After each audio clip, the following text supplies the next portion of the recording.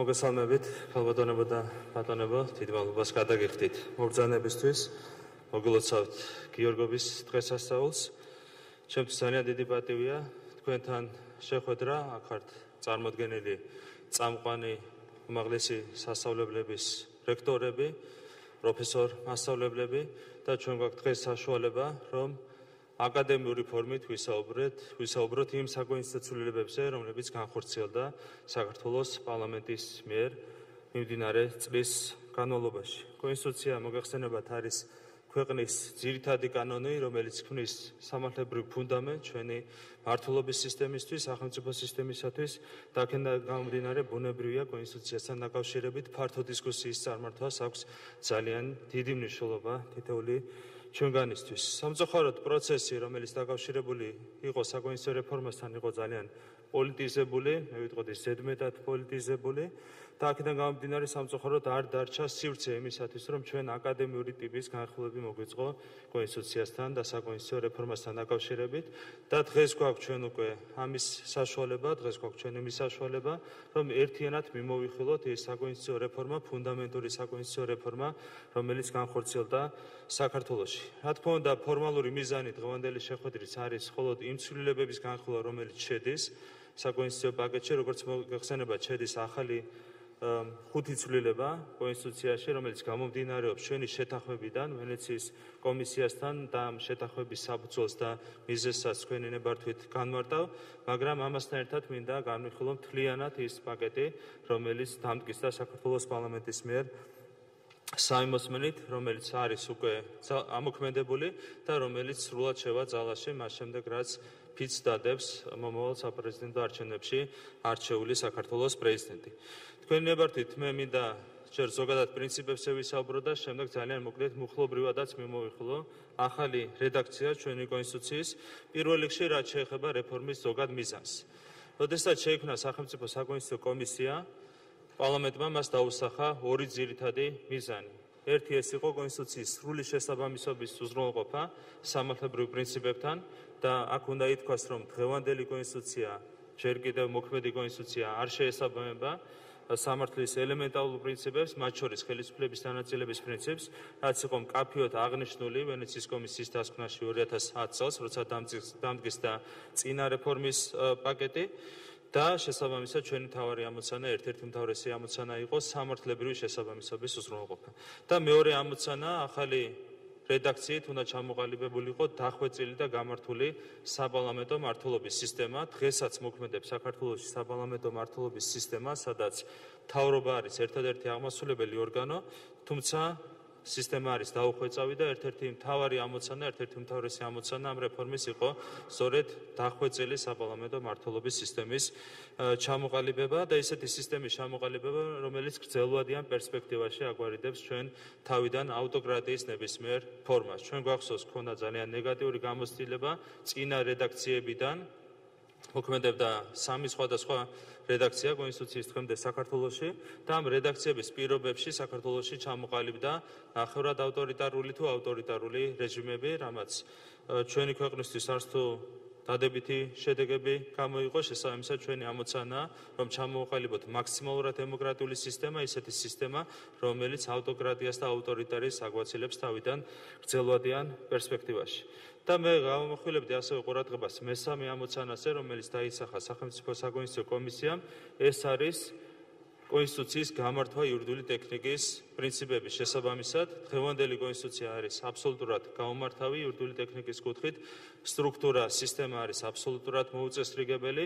ჩვენ გვინდოდა თავიდან ფორმალურად მაინც დაგვესათაურებინა კონსტიტუციის მუხლები და ეს იყო შეუძლებელი. იმდენად გაუმართავი იყო კონსტიტუციის სტრუქტურა და დღეს უკვე ნახავთ, რომ თითოეული მუხლი ახალ რედაქციაში არის დასათაურებული, რაც არის იმის მიმანიშნებელი, რომ დოკუმენტს აქვს ძალიან გამართული და სწორად ჩამოყალიბებული სტრუქტურა. ანუ მესამე ამოცანა იყო იურიდიული ტექნიკის პრინციპების შესაბამისად ტექსტის გადასინჯვა. პროცესს რაც შეეხება, პროცესთან დაკავშირებით თქვენ გვაქვთ ინფორმაცია, შეიქმნა სახელმწიფო საკონსტიტუციო კომისია, სადაც წარმოდგენილი იყო 73 წევრი, ეს იყვნენ პოლიტიკური პარტიების წარმომადგენლები, აქ იყვნენ წარმოდგენილი როგორც საპარლამენტო, ასევე არასაპარლამენტო პოლიტიკური პარტიები, ასევე წარმოდგენილი იყვნენ კონსტიტუციური ორგანოების ხელმძღვანელი თანამდებობის პირები, ასევე ექსპერტები, არასამთავრობო სექტორის წარმომადგენლები, იყო ძალიან ასე ვთქვათ, აქტიური სამუშაო პროცესი უზრუნველყოფილი სახელმწიფო საკონსტიტუციო კომისიაში და ამის საფუძველზე ჩამოყალიბდა კონსტიტუციის ახალი რედაქცია. მე შემიძლია გითხრათ, რომ დაახლოებით 80% იმ ცვლილებებისა, რომელიც შედის კონსტიტუციაში, ეფუძნება სწორედ ექსპერტებისა და არასამთავრობო ორგანიზაციების, ასევე სხვა კონსტიტუციური ორგანოების ინიციატივებს. პროცესი იყო ძალიან აქტიური, ძალიან ჩართულობითი, ასე ვთქვათ, ყოველდღიურ რეჟიმში მუშაობდა სახელმწიფო საკონსტიტუციო კომისია და ამან მოგცა ჩვენ სწორედ კონსტიტუციის დახვეწის შესაძლებლობა. თქვენი ნებართვით გადავალ მუხლობრივ განხილვაზე, ძალიან მოკლედ შევესწრები, რომ მუხლობრივად მიმოვიხილო კონსტიტუციის ახალი რედაქცია და ვაჩვენო თუ რამდენად მნიშვნელოვანი და ფუნდამენტური ცვლილებები შედის კონსტიტუციაში ახალი რედაქციის მიღების საფუძველზე. პირველ რიგში შევეხები პრეამბულას და კონსტიტუციის პირველ მუხლს. ეს არის ერთადერთი ნაწილი კონსტიტუციის, რომელიც პრაქტიკულად უცვლელი სახით არის შენარჩუნებული.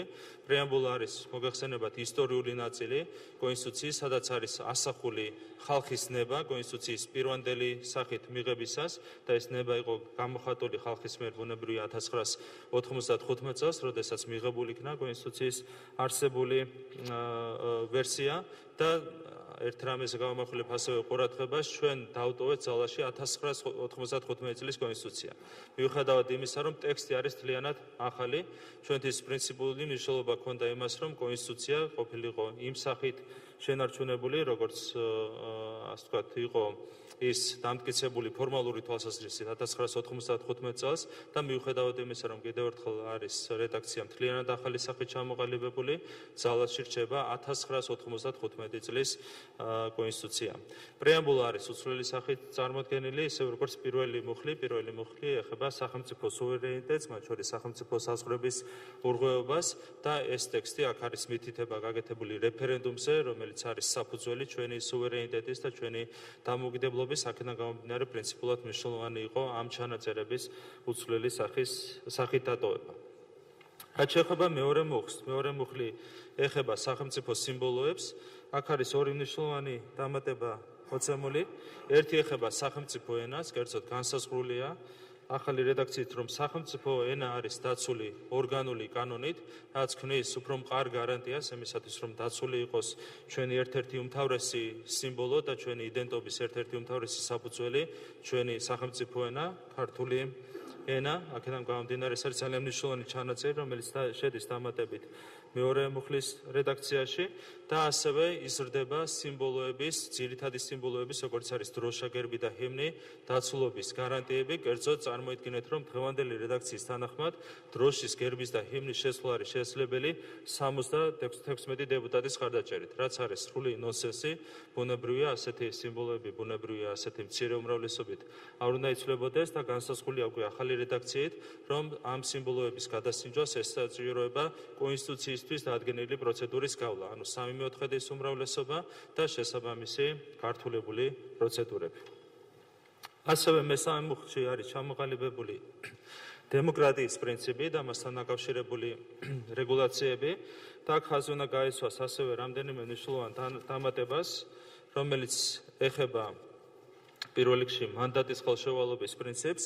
კერძოდ აღნიშნულია მესამე პუნქტის ახალ რედაქციაში, რომ საყოველთაო არჩევნებში არჩეული ორგანოს მიმდინარე უფლებამოსილების ვადის კონსტიტუციით ან კანონით შემცირება ან გაზრდა არის დაუშვებელი. თქვენ გახსოვთ, რომ ორჯერ მოხდა ასეთი რამ საქართველოში, ჯერ პარლამენტს გაუხანგრძლივეს საკონსტიტუციო ცვლილებებით უფლებამოსილების ვადა 1 წლით, შემდეგ უკვე საქართველოს პრეზიდენტს, ასევე დაახლოებით 1 წლით, რაც არის აბსოლუტურად მიუღებელი, ბუნებრივია დემოკრატიის პრინციპის განმოსახედიდან და იმისათვის, რომ სამომავლოდ ასეთი თვითნებობა იყოს თავიდან აცილებული, შედის ძალიან მნიშვნელოვანი დამატება დემოკრატიის მომწესრიგებელ მუხლში. ასევე მეოთხე პუნქტი არის ახალი ნორმა ჩვენს კონსტიტუციაში, აქ არის ხაზი გასმული პოლიტიკური პარტიების დატვირთვასა და მნიშვნელობაზე და აღნიშნულია, რომ პოლიტიკური პარტიები მონაწილეობენ ხალხის პოლიტიკური ნების ჩამოყალიბებასა და განხორციელებაში და პარტიების საქმიანობა ეფუძნება მათი თავისუფლების, თანასწორობის, გამჭვირვალობისა და შიდა პარტიული დემოკრატიის პრინციპებს. ეს ფორმულირება ეფუძნება საუკეთესო ევროპულ პრაქტიკას და გამოცდილებას. ეს არის დამატებითი გარანტიები, რომელიც უკავშირდება დემოკრატიის პრინციპის გამტკიცებას კონსტიტუციის დონეზე. მეოთხე მუხლი ეხება სამართლებრივი სახელმწიფოს პრინციპს და აქაც გვაქვს ჩვენ მნიშვნელოვანი დამატება, რომელიც შეეხება ნორმატიულ აქტებს, კერძოდ მეოთხე პუნქტში აღნიშნულია, რომ საკანონმდებლო და სხვა ნორმატიული აქტების მიღებისა და გამოცემის ზოგადი წესი და მათი იერარქია განისაზღვრება კონსტიტუციითა და ორგანული კანონით. ეს არის ერთ-ერთი ფუნდამენტური სფერო რეგულირების ნორმატიული აქტების შესახებ კანონმდებლობა დღეს არის ჩვეულებრივი კანონით, კანონის დონეზე მოწესრიგებული და აქ უკვე იქნება მიღებული ორგანული კანონი, რომელიც უფრო მაღალ დონეზე განამტკიცებს ნორმატიული აქტების გარანტიებს. არის ძალიან მნიშვნელოვანი დამატება მოცემული მეოთხე პუნქტში ამ კუთხით. და მეხუთე მუხლი არის თლიანად ახალი, ის ეხება სოციალური სახელმწიფოს პრინციპს. ეს პრინციპი დღესაც არის მოხსენიებული კონსტიტუციაში, თუმცა ერთგვარად არის ჩაკარგული კონსტიტუციის პრეამბულაში და ჩვენ გადავწყვეტეთ, რომ ცალკე მუხლი დაგვეთმო სოციალური სახელმწიფოს პრინციპისათვის. ზოგადად პრეამბულაში არის მოხსენიებული 4 ფუნდამენტური პრინციპი ჩვენი კონსტიტუციის, ეს არის დემოკრატია, სამართლებრივი სახელმწიფო, სოციალური სახელმწიფო და ეკონომიკური თავისუფლება. თუმცა ყველა ეს პრინციპი არ იყო სათანადოდ გამოსახული პირველ თავში ჩვენი კონსტიტუციის და ჩვენ გადავწყვეტეთ, რომ თითოეული ამ პრინციპისთვის ცალკე მუხლი დაგვეთმო. ერთ-ერთი არის სოციალური სახელმწიფოს პრინციპი, სადაც არის ჩადებული, ასე ვთქვათ, მზრუნველი სახელმწიფოს კონცეფცია და აქ არის ხაზი გასმული ისეთ სფეროებზე და მიმართულებებზე, როგორიც არის სოციალური სამართლიანობის, სოციალური თანასწორობისა და სოციალური სოლიდარობის პრინციპების განმტკიცება, ასევე საუბარია რეგიონების თანაბარ სოციალურ-ეკონომიკურ განვითარებაზე, მაღალმთიანი რეგიონების განვითარებაზე, საუბარია ჯანმრთელობისა და სოციალური დაცვის კუთხით, ზრუნვის ვალდებულებაზე, საუბარია საარსებო მინიმუმზე, ღირსეულ საცხოვრებელ პირობებზე, ასევე საუბარია ეროვნული ფასეულობებისა და თვითყოფადობის, კულტურული მემკვიდრეობის დაცვაზე, განათლების, მეცნიერებისა და კულტურის განვითარებაზე, ცალკე პუნქტი ეთმობა სპორტს და ფიზიკურ აღზრდას და ასევე ცალკე პუნქტი ეთმობა უცხოეთში მცხოვრები თანამემამულეების სამშობლოსთან კავშირის შენარჩუნებასა და განვითარებას. ეს არის კიდევ ერთხელ ძალიან მნიშვნელოვანი დამატება კონსტიტუციის პირველ თავში, რომელიც განამტკიცებს სოციალური სახელმწიფოს პრინციპს და რომელიც აკისრებს სახელმწიფოს ზრუნვის სოციალურ ვალდებულებას. მეექვსე მუხლიც არის ახალი საქართველოს კონსტიტუციაში, ის ეთმობა ეკონომიკური თავისუფლების პრინციპს და აქ აღნიშნულია, რომ ეკონომიკური თავისუფლება არის აღიარებული და უზრუნველყოფილი და სახელმწიფოს ზრუნავს თავისუფალი და ღია ეკონომიკის, თავისუფალი მეწარმეობისა და კონკურენციის განვითარებაზე. მეშვიდე მუხლში არის საუბარი ტერიტორიული მოწყობის საფუძვლებზე. ზოგადად ტერიტორიული მოწყობა მოგეხსენებათ კონსტიტუციით არ არის მოწესრიგებული, საბოლოოდ მოწესრიგებული და ეს არის პრინციპული გადაწყვეტილება, რომელიც თავის დროს ჯერ კიდევ 95 წელს მიიღო ჩვენმა კანონმდებელმა და ჯერ კიდევ მაშინ კანონმდებელმა ამ საკითხის მოწესრიგება დაუკავშირა იურისდიქციის სრულად აღდგენას საქართველოს მთელ ტერიტორიაზე. ანუ არის ზოგადი გზავნილი ჩადებული ჩვენ კონსტიტუციაში, რომლის თანახმადაც ეს საკითხები გადაისინჯება მხოლოდ მას შემდეგ, რაც ჩვენ გვექნება ჩვენ აფხაზ ძმებთან და დებთან საუბრის საშუალება, ასევე ოსეთის ძმებთან და დებთან საუბრის საშუალება და მათთან ერთად უნდა გადაწყდეს საბოლოო ტერიტორიული მოწყობის საკითხები. ეს გზავნილი ჩაიდო კონსტიტუციაში 95 წელს და ეს გზავნილი რჩება ძალაში კონსტიტუციის ახალ რედაქციაშიც. არის რამდენიმე მნიშვნელოვანი დამატება მოცემული კონსტიტუციის მეშვიდე მუხლში, რომელიც აწესრიგებს არსებითად უფლებამოსილებებს, ცენტრალური ხელისუფლების უფლებამოსილებებს. ერთი დამატება ეხება მეცნიერებათა ეროვნულ აკადემიას, კერძოდ განისაზღვრება ახალი რედაქციით, რომ უმაღლეს სახელმწიფო ორგანოთა განსაკუთრებულ გამგებლობას მიეკუთვნება გარდა სხვა საკითხებისა კანონმდებლობა მეცნიერებათა ეროვნული აკადემიის შესახებ. ასევე გვაქვს მნიშვნელოვანი დამატება, რომელიც ეხება სასამართლოებს და პროკურატურას, ესეც იქნება ის გამგებლობის სფერო, რომელიც მიეკუთვნება მხოლოდ უმაღლეს ხელისუფლებას. ასევე მეორე პუნქტის რედაქცია არის დახვეწილი ფორმით წარმოდგენილი. საუბარი აქ, რომ აფხაზეთის ავტონომიური რესპუბლიკისა და აჭარის ავტონომიური რესპუბლიკის უფლებამოსილები და მათი განხორციელების წესი განისაზღვრება საქართველოს კონსტიტუციური კანონებით, რომლებიც საქართველოს კონსტიტუციის განუყოფელი ნაწილია. ამ წინა დღეს მოქმედ რედაქციაში არ იყო მკაფიოდ ეს საკითხი მოწესრიგებული, ბრწყალებში იყო მოცემული კონსტიტუციური კანონების სათაურები, რაც გარკვეულ უხერხულობას ქმნიდა და ეს უხერხულობა არის მოხსნილი კონსტიტუციის ამ პუნქტის ახალი რედაქციით. ასევე მესამე პუნქტში დაზუსტა ჩანაწერი, მესამე პუნქტში მოქმედ რედაქციაში აღნიშნული იყო, რომ საქართველოს ტერიტორიული სახელმწიფოებრივი მოწყობა განისაზღვრება საქართველოს კონსტიტუციური კანონით, უფლებამოსილებათა გამოსვლის პრინციპის საფუძველზე, ქვეყნის მთელ ტერიტორიაზე საქართველოს იურისდიქციის სრულად აღდგენის შემდეგ, ისე გამოდიოდა თითქოს დღეს საქართველოს ტერიტორიული მოწყობა არ აქვს და ეს მოწყობა არ არის განსაზღვრული, რაც სწორი არ არის ბუნებრივია. საქართველოს აქვს თავის ტერიტორიული მოწყობა, ეს არის უნიტარული სახელმწიფო, თავისი ორი ავტონომიური რესპუბლიკით და ერთი დროებითი ადმინისტრაციული ერთეულით, ანუ არის ჩამოყალიბებული და განსაზღვრული ტერიტორიული მოწყობა. აქედან გამომდინარე, ტერმინი განისაზღვრება ჩანაცვლა ტერმინით გადაისინჯება, ანუ საუბარია გადასინჯვაზე და სწორედ გადასინჯვა არის დაკავშირებული იურისდიქციის აღდგენასთან. ასევე გვაქვს მნიშვნელოვანი დამატებები მეოთხე პუნქტში, რომელიც ეხება თვითმმართველობის გარანტიებს. აქ ორი პრინციპი ჩაიდო მეოთხე პუნქტში. კერძოდ ეს არის სუბსიდიარობის პრინციპი და მეორე თვითმმართველობის ფინანსური რესურსების მის უფლებამოსილებებთან თანხვედრის პრინციპი. კერძოდ აღნიშნულია მეოთხე პუნქტში, რომ სახელმწიფო ხელისუფლებისა და თვითმმართველი ერთეულების უფლებამოსილებათა გამიჯვნა ეფუძნება სუბსიდიარობის პრინციპს. სახელმწიფო უზრუნველყოფს თვითმმართველი ერთეულის ფინანსური სახსრების შესაბამისობას ორგანული კანონით განსაზღვრულ თვითმმართველი ერთეულის უფლებამოსილებებთან. რაც შეეხება მერვე მოხს, რომელიც შეეხება სახელმწიფოსა და საქართველოს სამოციქულო ავტოკეფალური მართლმადიდებელი ეკლესიის ურთიერთობას, ეს ჩანაწერი არის არსებითად უცვლელი სახით შენარჩუნებული, არის მხოლოდ გარკვეული სტილისტური თვალსაზრისით შეტანილი შესწორებები მოცემული. რაც შეეხება სახელმწიფოს და ეკლესიის ურთიერთობას, ის არის მოწესრიგებული უცვლელი სახით კონსტიტუციის ახალ რედაქციაშიც. მთლიანად რომ შევაჯამოთ ჩვენ პირველი თავის რეგულაციები, ხედავთ რომ არის მხოლოდ და მხოლოდ პოზიტიური დადებითი ხასიათის ცვლილებები შეტანილი, რომელიც ემსახურება ფუნდამენტური პრინციპების გამტკიცებას ჩვენი კონსტიტუციით, საუბარია დემოკრატიის პრინციპზე, სამართლებრივი სახელმწიფოს პრინციპზე, სოციალური სახელმწიფოს პრინციპზე, ასევე ეკონომიკური თავისუფლების პრინციპზე და არის უკეთ მოწესრიგებული ტერიტორიული მოწყობის საკითხები. ეს არის ის ძირითადი ცვლილებები, რომელიც შევიდა კონსტიტუციის პირველ თავში. მე მინდა აღვნიშნო, რომ საკონსტიტუციო კომისიაშიც არ იყო არსებითი ასწავლო ამ საკითხთან დაკავშირებით, საბოლოოდ როდესაც გავიდა ეს თავი კენჭისყრაზე, ყველა კომისიის ყველა წევრმა მას ერთხმად დაუჭირა მხარი. ანუ კიდევ ერთხელ ამოცანაა იყო პრინციპების გამტკიცება კონსტიტუციის დონეზე და ეს მიზანი არის მიღწეული იმ ცვლილებებით, რომელიც შევიდა კონსტიტუციის პირველ თავში. რაც შეეხება მეორე თავს, რომელიც როგორც მოგახსენებათ, აწესრიგებს ადამიანის ძირითად უფლებებს და თავისუფლებებს, აქაც არის შეტანილი ძალიან მნიშვნელოვანი და ფუნდამენტური ცვლილებები, მათ შორის სტრუქტურაც არის შეცვლილი კონსტიტუციის მეორე თავის და ძალიან მნიშვნელოვანი იყო ჩვენთვის პრინციპულად ის, რომ პირველ ადგილზე გამოგვეტანა ისეთი ძირითადი უფლება, როგორც არის ადამიანის ღირსების ძირითადი უფლება და მეორე თავის პირველივე მუხში არის გამოცხადებული, რომ ადამიანის ღირსება არის ხელშეუვალი და მას იცავს სახელმწიფო. დღევანდელი რედაქცია კონსტიტუციის იწყება მოქალაქეობის საკითხებით, შემდეგ გადადის სხვა ძირითად უფლებებზე, შემდეგ არის მოხსენებული ადამიანის ღირსების ძირითადი უფლება.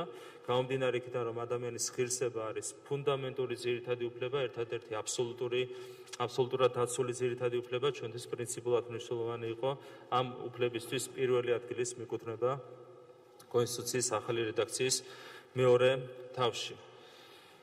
ასევე გვაქვს მნიშვნელოვანი დამატება მეათე მუხში, რომელიც ეხება ადამიანის სიცოცხლის და ფიზიკური ხელშეუხებლობის უფლებებს. დღევანდელი რედაქციით არ იყო გარანტირებული ადამიანის ფიზიკური ხელშეუხებლობის ძირითადი უფლება და ამის თაობაზე გაშდა ახალი ჩანაწერი მეათე მუხში, ახალი რედაქციის მეათე მუხში.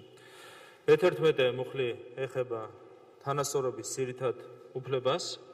აქ ყურადღებას გავამახვილებ რამდენიმე ჩანაწერზე. დღევანდელ რედაქციაში აღნიშნულია, რომ ყველა ადამიანი არის კანონის წინაშე თანასწორი და ეს ჩანაწერი არის შეცვლილი სიტყვებით ყველა ადამიანის სამართლის წინაშე თანასწორია, რაც ნიშნავს იმას, რომ არა მხოლოდ კანონის წინაშე უნდა იყოს ადამიანი თანასწორი, არამედ თვითონ კანონიც უნდა ეფუძნებოდეს თანასწორობის პრინციპს. ასევე არის დამატებები მესამე და მეოთხე პუნქტების სახით. მესამე პუნქტში საუბარია იმაზე, რომ სახელმწიფო უზრუნველყოფს თანაბარ უფლებებსა და შეასრულებებს მამაკაცებისა და ქალებისათვის და სახელმწიფო იღებს განსაკუთრებულ ზომებს მამაკაცებისა და ქალების არსებითი თანასწორობის უზრუნველყოფად და უთანასწორობის აღმოსაფხრელად. და ასევე მეოთხე პუნქტში არის საუბარი იმაზე, რომ სახელმწიფო ქმნის განსაკუთრებულ პირობებს შეზღუდული შესაძლებლობის მქონე პირთა უფლებებისა და ინტერესების რეალიზებისათვის. აქ არის გამოხატული სახელმწიფო სოციალური ვალდებულება, სოციალური პასუხისმგებლობა და ეს პასუხისმგებლობა არის სათანადო დასახული მე-11 მუხლის ახალ რედაქციაში. ანუ აქაც გვაქვს მხოლოდ და მხოლოდ პოზიტიური ცვლილებები შეტანილი.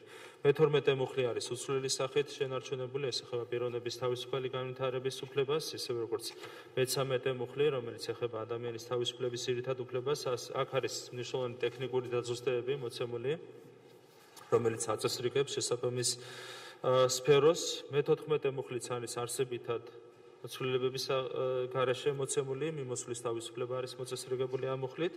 რაც შეეხება მე-15 მუხლს, აქ გვაქვს მნიშვნელოვანი დამატებები, კერძოდ არის გამტკიცებული ადამიანის პირადი და ოჯახური ცხოვრების ძირითადი ხელშეუხებლობის ძირითადი უფლება, ეს არის მნიშვნელოვანი დამატება კონსტიტუციაში და აქვე არის განსაზღვრული ამ უფლების შეზღუდვის საფუძვლები ევროპული კონვენციის შესაბამისად. მე-3 პუნქტში გვაქვს ასევე მნიშვნელოვანი გარანტიები დამატებული, კერძოდ აქ საუბარი ადამიანის პირადი სივრცის და კომუნიკაციის ხელშეუხებლობის უფლების შეზღუდვაზე და დამატებით აღნიშნულია ის, რომ გადაუდებელი აუცილებლობისას უფლების შეზღუდვის შესახებ არაუგენეს 24 საათისა უნდა ეცნобოს სასამართლოს, რომელიც შეზღუდვის კანონიერებას ადასტურებს მიმართიდან არაუგენეს 24 საათისა. ანუ აქ არის დამატებითი გარანტიები მოცემული იმ შემთხვევაში, როდესაც ეს უფლება იზღუდება გადაუდებელი აუცილებლობის პირობებში. ანუ აქაც გვაქვს პოზიტიური ცვლილებები შეტანილი კონსტიტუციის ახალ რედაქციაში. ასევე მე-4 პუნქტში არის ახალი სახით გამტკიცებული ოფიციალურ ჩანაწერებში არსებული ინფორმაციის, ასე ვთქვათ, დაცულობის ძირითადი უფლება და აქ განსაზღვრულია, რომ ამ ინფორმაციაზე ხელმისაწვდომობა უზრუნველყოფილი შეიძლება იყოს ასევე იმ შემთხვევაში, როდესაც ეს ეფუძნება საჯარო ინტერესებს. ესეც არის მნიშვნელოვანი დამატებითი გარანტია ადამიანის უფლებების კუთხით. რაც შეეხება რწმენის, აღსარებლობისა და სინდისის თავისუფლებებს, აქ არის ახალი რედაქციით ჩამოყალიბებული ამ უფლების შეზღუდვის საფუძველი. დღევანდელ რედაქციაში აღნიშნულია, რომ რწმენის, აღსარებლობისა და სინდისის თავისუფლებები შეიძლება შეიზღუდოს მხოლოდ იმ შემთხვევაში, თუ ეს ემსახურება სხვათა უფლებების დაცვას.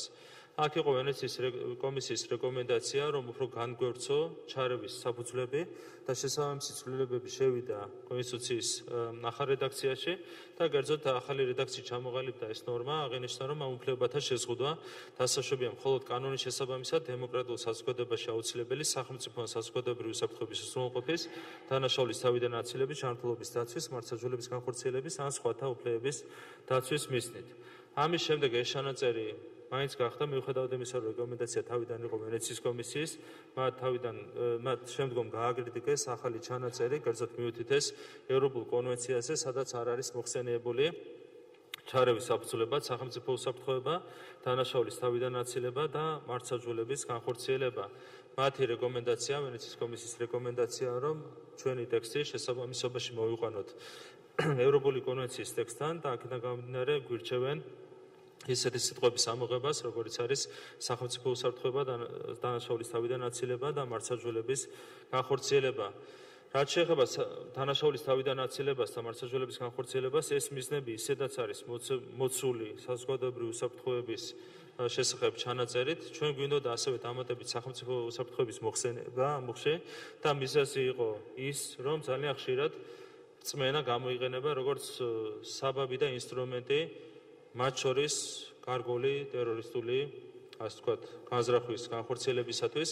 მოგეხსენებათ, რომ საქართველოში ხდებოდა კონკრეტული ტერორისტული ორგანიზაციებისთვის ადამიანების რეკრუტირება, რაც იყო ძალიან სამწუხარო მოვლენა, არის შეჩერებული ეს პროცესი, თუმცა საფრთხეები ზოგადად არსებობს. აქედან გამომდინარე, ჩვენ გვინდოდა დამატებით მითითება ყოფილიყო მოცემული სახელმწიფო უსაფრთხოების თაობაზე, თუმცა ვენეციის კომისიის რეკომენდაცია, რომ ეს ჩანაწერი ამოვიღოთ, რათა ტექსტი იყოს სრულ შესაბამისობაში ევროპული კონვენციის შესაბამის ჩანაწერთან. შესაბამისად, როდესაც საუბარია ახალ ცვლილებებზე, რომელიც შედის კონსტიტუციაში, აქ საუბარია სწორედ ამ სიტყვების ამოღებაზე მე-16 მუხლის ახალი რედაქციიდან. მე-17 მუხლი ეხება აზრის ინფორმაციის, მასობრივი ინფორმაციის საშუალებათა და ინტერნეტის თავისუფლების უფლებებს. აქ გვაქვს მნიშვნელოვანი ცვლილებები შეტანილი, კერძოდ უფრო მკაფიო ტექსტით არის გარანტირებული აზრისა და მისი გამოხატვის თავისუფლება. მე-4 პუნქტი არის ახალი სახით ჩამოყალიბებული, კერძოდ საუბარია იმაზე, რომ ყველას აქვს ინტერნეტზე წვდომისა და ინტერნეტი თავისუფლად სარგებლობის უფლება, ასევე მე-6 და მე-7 პუნქტებზე გამომხილებ ყურადღება, სადაც უზრუნველყოფილია საზოგადოებრივი მაუწყებლობის დამოუკიდებლობა, სახელმწიფო უწყებებისგან და თავისუფლება პოლიტიკური და არსებითი კომერციული გავლენისგან და მე-7 პუნქტი იცავს ამ სფეროში შექმნილი მარეგულირებელი კომისიის დამოუკიდებლობის გარანტიებს. ეს არის ის ცვლილებები, რომელიც არის შეტანილი მე-17 მუხლის ახალ რედაქციაში. მე-18 მუხლში გვაქვს ასევე მნიშვნელოვანი დამატებები, კერძოდ პირველ მუხლზე გავამახვილებ ყურადღებას, ყველას აქვს ადმინისტრაციული ორგანოს მიერ მასთან დაკავშირებული საქმის გონივრულ ვადაში სამართლიანად განხილვის უფლება. ეს არის ძალიან მნიშვნელოვანი დამატება. უფლება სამართლიან ადმინისტრაციულ წარმოებაზე არის გარანტირებული კონსტიტუციის მე-18 მუხლის პირველი პუნქტის ახალი რედაქციით, რაც არის ძალიან, ასე ვთქვათ, მნიშვნელოვანი ინოვაცია, არის იშვიათად გარანტირებული კონსტიტუციებით ასეთი მნიშვნელოვანი ფუნდამენტური ძირითადი უფლება და ამით ჩვენ ნამდვილად შეგვიძლია ვიამაყოთ. ასევე არის მნიშვნელოვანი დამატება მოცემული მე-3 პუნქტში. დღეს არის დაცული მხოლოდ ადამიანის უფლება, რომ გაეცნოს საჯარო დაწესებულებებში მასზე არსებულ ინფორმაციას და ჩვენ უკვე დავადგენეთ კონსტიტუციის ახალი რედაქციით ზოგადად საჯარო ინფორმაციის ხელმისაწვდომობის ძირითადი უფლება. კერძოდ მე-3 პუნქტში აღნიშნულია, რომ ყველას აქვს უფლება კანონით დადგენილი წესით გაეცნოს საჯარო დაწესებულებებში არსებულ ინფორმაციას და ოფიციალურ დოკუმენტებს, თუ ისინი არ შეიცავენ სახელმწიფო კომერციულ ან პროფესიულ საიდუმლოებას. ესეც არის ახალი ძირითადი უფლება, რომელიც არის გარანტირებული კონსტიტუციის ახალი რედაქციით. მე-19 მუხლი ეხება საკუთრების ძირითად უფლებას. აქ ყურადღებას გავამახვილებ მე-4 პუნქტზე, რომელიც შეეხება სასოფლო-სამეურნეო დანიშნულების მიწაზე საკუთრებას. მოგეხსენებათ, იყო ძალიან ფართო დისკუსია საზოგადოებაში ამ ნორმასთან დაკავშირებით და ახალი რედაქციით იზღუდება საკუთრების უფლება სასოფლო-სამეურნეო დანიშნულების მიწაზე. კერძოდ აქ აღნიშნულია, რომ სასოფლო-სამეურნეო დანიშნულების მიწა, როგორც განსაკუთრებული მნიშვნელობის რესურსი შეიძლება იყოს მხოლოდ სახელმწიფოს თვითმმართველი ერთეული, საქართველოს მოქალაქის ან საქართველოს მოქალაქეთა გაერთიანების საკუთრებაში. გამონაკლისი შემთხვევები შეიძლება დადგენდეს ორგანული კანონით, რომელიც მიიღება პარლამენტის სრული შემადგენლობის 2/3 უმრავლესობით. აქ იყო კიდევ ერთხელ გამიმეორებ სერიოზული დისკუსია ამ საკითხთან დაკავშირებით. ჩვენი ამოცანაა, რომ ერთი მხრივ იყოს დაცული ჩვენი ეროვნული ინტერესები მიწასთან მიმართებით, მეორე შემთხვევაში არ შეიზღუდოს ინვესტიციები იქ, სადაც ამას მოაქვს ბუნებრივია სარგებელი ჩვენი სახელმწიფოსთვის, ჩვენი ქვეყნისთვის. აქედან გამომდინარე არის დაბალანსებული ჩანაწერი მოცემული მე-4 პუნქტის სახით და უკვე იწყებს პარლამენტი მუშაობას ორგანულ კანონზე, რომლითაც უნდა მოხდეს ამ საკითხების რეგლამენტირება კონსტიტუციის შესაბამისად. მე-20 მუხლი ეხება შემოქმედების თავისუფლებას, კულტურულ მემკვიდრეობას. აქ აქვს მნიშვნელოვანი დაზუსტება მე-4 პუნქტში, სადაც საუბარია იმაზე, რომ ყველას აქვს უფლება ზრუნავდეს კულტურული მემკვიდრეობის დაცვაზე. ეს ნორმა იყო ჩამოყალიბებული ვალდებულების სახით და ეს ვალდებულება გარდაიქმნა უფლებად, შესაბამისად უფრო მყარი გარანტია არის მოცემული ამ კუთხით მე-20 მუხლში. არის გარკვეული მნიშვნელოვანი დაზუსტებები 21 მუხლში, რომელიც შეეხება შეკრების თავისუფლებას. კერძოდ აღნიშნულია მოქმედ რედაქციაში, რომ ყველას გარდა იმ პირებისა, რომლებიც არიან თავდაცვის ან შინაგან საქმეთა სამინისტროს პირად შემადგენლობაში, აქვს შეკრების უფლება და ეს ჩანაწერი არ მოიცავს სახელმწიფო უსაფრთხოების სამსახურს, სხვა სამართალდამცავ ორგანოებს და ამ კუთხით არის მნიშვნელოვანი დაზუსტება შეტანილი 21 მუხლში, ისევე როგორც 23 მუხლში გვაქვს ანალოგიური ცვლილება შეტანილი. 22 მუხლში გვაქვს ასევე მნიშვნელოვანი დამატება. გაერთიანების ლიკვიდაცია შეიძლება მხოლოდ ამავე გაერთიანების ან სასამართლოს გადაწყვეტილებით კანონით განსაზღვრულ შემთხვევებში და დადგენილი წესით. დღესაც არის კანონმდებლობით გათვალისწინებული იურიდიული პირის ლიკვიდაცია, გაერთიანების ლიკვიდაცია, ისე რომ ამას არ აქვს სამართლებრივი კონსტიტუციური საფუძველი, უზრუნველყოფილი და გარდა ამისა სასამართლოს კუთხით გარანტია არ არის მოცემული კონსტიტუციაში და დღეს უკვე ჩაწერილია ახალ რედაქციაში, რომ მხოლოდ სასამართლოს შეუძლია ლიკვიდაციის თაობაზე გადაწყვეტილების მიღება. 23 მუხლი შეეხება პოლიტიკური პარტიების თავისუფლებას. აქ არის მნიშვნელოვანი დამატება მოცემული მე-3 პუნქტში, სადაც საუბარია იმაზე, რომ დაუშვებელია პოლიტიკური პარტიის შექმნა ტერიტორიული ნიშნით. ეს გარანტია დღეს არის ორგანული კანონის დონეზე მოცემული და ჩვენ გადავწყვეტეთ, რომ კონსტიტუციის დონეზე მოგვეწესრიგებინა ეს საკითხი, შესაბამისად უკვე კონსტიტუცია აცხადებს, რომ ტერიტორიული ნიშნით პოლიტიკური პარტიები არ შეიძლება შეიქმნას. ასევე მეოთხე პუნქტში გვაქვს მნიშვნელოვანი დამატება, აღნიშნული იყო მოქმედ რედაქციაში, რომ პარტიის აღწევა შეიძლება მხოლოდ სასამართლოს გადაწყვეტილებით და აქ დაზუსტა ეს ჩანაწერი და აღნიშნულია, რომ მხოლოდ საკონსტიტუციო სასამართლოს შეუძლია ამ გადაწყვეტილების გამოტანა. 24 მოგში არის ასევე მნიშვნელოვანი ცვლილებები, ეს მუხლი ეხება საარჩევნო უფლებას და კერძოდ მაქსიმალურად შეიზღუდა იმ პირთა წრე, რომლებსაც არ აქვთ არჩევნებში მონაწილეობის უფლება. კერძოდ ესენი არიან ის პირები, რომლებიც არიან სასამართლოს განაჩენით ბრალდებული განსაკუთრებით ძიმე განზრახ დანაშაულისთვის და იმყოფებიან საშუალო სახსრების დაწესებულებაში, ეს ერთი და მეორე, ესენი არიან პირები, რომლებსაც სასამართლოს გადაწყვეტილებით არიან ცნობილი მხარდაჭერის მიღებად და მოთავსებული არიან შესაბამის სტაციონარულ სამედიცინო დაწესებულებაში. ანუ მხოლოდ განსაკუთრებით ძიმე განზრახი დანაშაულისთვის ეზღუდება პირს საარჩევნო უფლება და მხოლოდ იმ შემთხვევაში, თუ ის არის სასამართლოს გადაწყვეტილებით მოთავსებული ფსიქიატრიულ დაწესებულებაში. ეს არის ახალი პროგრესული ჩანაწერი. რაც შეეხება 25 მუხლს, ის ეხება საჯარო თანამდებობის დაკავების უფლებას და არის უცვლელი სახით შენარჩუნებული.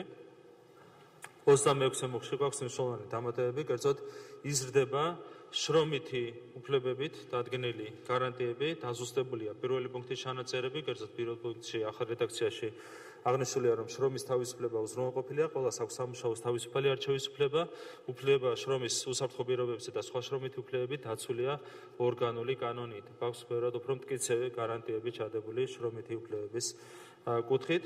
ასევე ორგანული კანონით მოწესრიგდება ნაცვლად კანონისა პროფესიული კავშირის შექმნისა და მასში გაერთიანების უფლება და მეოთხე პუნქტი ცალკე გამოყოფს მეწარმეობის თავისუფლების ძირითად უფლებას. ეს ძირითადი უფლება ცალკე არ იყო მოხსენიებული კონსტიტუციის მოქმედ რედაქციაში. 27 მუხლი ეხება განათლების უფლებას და აკადემიურ თავისუფლებას. აქაც გვაქვს ძალიან მნიშვნელოვანი დამატება მესამე პუნქტის სახით, კერძოდ აკადემიური თავისუფლების გარანტია არის ცალკე ჩადებული 27 მუხლის ახალ რედაქციაში. ასევე 22 მუხლში არის დაზუსტებული ჯანმრთელობის დაცვის უფლებასთან დაკავშირებული ჩანაწერი, კერძოდ აღნიშნულია, რომ მოქალაქის უფლება ხელმისაწვდომ და ხარისხიან ჯანმრთელობის დაცვის მომსახურებაზე უზრუნველყოფილია კანონით. თუ შეადარებთ მოქმედ რედაქციას, ეს ჩანაწერი არის ბევრად უფრო მკაფიო და ქმნის ბევრად უფრო მყარ გარანტიას ამ ძირითადი უფლებისათვის. იგივე ეხება გარემოს დაცვის ძირითად უფლებას. სადაც გვაქვს მნიშვნელოვანი დამატებები. პირველ პუნქტში ყველას აქვს უფლება სრულნადეს გარემოს დაცვაზე. გარემოს დაცვის საკითხებთან დაკავშირებული გადაწყვეტილებების მიღებაში მონაწილეობის უფლება უზრუნველყოფილია კანონით. ანუ მონაწილეობის უფლება ცალკე ძირითად უფლებად არის გამოყოფილი გარემოს დაცვის კუთხით. 30 მუხლი ეხება ქორწინების უფლებას, დეათა და ბავშვთა უფლებებს. აქაც მოგეხსენებათ, იყო ძალიან ფართო დისკუსია საზოგადოებაში და ჩვენ მივიღეთ გადაწყვეტილება, რომ დაგვეზუსტებინა ქორწინების დეფინიცია. კერძოდ ახალ რედაქციაში აღნიშნულია, რომ ქორწინება, როგორც ქალისა და მამაკაცის კავშირი ოჯახის შექმნის მიზნით, ემყარება მეუღლეთა უფლებრივ თანასწორობასა და ნებაყოფლობას. აქ იყო მოსაზრება გამოთქმული ვენეციის კომისიის მხრიდან იმასთან დაკავშირებით, რომ ეს ჩანაწერი არ უნდა გახდეს დისკრიმინაციის საფუძველი, თუმცა ჩვენ გვაქვს მიღებული შესაბამისი კანონმდებლობა, დისკრიმინაცია ბუნებრივად ყველა ფორმით არის შეზღუდული და აკრძალული, დაუშვებლად გამოცხადებული. აქედან გამომდინარე, რომ ჩვენ ვფიქრობთ, რომ ვერავითარ შემთხვევაში ეს ჩანაწერი ვერ გახდება დისკრიმინაციის საფუძველი. ძალიან მნიშვნელოვანი იყო ქორწინების დეფინიციის დაზუსტება კონსტიტუციის დონეზე და ეს მნიშვნელოვანი ცვლილება არის შეტანილი კონსტიტუციის 30 მუხლის ახალ რედაქციაში. გვაქვს ასევე 31 მუხლში მნიშვნელოვანი დამატებები. მესამე პუნქტში საქმე ეხება ადვოკატურის გარანტიებს და აღნიშნული ახალ რედაქციაში, რომ ყველას აქვს უფლება სასამართლოში დაიცვას თავისუფლება პირადად ან ადვოკატის მეშვეობით, აგრეთვე კანონით განსაზღვრულ შემთხვევებში წარმომადგენლის მეშვეობით.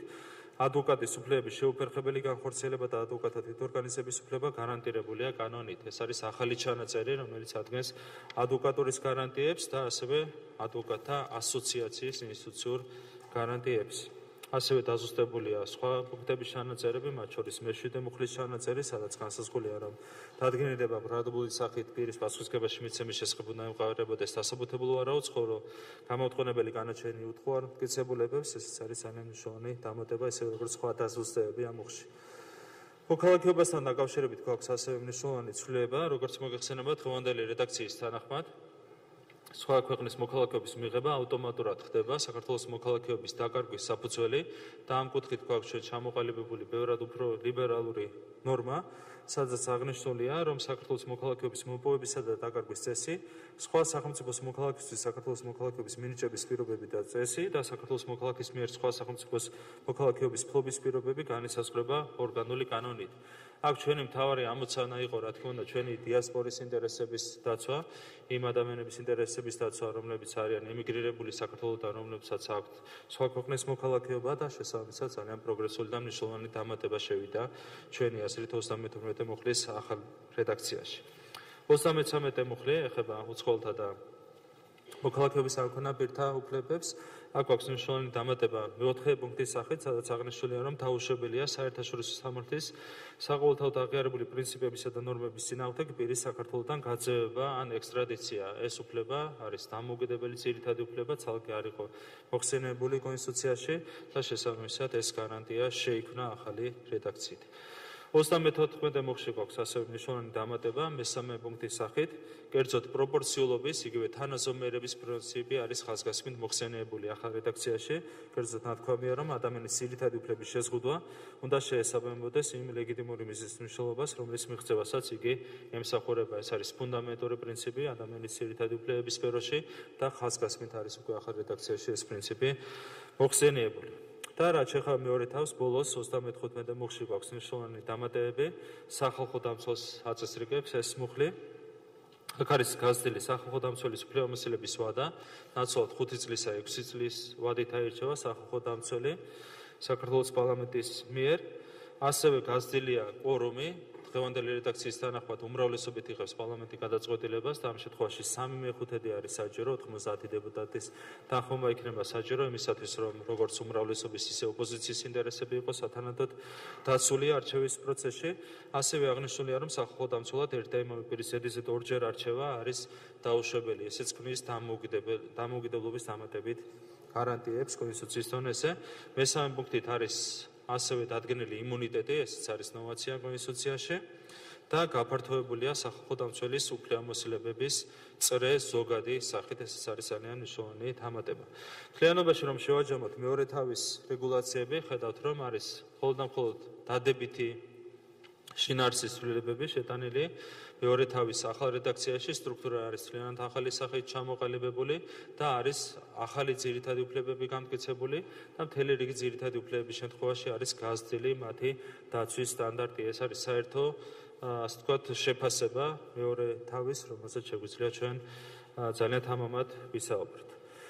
რაც შეეხება მესამე თავს, რომელიც ეხება საქართველოს პარლამენტს, აქაც არის ძალიან მნიშვნელოვანი დამატებები, კერძოდ მეორე პუნქტში რეგლამენტის საკითხები არის უფრო მკაფიოდ მოწესრიგებული.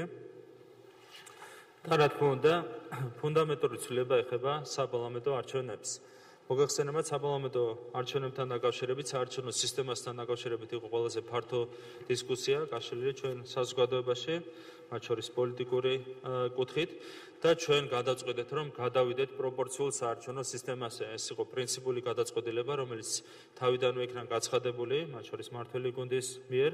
სამწუხაროდ პოლიტიკური მიზეზების გამო ვერ მოხერხდა ამ სისტემაზე გადასვლა შემდეგი საპარლამენტო არჩევნებისათვის, თუმცა რაც თავარია, კონსტიტუციის ახალი რედაქციის ძირითადი ტექსტი ადგენს პროპორციულ საარჩევნო სისტემას და ჩვენ აუცილებლად გადავალთ ამ სისტემაზე, მას შემდეგ რაც ჩატარდება შემდეგი საპარლამენტო არჩევნები. ეს არის ფუნდამენტური მნიშვნელობის ცვლილება. ჩვენ როცა ვსაუბრობთ იმაზე, რომ კონსტიტუცია თავიდან უნდა აგვარიდოს ავტოკრატია, ძალაუფლების კონცენტრაცია გრძელვადიან პერსპექტივაში, ამ მიზანს პირველ რიგში ემსახურება სწორედ პროპორციულ საარჩევნო სისტემაზე გადასვლა. მომდევნო არჩევნების შემდეგ საქართველოს პარლამენტი აირჩევა მთლიანად პროპორციული საარჩევნო სისტემით, 150 დეპუტატი იქნება პროპორციული სისტემის შესაბამისად არჩეული, ძალაში რჩება 5%-იანი საარჩევნო ბარიერი. ნებისმიერი საარჩევნო სისტემის მთავარი ამოცანაა, რომ უზრუნველყოს ერთი მხრივ პლურალიზმი და მეორე მხრივ სტაბილურობა სისტემის. რაც შეეხება პლურალიზმს, ის არის უზრუნველყოფილი პროპორციული საარჩევნო სისტემით და რაც შეეხება სტაბილურობას, ის არის უზრუნველყოფილი პირველ რიგში სწორედ 5%-იანი საარჩევნო ბარიერით, რაც შეესაბამება საერთაშორისო პრაქტიკას, საუკეთესო ევროპულ პრაქტიკას. მოგახსენებთ, რომ ევროკავშირის ქვეყნების უმრავლესობაში, სადაც მოქმედებს პროპორციული სისტემა, დადგენილია სწორედ 5%-იანი საარჩევნო ბარიერი პოლიტიკური პარტიებისთვის, ამასაც ხაზს გაუსვა არა ბლოკებისთვის, არამედ პოლიტიკური პარტიებისათვის. შესაბამისად, ახალი რეგულაციები არის მთლიანად შესაბამისობაში საუკეთესო ევროპულ პრაქტიკასთან. რაც შეეხება ბლოკების გაუქმებას, ბოლო არჩევნებას დაადასტურა, რომ ეს იყო ძალიან მნიშვნელოვანი და პოზიტიური ცვლილება. ბოლო არჩევნებში არც ერთი რეალური ბლოკი არ შექმნილა, გულისხმობთ მმართველობის არჩევნებს, შეიქმნა ორი ფიქტიური ბლოკი, მხოლოდ და მხოლოდ იმისათვის, რომ შესაბამის პარტიებს მიიღოთ სახელმწიფოსგან გადამხდელის ხარჯზე დამატებითი დაფინანსება. არ დავასახელებ პარტიებს, თუმცა ერთმა პარტიამ მიიღო დამატებით დაახლოებით 9 მილიონის დაფინანსება ყოველწლიურად გადამხდელების ხარჯზე და მეორე პარტიამ მიიღო დამატებით დაახლოებით მილიონიანი დაფინანსება ფიქტიური ბლოკების შექმნის ხარჯზე. ჩვენ გვიდოდა პირველ რიგში სწორედ ამ პრაქტიკის თავიდან აცილება, პრევენცია და სწორედ ამიტომ გადავწყვეტეთ ბლოკის ინსტიტუტის გაუქმება კონსტიტუციის დონეზე. კიდევ ერთხელ გამიმეორებ, რომ რაც შეეხება პროპორციულ სისტემას, ამ სისტემაზე გადასვლას ეს არის ფუნდამენტური ცვლილება, რომელიც განამტკიცებს დემოკრატიას გრძელვადიან პერსპექტივაში.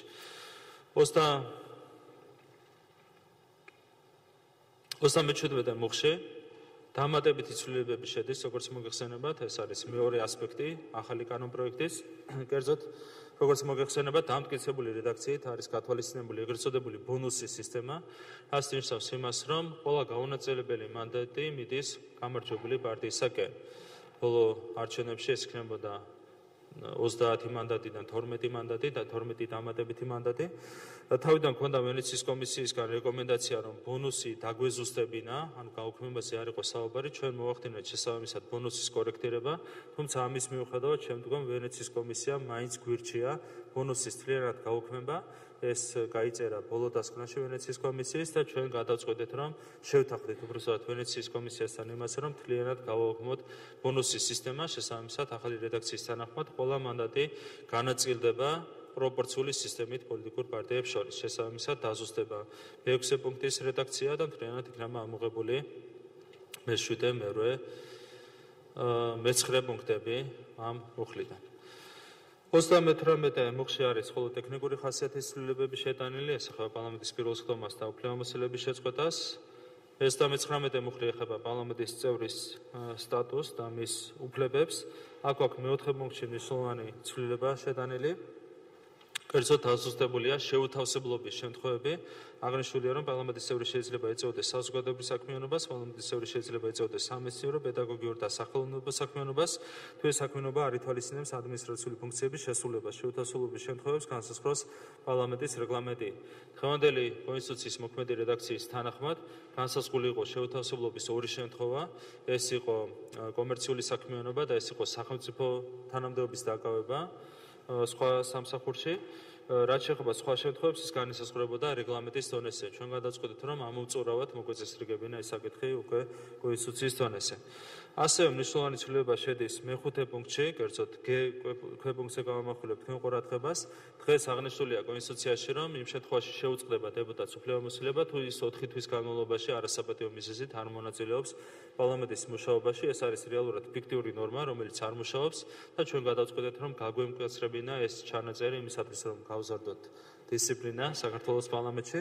და ახალ რედაქციაში აღნიშნულია, რომ მორიგი სესიის განმავლობაში არასაპატიო მიზეზით თუ არ დაესწრება დეპუტატი მორიგის ხდომების ნახევარზე მეც ამ შემთხვევაში შეუწყდება მას უფლებამოსილება. ანუ ბევრად უფრო გამკაცრებულია ეს ჩანაწერი, რაც უზრუნველყოფს იმას, რომ პარლამენტი გახდება კიდევ უფრო ქმედითი, ვიდრე არის დღეს. 40 მუხლი ეხება პარლამენტის თავმჯდომარეს და მის მოადგილეებს. აქ არის უმნიშვნელოვანო დაზუსტებები მოცემული. 51 მუხლი ეხება პარლამენტის ბიუროს კომიტეტებს და ფრაქციებს. აქ აქვს მნიშვნელოვანი დაზუსტება ფრაქციების კუთხით ჩვენ მოცემული. კერძოდ საუბარია იმაზე, რომ ერთი პოლიტიკური პარტიის წარდგენით არჩეულ პარლამენტის წევრებს უფლება არ აქვს შექმნან ერთზე მეტი ფრაქცია. დღეს საქართველოს პარლამენტში წარმოდგენილია 4 პოლიტიკური პარტია, 4 პოლიტიკური ჯგუფი, თუმცა ფრაქცია არის 11, რაც არ შეესაბამება ევროპულ პრაქტიკას. ევროპული პრაქტიკის შესაბამისად ფრაქცია უნდა იყოს პარტიის საპარლამენტო ეკვივალენტი. და სწორედ ეს საკითხი არის მოწესრიგებული კონსტიტუციის დონეზე. ახალი რედაქციის თანახმად ერთი პარტიის წარდგენით არჩეული დეპუტატები შეიძლება გაერთიანდნენ მხოლოდ ეს ერთ ფრაქციაში, რაც მოაწესრიგებს ბუნებრივია საპარლამენტო ცხოვრებას და საპარლამენტო მუშაობას. ასევე 42 მუხლში გვაქვს მნიშვნელოვანი დამატებები. ეს მუხლი ეხება პარლამენტის საგამოძიებო და სხვა დროებით კომისიებს და განსაკუთრებით ყურადღებას გავამახვილებ საგამოძიებო კომისიებზე, რომლის შექმნის წესი იცვლება. დღეს საგამოძიებო კომისიის შექმნა არის უმრავლესობის პრეროგატივა და ეს პრეროგატივა გადადის უკვე უმცირესობის ხელშიც. კერძოდ აღნიშნულია, რომ დეპუტატთა 1/3 იღებს გადაწყვეტილებას საგამოძიებო კომისიის შექმნის თაობაზე, რაც არის ფუნდამენტური ცვლილება, აძლიერებს ეს ცვლილება ოპოზიციის უფლებებს საპარლამენტო ცხოვრებაში, ასევე აქ არის დამატებით გარანტიები მოცემული ოპოზიციისთვის და ფრაქციებისთვის, კერძოდ აღნიშნულია, რომ დროებით კომისიაში საპარლამენტო ფრაქციები წარმოდგენილი უნდა იყვნენ თითო წევრით მაინც და დროებით კომისიაში ოპოზიციის წარმომადგენლობა არ უნდა იყოს კომისიის წევრთა საერთო რაოდენობის ნახევარზე ნაკლები. 53 მუხში გვაქვს ასევე დაზუსტება პირველი პუნქტის ბოლო წინადადების სახით, აღნიშნულია, რომ პარლამენტის წევრის კითხვაზე დროული და სრული პასუხისგაცემა არის სავალდებულო.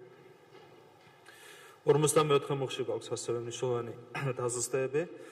კერძოდ მესამე პუნქტში არის მოცემული დამატება, რომლის თანახმადაც შემოდის საგანგებო სესიის ცნება. დღეს მოგეხსენებათ არსებობს მხოლოდ მორიგი და რიგარეშე სესიები და შემოდის საგანგებო სესიის ინსტიტუტი იმ დროისათვის, როდესაც იმ ვითარებისთვის, როდესაც გამოცხადებულია საგანგებოვან საომარი მდგომარეობა. არის ასევე სხვა ტექნიკური დაზუსტებები, რომლებსაც ყურადღებას არ გამომახვილებ. ასევე 55 მუხში არის მნიშვნელოვანი ტექნიკური ხასიათის ცვლილებების შეტანილი. 56 მუხლი ეხება პრეზიდენტის ვეტოს უფლებას. მიუხედავად იმისა, რომ საპარლამენტო მმართველობისთვის არ არის დამახასიათებელი პრეზიდენტისთვის ვეტოს ფართო უფლებამოსილების მინიჭება, ჩვენ გადაწყვეტეთ, რომ უცვლელი სახით შეგვენარჩუნებინა ეს პროცედურა და პრეზიდენტს რჩება უпроსტად კანონზე ვეტოს დადების უფლება უცვლელი სახით, რაც უზრუნველყოფს მის მიერ ნეიტრალური არბიტრის ფუნქციის სათანადოდ განხორციელებას. საერთაშორისო ხელშეკრულებებს ეხება 57 მუხლი, აქაც გვაქვს ერთი მნიშვნელოვანი დაზუსტება. კერძოდ საქმე ეხება იმ ხელშეკრულებებს, რომელიც დაკავშირებულია ტერიტორიულ მთლიანობასთან ან სახელმწიფო საზღვრების შეცვლასთან. ამ შემთხვევაში წარმოიდგინეთ, რომ ამ გადაწყვეტილების მიღება შეეძლოს 76 დეპუტატს, რაც არის არასწორი. შესაბამისად, გვაქვს პირველ პუნქტში დაზუსტება, რომლის თანახმადაც ამ გადაწყვეტილებას პარლამენტი იღებს სრული შემადგენლობის 3/4 უმრავლესობით, ანუ თუ საუბარია სახელმწიფო საზღვრებზე, ტერიტორიულ მთლიანობაზე, მხოლოდ და მხოლოდ 3/4 უმრავლესობით შეიძლება შესაბამისი გადაწყვეტილების მიღება. იმპიჩმენტის საკითხები არის მოწესრიგებული 52 მუხლით. აქ არის საუბარი პრეზიდენტის იმპიჩმენტზე, უზენაეს სასამართლოს მოსამართლეების, გენერალური პროკურორის, მთავრობის წევრების, გენერალური აუდიტორის, ეროვნული ბანკის საბჭოს წევრების იმპიჩმენტზე და მეხუთე პუნქტში გვაქვს მნიშვნელოვანი დაზუსტება, სადაც საუბარია, რომ ამ თანამდებობის პირთა თანამდებობიდან გადაყენება გარდა მთავრობის წევრებისა შეიძლება მხოლოდ იმპიჩმენტის წესით. დღევანდელი კანონმდებლობის თანახმად მართალია დადგენილი იმპიჩმენტის პროცედურა, მაგრამ მთელი რიგი თანამდებობის პირების გადაყენება შეიძლება სხვა წესითაც, რაც არის არასწორი, შესაბამისად მნიშვნელოვანი დაზუსტება არის მოცემული ამ ნაწილში. რომ მიმოვიხილოთ კიდევ ერთხელ პარლამენტის ნაწილი, ეს თავი კონსტიტუციის ახალი რედაქციის მხოლოდ და მხოლოდ პოზიტიური ცვლილებები გვაქვს კიდევ ერთხელ შეტანილი, ფუნდამენტური ცვლილება უკავშირდება რა თქმა უნდა საპარლამენტო საარჩევნო სისტემას და როგორც ხედავთ გაძლიერებულია ოპოზიციის როლი საპარლამენტო ცხოვრებაში. შესაბამისად, ეს თავი არის მთლიანად შესაბამისობაში საუკეთესო ევროპულ პრაქტიკასთან. რაც შეეხება საქართველოს პრეზიდენტის ნაწილს, რომელიც არის მეოთხე თავით მოწესრიგებული, თქვენ გახსოვთ, რომ იყო მთელი რიგი სპეკულაციები პრეზიდენტთან დაკავშირებით, საუბარი იყო იმაზე, რომ თითქოს ამ რეფორმის ერთადერთი მიზანი იყო პრეზიდენტის სტატუსის შეზღუდვა, მისი კომპეტენციების შეზღუდვა და მისი არჩევის წესის შეცვლა. რაც შეეხება სტატუსი არის უცვლელი სახით შენარჩუნებული, პრეზიდენტი რჩება სახელმწიფოს მეთაურად, პრეზიდენტი რჩება თავდაცვისწავლების უმაღლეს მთავარსარდლად და წარმომადგენლად საგარეო ურთიერთობებში, ამ კუთხით არავითარი ცვლილებები არ შედის კონსტიტუციის შესაბამის მუხში.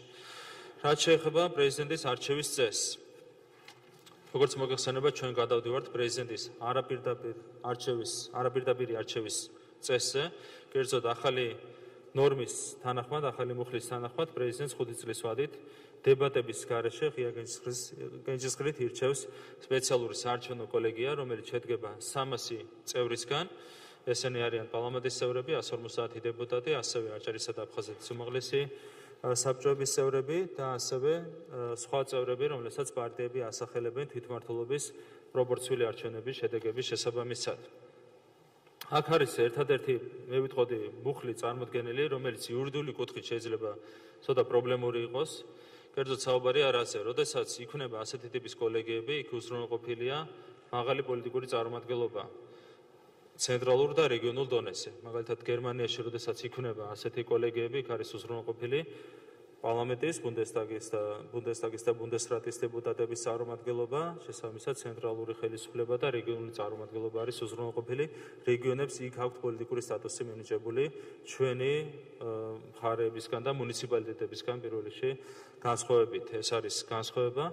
იგივე ეხება იტალიას, სხვა ქვეყნებს, სადაც ანალოგიური წესი მოქმედებს. ჩვენ შემთხვევაში არ არის მუნიციპალიტეტი პოლიტიკური ერთეული, თუმცა ის არის წარმოდგენილი ამ პოლიტიკურ პროცესში. რაც იურიდიული კუთხით, ჩემი გადმოსახედიდან არ არის მაინც გამართული, თუმცა ერთგვარი კომპრომისის სახით ჩვენ გადავწყვეტეთ, რომ ეს პროცედურა გაგვეწერა კონსტიტუციის დონეზე. პირველი ვერსიის თანახმად პარლამენტი უნდა ყოფილიყო ამრჩევი ორგანო, შემდეგ საბოლოოდ გადაწყდა საარჩევნო კოლეგიის მიერ პრეზიდენტის არჩევა. კიდევ ერთხელ ხარვესი იურიდიული შეიძლება ამოვიკითხოთ ამ მუხლიდან, თუმცა კომპრომისული გადაწყვეტილება იქნა ამასთან დაკავშირებით მიღებული. ტერმინი ხმოსანი იცვლება იმ ცვლილებით, რომელიც შედის კონსტიტუციის უკვე დამტკიცებულ რედაქციაში.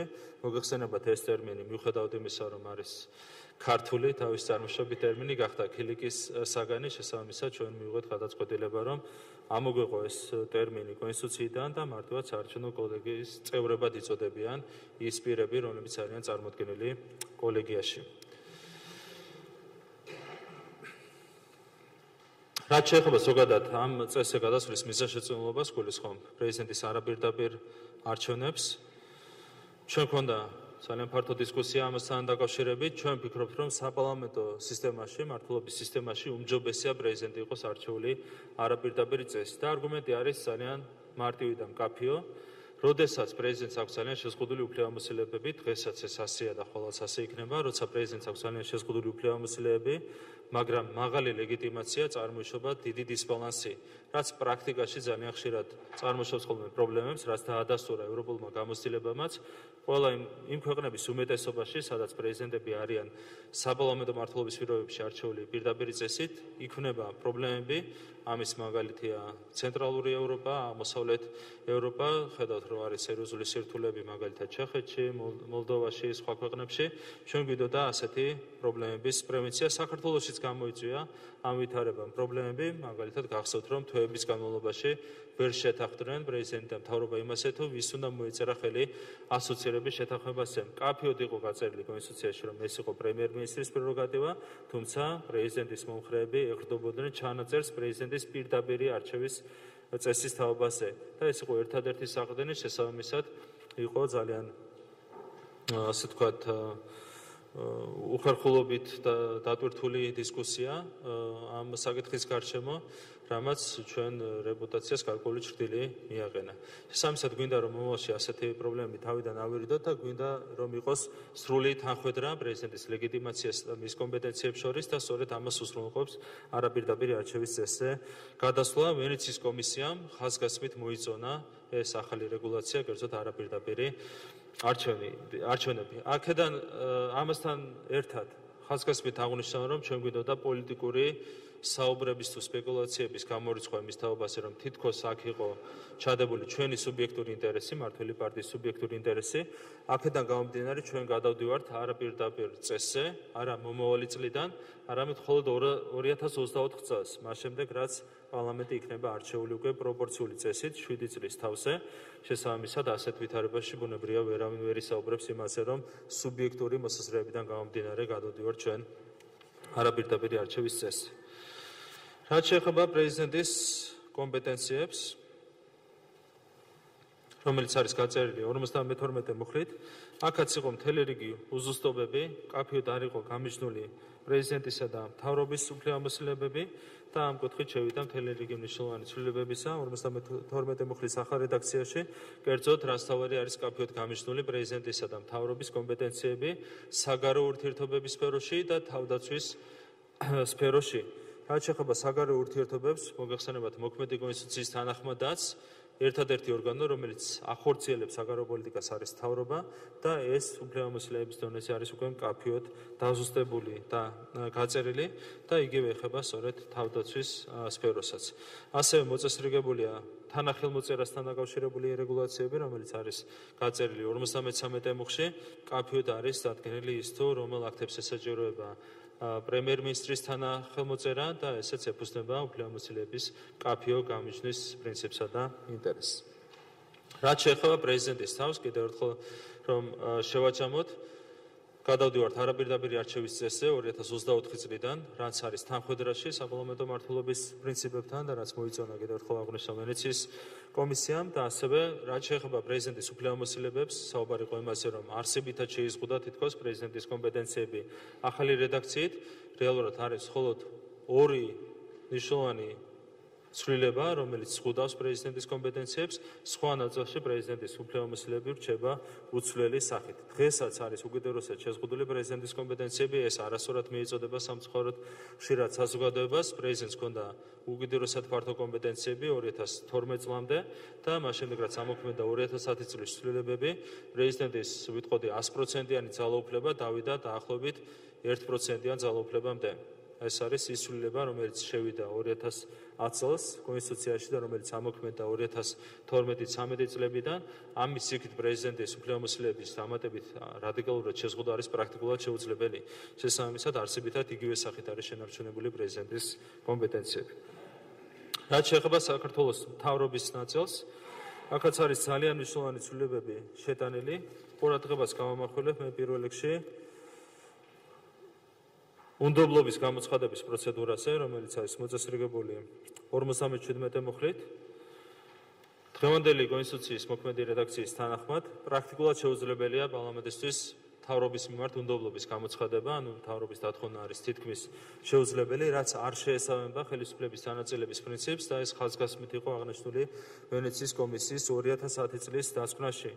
დარღვეულია ხელისუფლების თანაწილების პრინციპი და ჩვენ გადავწყვეტეთ ეს პროცედურა მთლიანად შესაბამისობაში მოგვეყანა საუკეთესო ევროპულ, ასე ვთქვათ, სტანდარტებთან და უნდობლობის კონსტრუქციული ვოტომის პროცედურა არის დადგენილი, რომლის საფუძველზეც თუ არის უთანხმოება პარლამენტსა და მთავრობას შორის, პარლამენტს შეუძლია ერთკვირიანი პროცედურის საფუძველზე დაითხოვა საქართველოს მთავრობა. კიდევ ერთხელ ახალი რეგულაცია უზრუნველყოფს ხელისუფლების თანაწილების პრინციპის სათანადო გამტკიცებას კონსტიტუციის დონეზე. ასევე გვაქვს მეექვსე თავში მნიშვნელოვანი დაზუსტებები. მეექვსე თავი ეხება სასამართლო ხელისუფლებას. აქ ყურადღებას გავამახვილებ რამდენიმე ძირითად ცვლილებაზე. კერძოდ 59 მუხლის მესამე პუნქტში არის აღნიშნული, რომ სპეციალიზებული სასამართლოების შეიძლება შეიქმნას მხოლოდ საერთო სასამართლოების სისტემაში. დღეს არ არის კონსტიტუციით გათვალისწინებული სპეციალიზებული სასამართლოების შექმნა, მაგალითად კომერციული ან სხვა ტიპის სასამართლოების შექმნა და ეს ახალი ცვლილება უზრუნველყოფს ამ კუთხით პროგრესს სასამართლო სისტემაში. მე-60 მუხლი ეხება საკონსტიტუციო სასამართლოს. აქ ყურადღებას გავამახვილებ იმაზე, რომ იცვლება პარლამენტის მიერ ასარჩევი საკონსტიტუციო სასამართლოს მოსამართლეების არჩევის წესი, კერძოდ 3/5 უმრავლესობა არის დადგენილი ახალი რედაქციით, 90 დეპუტატი მიიღებს გადაწყვეტილებას საკონსტიტუციო სასამართლოს წევრის არჩევის თაობაზე. აღნიშნულია, რომ საკონსტიტუციო სასამართლო უნდა გამოირჩეოდეს თავისი პროფესიული კვალიფიკაციით. ასევე მესამე პუნქტში არის დადგენილი, რომ საკონსტიტუციო სასამართლოს თავმჯდომარედ ერთ და იმავე პირის ხელმეორედ არჩევა არის დაუშვებელი. ასევე არის გაფართოებული მეოთხე პუნქტით საკონსტიტუციო სასამართლოს კომპეტენციები, კერძოდ კონსტიტუციის დონეზე არის მოწესრიგებული ეგრეთ წოდებული კონკრეტული კონტროლის საკონსტიტუციო კონტროლის პროცედურა. დექვე პუნქტში არის აღნიშნული, რომ სარჩელი შეტანის უფლება გარდა იუსტიციის უმაღლესი საბჭოს წევრების და აქვთ ასევე გენერალურ პროკურორს, ეროვნული ბანკის საბჭოს, გენერალურ აუდიტორს, სახალხო დამცველს და ავტონომიური რესპუბლიკის უმაღლეს წარმომადგენლობიდან აღმასრულებელ ორგანოებს. ეს არის ძალიან მნიშვნელოვანი ცვლილება. ასევე საკონსტიტუციო სასამართლო იღებს გადაწყვეტილებებს პოლიტიკური პარტიის წარდგენით არჩეული წარმომადგენლობითი ორგანოს წევრის უფლებამოსილების შეწყვეტის თაობაზე, თუ აკრძალულია შესაბამისი პოლიტიკური პარტია. გარკვეული დაზუსტებები შედის მეექვსე მუხში. კერძოდ მეექვსე პუნქტში უпроსორად აღნიშნულია, რომ დაუშვებელია საკონსტიტუციო სასამართლოს მიერ არჩევნების მოწესრიგებელი ნორმის არაკონსტიტუციურად ცნობა შესაბამისი საარჩევნო წლის განმავლობაში, თუ ეს ნორმა ამ არჩევნების თემდე 15 თვის განმავლობაში არ არის მიღებული. ჩვენ გვინდოდა იმის გამორიცხვა, რომ საკონსტიტუციო სასამართლოს რამდენიმე წევრმა დაბლოკოს თლიანად პოლიტიკური პროცესი, თლიანად შეიყვანოს ჩიხში პოლიტიკური სისტემა, აქედან გამომდინარე ასეთი მინიმალური გარანტია გაიწერა კონსტიტუციის დონეზე. აქ ვენეციის კომისიამ დამატებითი დაზუსტებების შეტანა მოგთხოვა ჩვენ, მას შემდეგ რაც მივიღეთ უკვე საკონსტიტუციო ცვლილებები და ეს ცვლილებები არის წარმოდგენილი ამ სლაიდზე. კერძოდ იზრდება სარჩელის განხილვის განკუთვნილი ვადა, 1 წელი იცვლება 15 თვით, შესაბამისად მინიმუმ 6 თვე ექნება საკონსტიტუციო სასამართლოს იმისათვის, რომ შესაბამისი საარჩევნო დავა განიხილოს. გარდა ამისა, ვენეციის კომისიამ მოითხოვა იმ ჩანაწერის ამოღება, რომლის თანახმადაც საკონსტიტუციო სასამართლო გადაწყვეტილებას უკვე ჩატარებული არჩევნების არაკონსტიტუციურად განცხადების თაობაზე იღებდა სრული კონსენსუსით. ეს ჩანაწერი იქნება მთლიანად ამოღებული იმ ცვლილებებით, რომელიც შედის ახალ კონსტიტუციაში და შესაბამისად ეს საკითხი მოწესრიგდება ჩვეულებრივი ორგანული კანონის დონეზე. უზენაეს სასამართლოს უკავშირდება ასევე მნიშვნელოვანი ცვლილებები, კერძოდ განისაზღვრება მოსამართლეთა მინიმალური რაოდენობა, 28 მოსამართლით და ასევე დადგინდა, რომ უზენაეს სასამართლოს მოსამართლეებს იუსტიციის უმაღლესი საბჭოს წარდგენებით უვადოდ სრული შემადგენლობის უმრავლესობით ირჩევს პარლამენტი. ანუ პირველ რიგში ყურადღება უნდა გავამახვილოთ უვადო არჩევის წესზე, 10 წლიანია დღევანდელი ვადა და უვადოდ იცვლება ეს ვადა. გარდა ამისა, ინიციატორი ხდება იუსტიციის უმაღლესი საბჭო, ესეც იყო ვენეციის კომისიის 2010 წლის რეკომენდაცია, ნაცვლად პრეზიდენტისა და გადაწყვეტილებას იღებს საბოლოო ჯამში პარლამენტი არჩევის თაობაზე. ასევე აღნიშნულია მესამე პუნქტში, რომ უზენაეს სასამართლოს თავმჯდომარეს უზენაეს სასამართლოს წევრთაგან იუსტიციის უმაღლესი საბჭოს წარდგენებით 10 წლის ვადის სრული შემადგენლობის უმრავლესობით ირჩევს პარლამენტი. დღეს მოგეხსენებათ, უზენაეს სასამართლოს თავმჯდომარე ავტომატურად ითავსებს იუსტიციის უმაღლესი საბჭოს თავმჯდომარეობას, რასაც ხშირად აკრიტიკებდნენ არასამთავრობო ორგანიზაციები. შესაბამისად, ჩვენ გადავწყვეტეთ უფრო დემოკრატიული გაგვეხადა არჩევის პროცესი და უკვე იუსტიციის საბჭო თვითონ აირჩევს თავის თავმჯდომარეს თავისი შემოქმედებიდან, თუმცა ეს არ შეეხება მოქმედ თავმჯდომარეს, რომელიც თავისი უფლებამოსილების ვადით გააგრძელებს იუსტიციის უმაღლესი საბჭოს თავმჯდომარის მოვალეობის შესრულებას. 62 მუხში არის ასევე მნიშვნელოვანი ცვლილება შეტანილი, რომელიც ეხება საშელის მოხდისგან გათავისუფლებას და საშელის მოხდელი ნაწილის შემსუბუქებას. ეს წესი განისაზღვრება კანონით. მოგეხსენებათ, საქართველოში მოქმედებს უდოს კომისია, რომელიც ამ საკითხებით არის დაკავებული. ამ კომისიას არ ქონდა კონსტიტუციური საფუძველი რეალურად და ჩვენ გადავწყვეტეთ, რომ კონსტიტუციურად გაგვემყარებინა შესაბამისი პროცედურა და შესაბამისი წესი. 63 მუხლი ეხება მოსამართლის ინსტიტუტს, აქ აქვს მნიშვნელოვანი ცვლილებები მე-5 და მე-6 პუნქტებში. კერძოდ, მე-5 პუნქტში არის დამატებით აღნიშნული, რომ მოსამართლის შეუცვლელობა გარანტირებულია ორგანული კანონით, სასამართლოს რეორგანიზაცია ან ლიკვიდაცია არ შეიძლება გახდეს უვადოდ გამწესებული მოსამართლის თანამდებობიდან გათავისუფლების საფუძველი.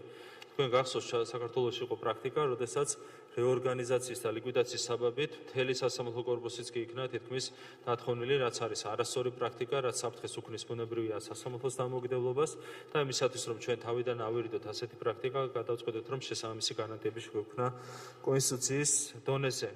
ასევე მე-6 პუნქტში აღნიშნულია, რომ საერთო სასამართლოს მოსამართლის დამატებით საკვალიფიკაციო მოთხოვნები განისაზღვრება ორგანული კანონით, საერთო სასამართლოს მოსამართლე თანამდებობაზე გამწესდება უვადოდ ორგანული კანონით ადგენილი ასაკის მიღწევამდე. რაც შეეხება უვადო გამწესების წესს, ეს საბოლოოდ ამოქმედება 2025 წლიდან. მანამდე 3 წლიანი ვადით იქნება შესაძლებელი მოსამართლის დანიშვნა გარდამავალი რეგულირების თანახმად და საფუძველი იყოს შემდეგი, ჯერჯერობით არ არის განვითარებული იუსტიციის უმაღლესი სკოლის რესურსები, შესაბამისად რთულია მაღალი კვალიფიკაციის კადრების მომზადება ამ სისტემისათვის, შესაბამისად მას შემდეგ რაც განვითარდება ამ სკოლის რესურსები, უკვე გადავალთ მთლიანად უვადო გამწესების წესზე 2025 წლიდან გარდამავალი დებულების თანახმად. მოსამართლება შეირჩევა კეთილსინდისიერებისა და კომპეტენტურობის ნიშნით, ანუ ეს ზოგადი კრიტერიუმები გაწერილია უკვე კონსტიტუციის დონეზე. გადაწყვეტილებას მოსამართლის თანამდებობაზე გამწესების შესახებ იუსტიციის უმაღლესი საბჭო იღებს სრული შემადგენლობის 2/3 უმრავლესობით. აქაც კვალიფიციური უმრავლესობის წესი არის დადგენილი კონსტიტუციის დონეზე, რაც არის ძალიან მნიშვნელოვანი გარანტია. 64 მუხში არის კაფეოდ მოწესრიგებული იუსტიციის უმაღლესი საბჭოს ფორმირების წესი, მათ შორის რაოდენობა 15 კაციანი შემადგენლობა არ იყო დაფიქსირებული და ვაფიქსირებთ კონსტიტუციის დონეზე. ასევე აქვე აღნიშნულია, რომ იმ წევრებს იუსტიციის უმაღლესი საბჭოში, რომლებიც არ არიან არჩეული მოსამართლეთა კონფერენციის მიერ, ან რომელიც არის დანიშნული პრეზიდენტის მიერ, ირჩევს საქართველოს პარლამენტი, აქაც კაფეო რეგულაცია გვაქვს მოცემული. და ასევე მესამე პუნქტში აღნიშნულია, რომ ის სიმაღლის საბჭო ანგარიშვალდებულია საერთო სასამართლოების მოსამართლეთა თვითმმართველობის ორგანოს წინაშე, ანუ კონფერენციის წინაშე, ანგარიშგების წესი განისაზღვრება ორგანული კანონით. აქაც გვაქვს ძალიან მნიშვნელოვანი დადებითი ცვლილებების შეტანილი შესაბამის მუხლში. და 65-ე მუხლი ეხება პროკურატურას. დღეს პროკურატურას აქვს საკმაოდ ეკლექტური სტატუსი, გაუგებარია მისი ადგილი მთლიანად მმართველობის სისტემაში და ჩვენ გადავწყვეტეთ, რომ პროკურატურა ჩამოვაყალიბებინა დამოუკიდებელ კონსტიტუციურ ორგანოდ, რომელიც იქნება დამოუკიდებელი აღმასრულებელი ხელისუფლებისგან, აღარ დაექვემდებარება იუსტიციის ამის დროს. თქვენ იცით, რომ ამ დაქვემდებარებამ საკმაოდ ნეგატიური შედეგები გამოიღო ქართულ რეალობაში და პრაქტიკაში. პროკურატურა იქნება დამოუკიდებელი ორგანო, გენერალურ პროკურორს 6 წლის ვადით აირჩევს საქართველოს პარლამენტი საპროკურორო საბჭოს წარდგინებით. ეს უზრუნველყოფს პროკურატურის დამოუკიდებლობის ხარისხის ამაღლებას მმართველობის სისტემაში. სასამართლოს კუთხითაც ჩვენ გვაქვს მხოლოდ და მხოლოდ დადებითი შინაარსის ცვლილებების შეტანილი, რომლებიც განამტკიცებს სასამართლოს დამოუკიდებლობას ჩვენ სისტემაში. რაც შეეხება სახელმწიფო ფინანსებს და კონტროლს, აქ დეტალებით არ გადაკლით. არის მნიშვნელოვანი დაზუსტებები როგორც 66, ასევე 67 მუხლში, რომელიც ეხება გადასახადებს და მოსაკრებების ეკონომიკურ პოლიტიკას. ეროვნული ბანკის საკითხები არის ასევე მოწესრიგებული. უკეთ ამასთან დაკავშირებით ჰქონდა ჩვენ კონსულტაციები ეროვნული ბანკის ხელმძღვანელობასთან, მათ შორის მნიშვნელოვანი ცვლილება ეხება მესამე მუხლს, სადაც საუბარია იმაზე, რომ კონსტიტუციის 79 მუხლით გათვალისწინებული ზედამხედველობასა და კონტროლს ექვემდებარება ეროვნული ბანკის მხოლოდ ადმინისტრაციული და კაპიტალური ხარჯები. ესეც ემსახურება ეროვნული ბანკის დამოუკიდებლობის გამტკიცებას, საუბარია აუდიტის მიერ, სახელმწიფო აუდიტის სამსახურის მიერ განხორციელებულ კონტროლზე. სახელმწიფო აუდიტის სამსახურის კუთხით გვაქვს ასევე მნიშვნელოვანი დაზუსტებები, მათ შორის მე-6 პუნქტში საუბარია იმაზე, რომ აუდიტის სამსახურის საკითხები უნდა მოწესრიგდეს არა ჩვეულებრივი, არამედ ორგანული კანონით. გვაქვს ძალიან მნიშვნელოვანი ცვლილებები მოცემული თავდაცვისა და უსაფრთხოების ნაწილში. მოგეხსენებათ, ეს თავი გახდა კრიტიკის საგანი, თუმცა კრიტიკა იყო პირდაპირ და თავად ვიტყვი აბსოლუტურად უსაფუძვლო. დღეს აბსოლუტურად მოუწესრიგებელია ეს თავი ჩვენი კონსტიტუციის, საუბარი მაქვს მოქმედ რედაქციაზე და ჩვენი ამოცანა იყო ყველა ხარვეზის გასწორება კონსტიტუციის ახალ რედაქციაში. და ეს ცვლილებები არის რეალურად შეტანილი შესაბამის მუხლებში. კერძოდ დაზუსტებულია მაგალითად თავდაცვის ძალების ცნება და ტერმინიც არის თავისთავად დაზუსტებული 70 მუხლის მესამე პუნქტის ახალ რედაქციაში. ასევე დაზუსტებულია, რომ თავდაცვის ძალების რაოდენობას მთავრობის წარდგინების სრული შემადგენლობის უმრავლესობით ამტკიცებს პარლამენტი. ასევე მე-5 პუნქტში არის აღნიშნული, რომ საომარი მდგომარეობის დროს დეკრეტით შესაძლებელია თავდაცვის ძალებში სახელმწიფო და საზოგადოებრივი უსაფრთხოების დაცვაზე პასუხისმგებელი ორგანოების გაერთიანება. ამ საკითხზე ჩვენ გვქონდა კონსულტაციები ჩვენ საერთაშორისო უწყობელ პარტნიორებთან, მათ შორის და მათი რეკომენდაცია იყო სწორედ ამ პუნქტის დამატება, როდესაც არის გამოცხადებული შესაბამისი მდგომარეობა, საომარი მდგომარეობა, ბუნებრივია, საჭიროა ყველა შეიარაღებული უწყების ძალის გაერთიანება და შესაბამისად ეს პუნქტი არის დამატებული კონსტიტუციაში. ასევე მე-6 პუნქტში აღნიშნულია, რომ თავდაცვის ძალები მოქმედებენ თავდაცვის მინისტრის ბრძანებით, კანონით ადგენილი წესით, ხოლო საგანგებო საომარი მდგომარეობის დროს პრემიერ-მინისტრის ბრძანებით. ეს არის ძალიან მნიშვნელოვანი დაზუსტება, რომელიც შედის კონსტიტუციაში. ხაზს გავსვა იმას, რომ აქ საქმე არ ეხება სამხედრო ძალების გამოყენებას. როდის შეიძლება სამხედრო ძალების გამოყენება, ეს არის ცალკე მუხლით სპეციალურად გაწერილი. აქ საუბარია სხვა შემთხვევებზე, როდესაც საჭიროა თავდაცვის ძალების მოქმედება, გადადის ეს უფლებამოსილება მთავრობის ხელში, აღმასრულებელი ხელისუფლების შესაბამისი სუბიექტების ხელში, ნაცვლად პრეზიდენტისა და ამას აქვს თავისი ძალიან მყარი ლოგიკა. მოგეხსენება, დღეს მოქმედებს ძალიან კაფეო სუბორდინაციის სისტემა მმართველობის სისტემაში.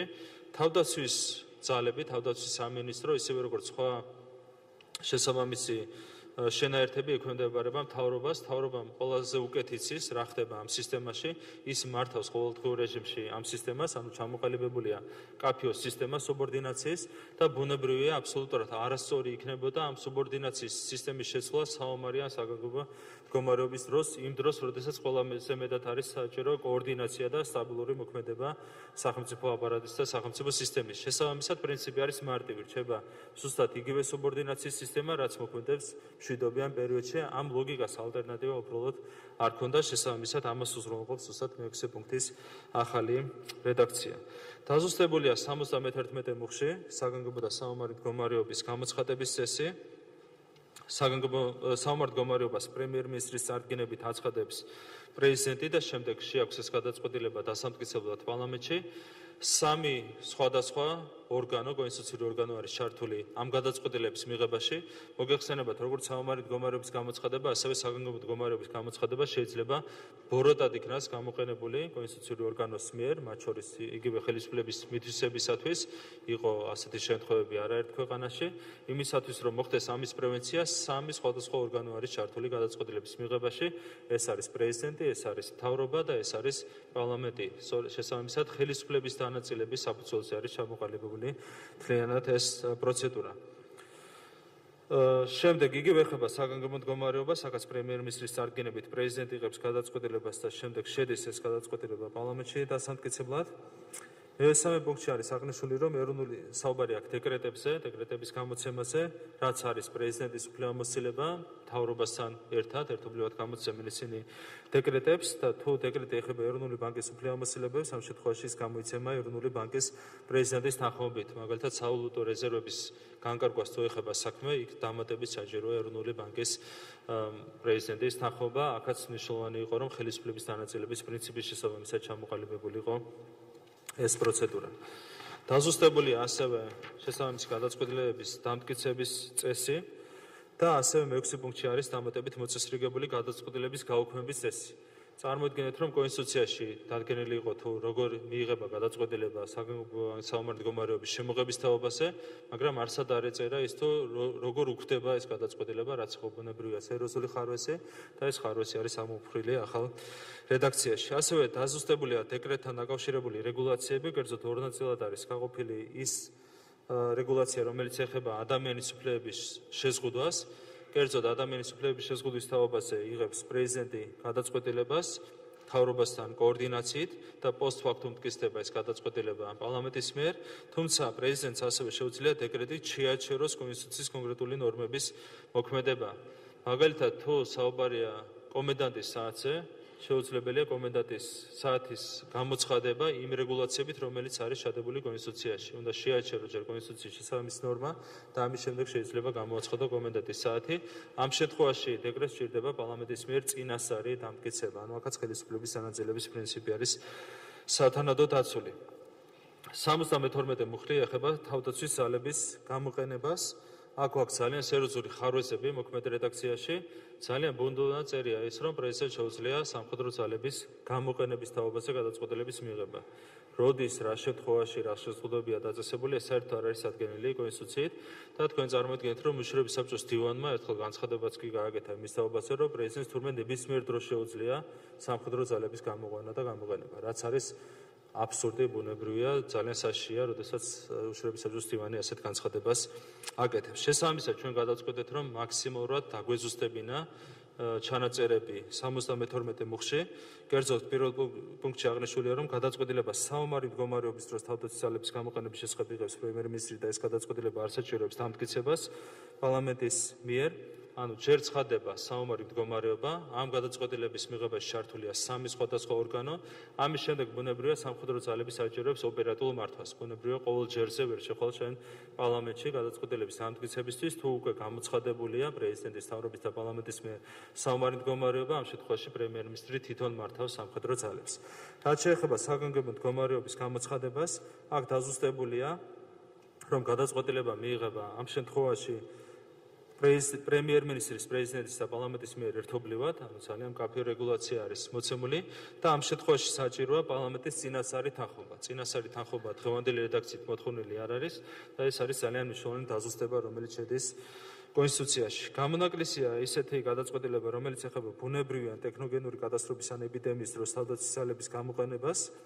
ამ გადაწყვეტილებას იღებს პრემიერ-მინისტრი და ეს გადაწყვეტილება არ საჭიროებს დამტკიცებას პარლამენტის მიერ, თუმცა პარლამენტს შეუძლია მოგვიანებით ამ გადაწყვეტილების გაუქმება, როდესაც საქმე ეხება მაგალითად სიქიურ უბედურებას, ამ დროს ბუნებრივია არ არის საფრთხე დაკავშირებული ბოროტად გამოყენებასთან და შესაბამისად პარლამენტის ჩართულობა აუცილებელი არ არის. თუმცა ამ შემთხვევაშიც კი დავიწყოთ ჩვენ თავი და ვთქვით, რომ თუ პარლამენტი მაინც გადაწყვეტს საჯეროდ, ამ შემთხვევაში მას შეუძლია ასეთ დროს სამხედრო ძალების გამოყენების შეჩერება. მაგალითად, ბორჯომში იყო სტიქია, ცოტა ხნის წინ როგორც მოგეხსენება და საჯერო გახდა პარლამენტის შეკრება იმისათვის, რომ აბსოლუტურად, ასე ვთქვათ, მარტივი გადაწყვეტილება მიიღო, მიზანშეწონილი იყო ამ შემთხვევაში პრემიერ-მინისტრის მარტივად გამოეყენებინა თავდაცვის ძალები ხანძრის ლიკვიდაციისათვის. ასევე 73 მუხში არის მნიშვნელოვანი ცვლილება. როგორც მოგეხსენებათ, უქმდება ეროვნული უშიშროების საბჭო, რომელიც არის აბსოლუტურად არაქმედითი ორგანო, ჩემი გამოსალებიდან შემიძლია ეს ვკითხოთ, მე თვითონ ვარ ეროვნული უშიშროების საბჭოს წევრი და ამ საბჭოს უფლებამოსილება არ შეესაბამება მთლიანად მმართველობის სისტემას. ეროვნული უშიშროების საბჭო მოქმედებს ზოგიერთ ქვეყანაში საპარლამენტო მმართველობის პირობებშიც არის ორადორი გამონაკლისი, ეს არის ესტონეთი და ლატვია. სხვა შემთხვევაში უშიშროების საბჭო საპარლამენტო მმართველობის სისტემაში არ მოქმედებს, იმიტომ რომ ამ შემთხვევაში მთავრობა თავისი ასე ვთქვათ, შინაარსით ანაცვლებს მთლიანად ეროვნული უშიშროების საბჭოს, ანუ არსებითად მთავრობა ითავსებს ამ უფლებამოსილებას. შესაბამისად, ამ ლოგიკიდან გამომდინარე, კონსტიტუციური ლოგიკიდან გამომდინარე, ჩვენ გადავწყვეტეთ ამ ორგანოს გაუქმება, ამის ნაცვლად ჩვენ შემოვიღეთ ეროვნული თავდაცვის საბჭოს ინსტიტუტი, ეროვნული თავდაცვის საბჭო იქმნება საომარი მდგომარეობის დროს, მას ხელმძღვანელობს საქართველოს პრეზიდენტი. ყურადღებას გამომახვილებ იმასე, რომ პრეზიდენტს რჩება საკმაოდ ფართო უფლებამოსილებები თავდაცვის და უსაფრთხოების უზრუნველყოფის სფეროში, ის მონაწილეობს საგანგებო და საომარი მდგომარეობის გამოცხადებაში, მის გარეშე ვერ გამოცხადება, ვერც საგანგებო და ვერც საომარი მდგომარეობა, ის გამოსცემს შესაბამის დეკრეტებს და ასევე ის არის ეროვნული თავდაცვის საბჭოს თავმჯდომარე. საუბარი იყო იმაზე, რომ თითქოს ნულამდე არის დასული პრეზიდენტის კომპეტენციები ამ კუთხით, თუმცა ეს სინამდვილეს არ შეესაბამება, როგორც თავადაც ხედავთ. არის მნიშვნელოვანი ცვლილებები შეტანილი თვითმმართველობის ნაწილში, განსაკუთრებით 76 მუხში, სადაც არის ადგილი თვითმმართველობის დამოუკიდებლობის ახალი გარანტიები, კერძოდ ორგანიზაციული დამოუკიდებლობის პრინციპი, საკადრო პოლიტიკის დამოუკიდებლობის პრინციპი და ასე შემდეგ. ეს ყველაფერი ემსახურება ადგილობრივი თვითმმართველობის დამოუკიდებლობის გამტკიცებას მმართველობის სისტემაში. კონსტიტუციის გადასინჯვას რაც შეეხება, აქ შემოდის ეგრეთ წოდებული პლურალური ვოტუმის პრინციპი, რაც ნიშნავს იმას, რომ როგორც წესი, პარლამენტის მიერ მიღებული გადაწყვეტილება კონსტიტუციის გადასინჯვის თაობაზე უნდა დამტკიცდეს შემდეგი მოწვევის პარლამენტის მიერ.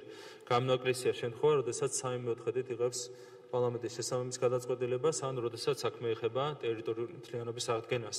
მხოლოდ ამ შემთხვევაში არის შესაძლებელი ერთი მოწვევის პარლამენტის მიერ კონსტიტუციის გადასინჯვა, არის ძალიან ინოვაციური თავისთავად ეს მოდელი და ეფუძნება საუკეთესო ევროპულ პრაქტიკას.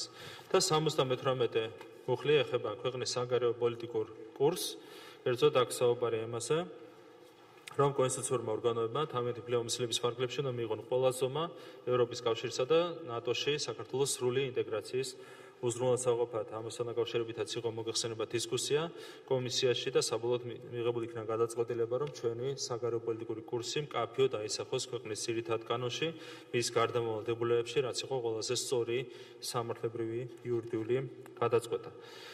ბოლოს ყურადღებას გამომახვილებ გარდამავალ დებულებებზე.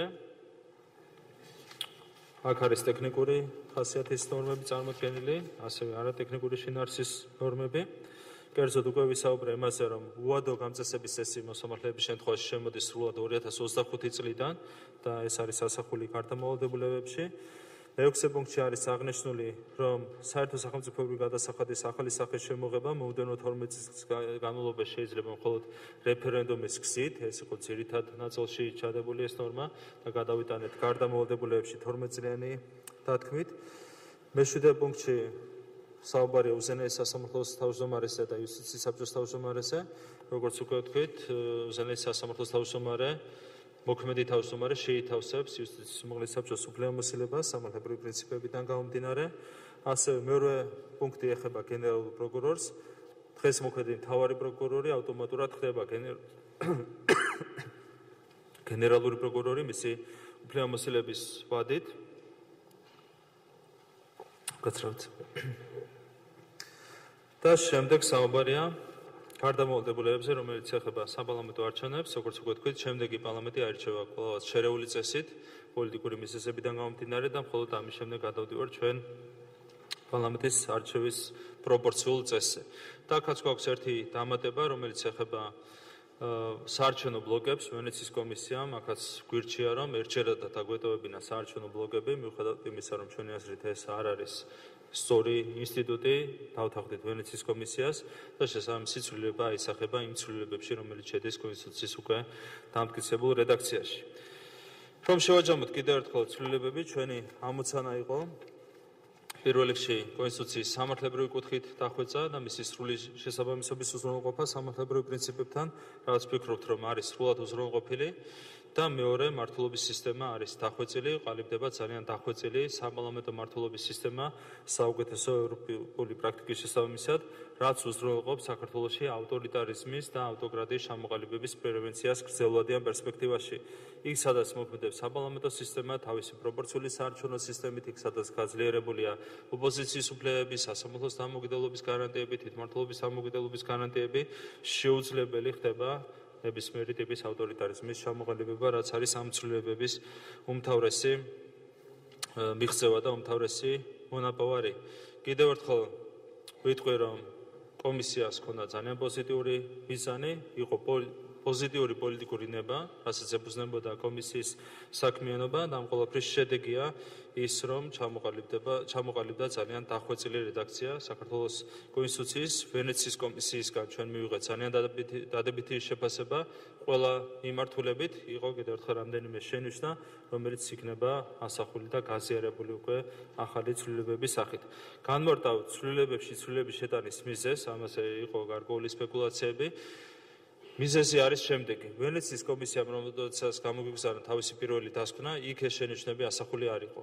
უკვე მეორე დასკვნაში იყო ასახული დამატებითი შენიშვნები და ჩვენ გვიწევს ახლა დამატებითი შენიშვნების შესაბამისად ახალი კონსტიტუციური კანონის მიღება. ეს იყო რეალური მიზეზი იმისა, რომ ჩვენ დაგვჭირდა კონსტიტუციის ახალი რედაქციის დამტკიცების შემდეგ ახალი კონსტიტუციური კანონის პროექტის ინიცირება.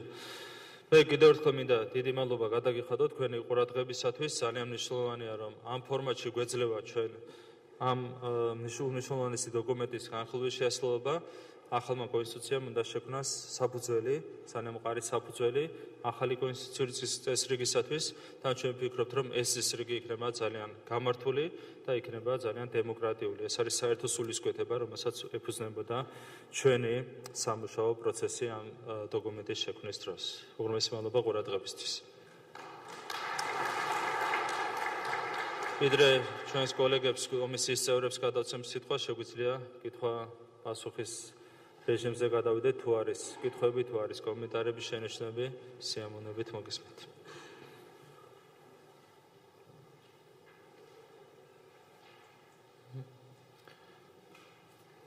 კი ბატონო, თუ არ არის კომენტარები, შეგვიძლია თხოვოთ ჩვენს კოლეგებს.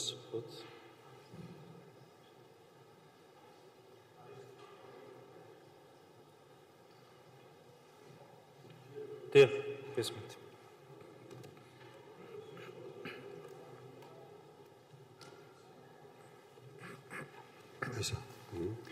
გამარჯობათ, სასახლეში თბილისის სახელმწიფო უნივერსიტეტი პროფესორი. ერთი ძალიან კონკრეტული კითხვა მაქვს. ანაკლიის ტერიტორიული ზონა არის გამოყოფილი და რითია ეს მოტივირებული? ცნობილია, რომ სხვა ტერიტორიული ზონებიც არსებობს განსაკუთრებული რეჟიმის. თქვათ, ქუთაისის ინდუსტრიული ზონა, განმუხურის ტურისტული თავისუფალი ტურისტული ზონა, ქობულეთის თავისუფალი ტურისტული ზონა. რითია განპირობებული ეს ანაკლიის გამოყოფა? კი ბატონო, დიდი მადლობა ამ შეკითხვისათვის. ზოგადად შევიდა კონსტიტუციაში დამატება, რომელიც შეეხება განსაკუთრებულ ეკონომიკურ ზონებს, ასეთ ზონები, როგორც თქვენს აღნიშნეთ, მოქმედებს უკვე საქართველოში და მნიშვნელოვანი არის ამ ინსტიტუტის კონსტიტუციური გამყარება, რაც შეეხება ანაკლიის გამოყოფას. ჩვენ გვქონდა კონსულტაციები საქართველოს მთავრობასთან. ამ კუთხით დაგეგმილია ძალიან მასშტაბური პროექტის განხორციელება.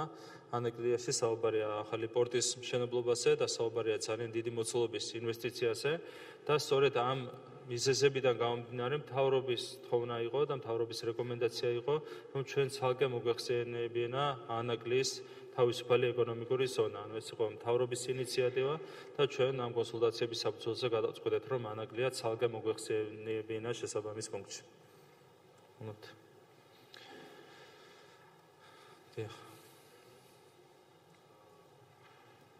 მოგესალმებით. დიდი მადლობა პირველ რიგში მოწვევისთვის. კოკათოფურია, საქართველოს უნივერსიტეტის რექტორი. მე პირველ რიგში მინდა დავაფიქსიროთ, რომ ეკონომიკური თავისუფლება რომ მე-6 მოხში არის ცალკე გამოყოფილი, ეს ძალიან მნიშვნელოვანი და კარგია. მე კითხვა მაქვს აი ეს პრინციპში გარანტი რაც იყო მნიშვნელოვანი ეკონომიკური თავისუფლების გადასახადებასთან დაკავშირებით, რაც ახლა გარდამავალდებულებაში გადავიდა, არის 12 წლის განმავლობაში. ეს 12 წელი რატომ დაფიქსირდა, რატო თქვა არა 15, რატო არა 7?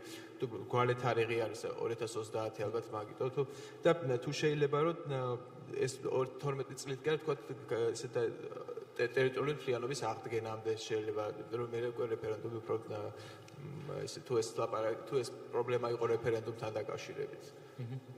მადლობა ამ კითხვისთვის. კიდევ ერთხელ აღნიშნავ, რომ მქონდა ძირითადებულებებში, როგორც თქვენც აღნიშნეთ, ეს ნორმა გაწერილი და გადავიდა გარდამავალდებულებებში. 12 წლიან პერსპექტივაში არის, ასე ვთქვათ, ეს ნორმა გაწერილი.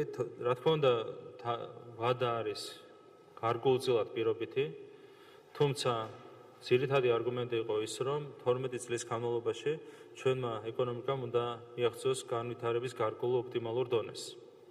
ანუ საუბარია გაორმაგებაზე და უფრო მეტად გაზრდაზე ჩვენი ეკონომიკის, რის შემდეგაც შეიძლება უფრო მეტად მოქნილი გახდეს ჩვენი საგადასახადო და შესაბამისად ეკონომიკური პოლიტიკა. ანუ ეს ვადა ეფუძნება ეკონომიკურ გათვლას, მას შემდეგ რაც ეკონომიკა გაძლიერდება, მას შემდეგ რაც დაახლოებით $10,000 მიაღწევს ჩვენი მთლიანი შიდა პროდუქტი ერთ სულ მოსახლეზე, საუბარია ნომინალურ მაჩვენებელზე, ამის შემდეგ შეიძლება გახდეს ჩვენი ასე ვთქვათ ეკონომიკური და საგადასახადო პოლიტიკა შედარებით უფრო მოქნილი. ანუ ძირითადად ეს გათვლა ეფუძნებოდა ამ 12 წლიან ვადას, გარდა ამისა 12 წელი იყოფა 4-ზე, არის მიბული საპარლამენტო საარჩევნო ვადაზე, ანუ 60-ზე საქართველოს პარლამენტის, იყო გარკვეული მოსაზრებები, რომელთა საფუძველზეც იყო 12 წლიანი ვადა გაწერილი. რა თქმა უნდა, გარკვეულწილად არის 12 წელი პირობითი, შეიძლება ყოფილიყო 11, 13, 14 წელი, თუმცა ამ ორი მოსაზრებიდან გამომდინარე, ჩვენ გადავწყვეტეთ 12 წლიანი დათქმით გაგვეწერა შესაბამისი ნორმა კონსტიტუციის გარდამავალდებულებებში. ეხლა მალხაზ მაცაბერიძე, ივანე ჯავახიშვილის სახელობის თბილისის სახელმწიფო უნივერსიტეტი. ორი შეკითხვა მექნება თუ არის შესაძლებელი, გავბედავ ორი შეკითხვის დასმას. პირველ რიგში, რა თქმა უნდა, დიდი მადლობა იმ მუშაობისთვის, რაც გაწეული იქნა საქართველოს კონსტიტუციის ახალი რედაქციისთვის. პირველი შეკითხვის არსი ასეთია. თქვენ აღნიშნეთ, რომ აქ შენარჩუნებულია 1995 წლის კონსტიტუციაზე მითითება, როგორც მისი ახალი რედაქცია. მაგრამ იმ საკონსტიტუციო კომისიას, რომელმაც ეს 1995 წლის კონსტიტუცია შეიმუშავა, ევალებოდა 1921 წლის კონსტიტუციის ახალი რედაქციის შემუშავება. შესაბამისად, ხომ არ სჯობს, რომ 1921 წლის კონსტიტუციის მიმართ ცოტა დამოკიდებულება შეიცვალოს, თუნდაც იმიტომ, რომ თვითონ დღევანდელი რედაქცია ბევრ რამეში მიუახლოვდა 1921 წლის კონსტიტუციის სულისკვეთებას. და სამართლებრივადაც შეიძლება დამოუკიდებლობის გამოცხადება მოხდა 18 წლის 26 მაისის აქტის რეფერენდუმზე ხელახალი დადასტურების სახით. მეორე შეკითხვა არის აი ასეთი.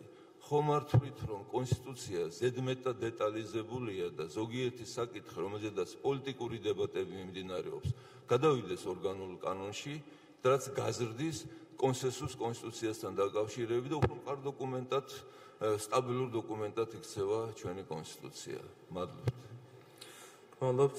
რაც შეეხება 1921 წლის კონსტიტუციას, აქ მითითება გვაქვს მოცემული კონსტიტუციის პრეამბულაში, ზოგადი სახით, სადაც აღნიშნულია, რომ 21 წლის კონსტიტუციის ისტორიულ სამართლებრივ მემკვიდრეობაზე დაყრდნობით ცხადდება ეს კონსტიტუცია, ეს არის ზოგადი მითითება ჩვენ ისტორიულ სამართლებრივ მემკვიდრეობაზე.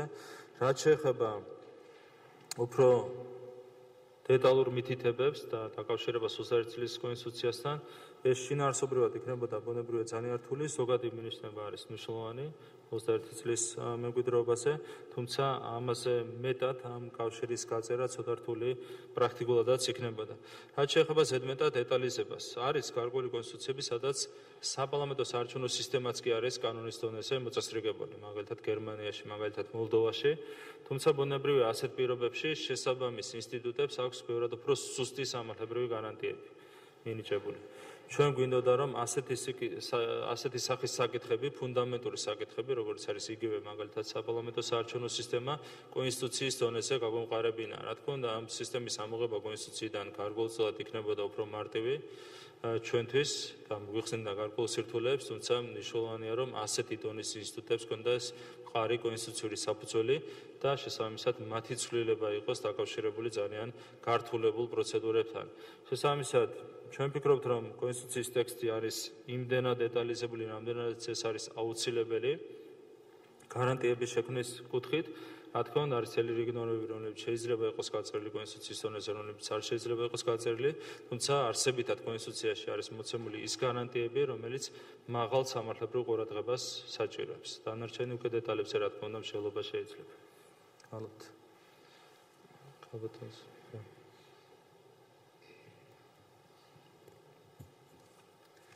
მოგესალმებით, მე გახლავართ თამარ გურჩიანი, ილიას სახელმწიფო უნივერსიტეტის სამართლის სკოლის ასოცირებული პროფესორი და ადამიანის უფლებების მმართველობის ხელმძღვანელი. პირველ რიგში მადლობას გიხდით ბატონო ირაკლი, ასეთი შთამბეჭდავი პრეზენტაციისთვის, მართლა ძალიან მნიშვნელოვანი ტექნიკური საკითხები გამოსწორდა კონსტიტუციაში. მაგრამ რაც შეეხება ფუნდამენტურ საკითხებს და რაც ბუნებრივია მეორე თავს უკავშირდება ადამიანის უფლებების და თავისუფლებების თავს, არ შემიძლია არ შევეხო ორ მნიშვნელოვან საკითხს. პირველი, მადლობას გიხდით, რომ მე-11 მუხლი მოქმედი კონსტიტუციის მე-14 მუხლი ასე მნიშვნელოვნად გამდიდრდა. მიუხედავად იმისა, რომ ექსპლიციტურად არ ჩაიწერა ადამიანების დისკრიმინაციის აკრძალვა მათი გენდერული იდენტობისა და სექსუალური ორიენტაციის მიხედვით, უდაოდ მნიშვნელოვანი პროგრესი არის ის, რომ ქალისა და მამაკაცის თანასწორობისთვის, ასევე შეზღუდული შესაძლებლობის მქონე ადამიანების უფლებრივი თანასწორობისთვის სახელმწიფომ განსაკუთრებული ღონისძიებები, ესე იგი, უნდა შეიმუშაოს და გაატაროს. მიუხედავად იმისა, რომ ამის პერსპექტივა ძალიან რთული წარმოსადგენია დღეს 2017 წელს, ეს ძალიან მნიშვნელოვანი პოლიტიკური ასეთ განაცხადი ჩადო ქვეყანამ მომავალ კონსტიტუციაში. მაგრამ მეორეს მხრივ არც მიგვირს, რომ მე-11 მუხლმა გაითვალისწინა სხვა ნიშნით დისკრიმინაციის აკრძალვა, მაგრამ ექსპლიციტურად არ გაითვალისწინა ადამიანების ჩაგვრის აკრძალვა გენდერული იდენტობისა და სექსუალური ორიენტაციის მიხედვით, იმიტომ რომ 30-ე მუხლში უკვე ერთ-ერთი უფლება, ადამიანის ერთ-ერთი უფლება, ქორწინების უფლება პირდაპირ შეუზღუდა მათ. ჩემი კითხვა არის შემდეგი. კონსტიტუცია იცავს ადამიანის უფლებებს და უპირველეს ყოვლისა იცავს უმცირესობას უმრავლესობისგან, სწორედ იმისთვის არსებობს კონსტიტუცია, რომ შეიბოჭოს უმრავლესობა, შეიბოჭოს ძალაუფლება. ამ საკითხთან დაკავშირებით ერთგვაროვანი პრაქტიკა, რა თქმა უნდა, არსად არ არის მათ შორის ევროპაში, მაგრამ ამერიკის შეერთებული შტატების უზენაეს სასამართლოს გადაწყვეტილებით აიკრძალა მაგალითად ერთი სქესის პირთა ქორწინების აკრძალვა არაკონსტიტუციურად გამოცხადდა, ხოლო ევროპის ადამიანის უფლებათა სასამართლოს გადაწყვეტილებებით კი ადამიანების უფლებების წართმევა, მათი ბიოლოგიურ სქესამდე რედუცირებით არ არის ლეგიტიმური. ჩვენი 21 წლის კონსტიტუციის შემქმნელები, დამფუძნებელი დედები და მამები, მაგალითად წერდნენ კონსტიტუციაში, რომ ქალებს საარჩევნო უფლება უნდა ქონოდათ ჯერ კიდევ 21 წელს და ასევე ეროვნულ უმცირესობებს თუ სახელმწიფო ენა ცარფლობდნენ, შეეძლოთ პარლამენტის ტრიბუნაზე გამოსულიყვნენ საკუთარ ენაზე და თარგმანი უნდა ყოფილიყო უზრუნველყოფილი. ანუ იმ კონტექსტში 1918 წლებში იმ დროინდელ კონტექსტში რაც იყო პრობლემატური, აი ესეთი პროგრესული ნაბიჯით უპასუხა იმ დროინდელმა ჩვენმა პოლიტიკურმა ელიტამ. ახლანდელი ჩვენი პოლიტიკური ელიტის ამოცანა რა იყო? ანუ თქვენ რა პრობლემა გადაჭერით, როდესაც ამ საზოგადოებაში, სადაც ასეთი ძლიერია ჰომოფობია, სადაც ასეთი ძლიერია ტრანსფობია, სადაც ამდენად პოლიტიკურად და სოციალურად მარგინალიზებული არიან ჯგუფები, რომლებიც განსხვავდებიან და არც ისე ბევრია ეს ხალხი, მაგრამ მათ მიმართ ყველაზე დიდი სიზუვილის ტალღა ვნახეთ ჩვენ ბოლო წლების მანძილზე. რა პრობლემა გადაჭერით თქვენ იმითი, რომ მაგალითად ერთი ესეთი უფლება მართალია ისეთი ნიშნულოვანი ერთი შეხედვით არ ჩანს ეს უფლება როგორც დაუშვათ სამართლიანი სასამართლოს უფლება ან გამოხატვის თავისუფლება ან რელიგიის თავისუფლება, მაგრამ ქორწინების უფლება რომ შეუზღუდეთ ადამიანებს გენდერული იდენტობისა და სექსუალური ორიენტაციის მიხედვით განსხვავებულ ადამიანებს, მაგალითად რა პრობლემა გადაჭერით თქვენ როგორც ამ ახალი რედაქციით კონსტიტუციის ავტორებმა. დიდი მადლობა. კი ბატონო, მოგახსენებთ პირველ რიგში რაც შეეხება ტექნიკური და ფუნდამენტური საკითხების გამიჯნას, ტექნიკური ცვლილება კონსტიტუციაში შევიდა უამრავი. მე მათზე შეგრემულად არ გამომხილე ყურადღება. მე აქ საუბარი მქონდა მხოლოდ და მხოლოდ შინაარსობრივ საკითხებზე და ფუნდამენტურ საკითხებზე. კონსტიტუციაში შედის ფუნდამენტური ცვლილებები და არა ტექნიკური. ტექნიკური ცვლილებები არის უამრავი, ასობით, რომელზეც საერთოდ არ გამომხილება ყურადღება. მე ყურადღება გამომხილე მხოლოდ ფუნდამენტურ ცვლილებებზე. ფუნდამენტური ცვლილება ის როცა იცვლება ერთი საარჩევნო სისტემა, მეორე საარჩევნო სისტემა, როდესაც მკაფიოდ იმიჯნება უფლებამოსილეები კონსტიტუციურ ორგანოებს შორის, როდესაც სრულიად ბუნდოვანი რეგულაციები თავდაცვის თაობაზე იცვლება აბსოლუტურად მკაფიო რეგულაციებით, ხელისუფლების დანაწილების პრინციპის შესაბამისად, როდესაც ძალიან კონკრეტული სახით იზრდება სასამართლოს დაცვის გარანტიები, ადამიანის უფლებების დაცვის გარანტიები, თვითმმართველობის გარანტიები, ეს იყო ფუნდამენტური ცვლილებები და არა ტექნიკური ხასიათის ცვლილებები. მე თქვენ არ მოგაბეზრეთ თავი ტექნიკურ ცვლილებებზე საუბრით, რომელიც არის ასეულობით წარმოდგენილი კონსტიტუციის ახალ რედაქციაში. რაც შეეხება თანასწორობის ძირითად უფლებას, კიდევ ერთხელ გავიმეორებ, რომ არის ძალიან გავრცობილი შესაბამისი ტექსტი და თვითონ შინაარსი მე-14 მუხლის საუბარი ხალისა და თანასწორობის უფლებაზე საუბარია აქ შეზღუდული შესაძლებლობის მქონე პირთა უფლებებსა და ინტერესებზე და ასევე არის გავრცობილი კრიტერიუმების ჩამონათვალი.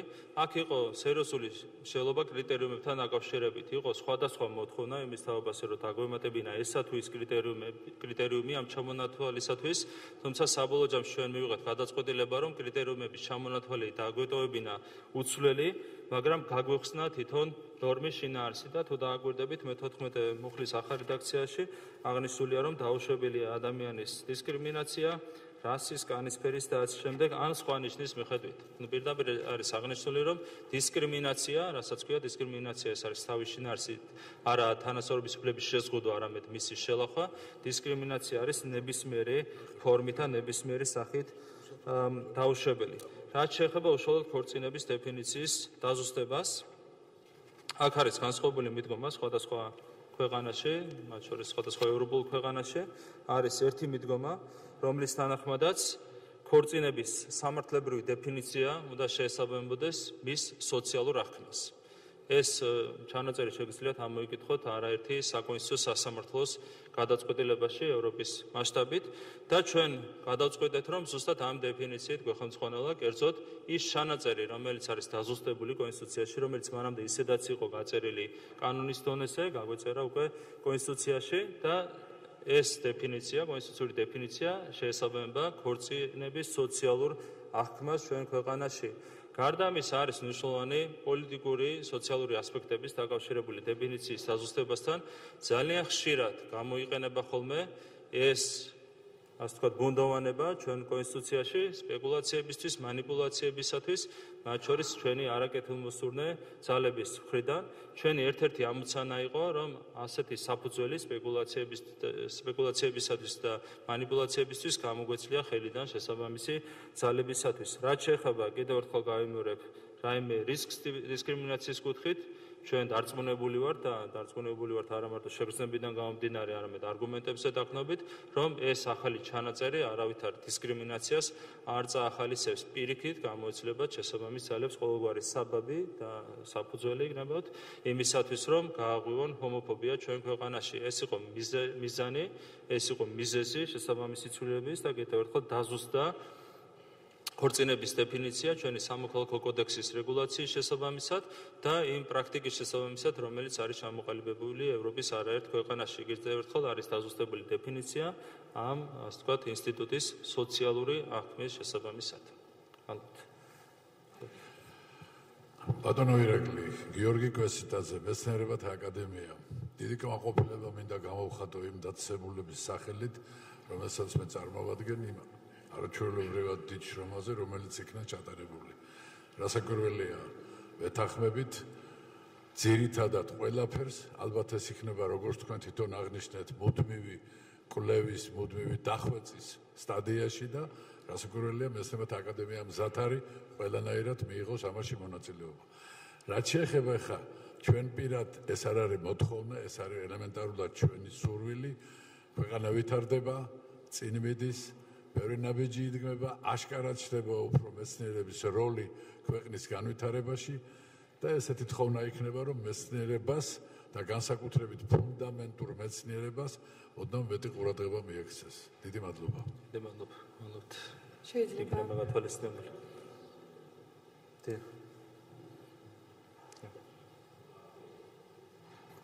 ვახტანგ ლეჟავა, დიდი მადლობა მოწვევისთვის და ამ შესაძლებლობისთვის.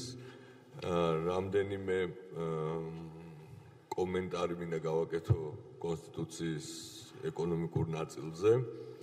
გასაგებია, რომ დიდწილად ამ საკითხებთან მიმართებაში პოლიტიკური გადაწყვეტილება მიღებულია, მაგრამ მაინც მინდა აღვნიშნო, რომ სასოფლო-სამეურნეო მიწის მიმართ ჩანაწერი ალბათ არ არის საუკეთესო, რაც შეიძლება ჩვენი საინვესტიციო კლიმატისთვის ან თვითონ სოფლის მეურნეობის განვითარებისთვის იყოს, მით უფრო რომ იურიდიული პირების მიერ სასოფლო-სამეურნეო მიწის ფლობა, მათ შორის აქაური დამფუძნებლები და აქ დაფუძნებული იურიდიული პირების არ მოიაზრება კონსტიტუციით და მხოლოდ იმედია ორგანული კანონის გამონაკლისებს შეიძლება მოხდეს. მე მგონი ეს ძალიან დრამატული ცვლილებაა ერთის მხრივ და მეორეს მხრივ არ მგონია რომ ამას პოზიტიური ეკონომიკური შედეგები მოყვეს. ეს ერთი საკითხი. მეორე საკითხი ვფიქრობ რომ თვითონ დათქმის დაწესება გადასახადების რეფერენდუმის წესით შეცვლის თაობაზე უკვე გამოიწვევს გარკვეულ უნდობლობას ინვესტორების მხრიდან ჩვენი ეკონომიკური პოლიტიკის მიმართ და ეს ალბათ რაც უფრო მიუახლოვდებით 2030 წელს, ანუ 12 წლის მერე მით უფრო ასე ვთქვათ გამძაფრდება, იმიტომ რომ მოლოდინი შეიქმნება რომ რაღაცა სხვა რეგულაცია იქნება. გასაგებია რომ ასეთი ჩანაწერი არ არის ტიპიური კონსტიტუციებისთვის, თუმცა უპრეცედენტოც არ არის, მაგრამ ჩვენ ეს ჩანაწერი გვქონდა და უბრალოდ ვფიქრობ რომ ამ თვალსაზრისით უკან გადადგმული ნაბიჯი იქნება ჩვენი საინვესტიციო მიმზიდველობისთვის და იმ რწმენისთვის, რომელიც ინვესტორებს ჩვენ ქვეყანაში უნდა გქონდეთ. კიდევ ერთი საკითხი, ჩანაწერი არის ახლა რომ მონოპოლიური საქმიანობა აკრძალულია. ეს ჩანაწერი მე მგონი ძალიან ჩამორჩა უკვე კონკურენციის სფეროს ეკონომიკურ და სამართლებრივ გააზრებასაც. თითქმის არსად პროგრესულ კანონმდებლობაში მონოპოლიური საქმიანობა პირდაპირ არ იგრძალება. თუ ავიღებთ ლისაბონის ხელშეკრულებასაც, იქაც საუბარია საბაზრო ძალაუფლების ბოროტად გამოყენების აკრძალვაზე, თავისთავად ნომინალურად მონოპოლიური საქმიანობა არ არის აკრძალული და მე მგონი ამ თვალსაზრისით ჩვენც რომ წამოვეწიოთ აი ამ სფეროს განვითარებას კონსტიტუციის თვალსაზრისით, მე მგონი არ იქნება ურიგო.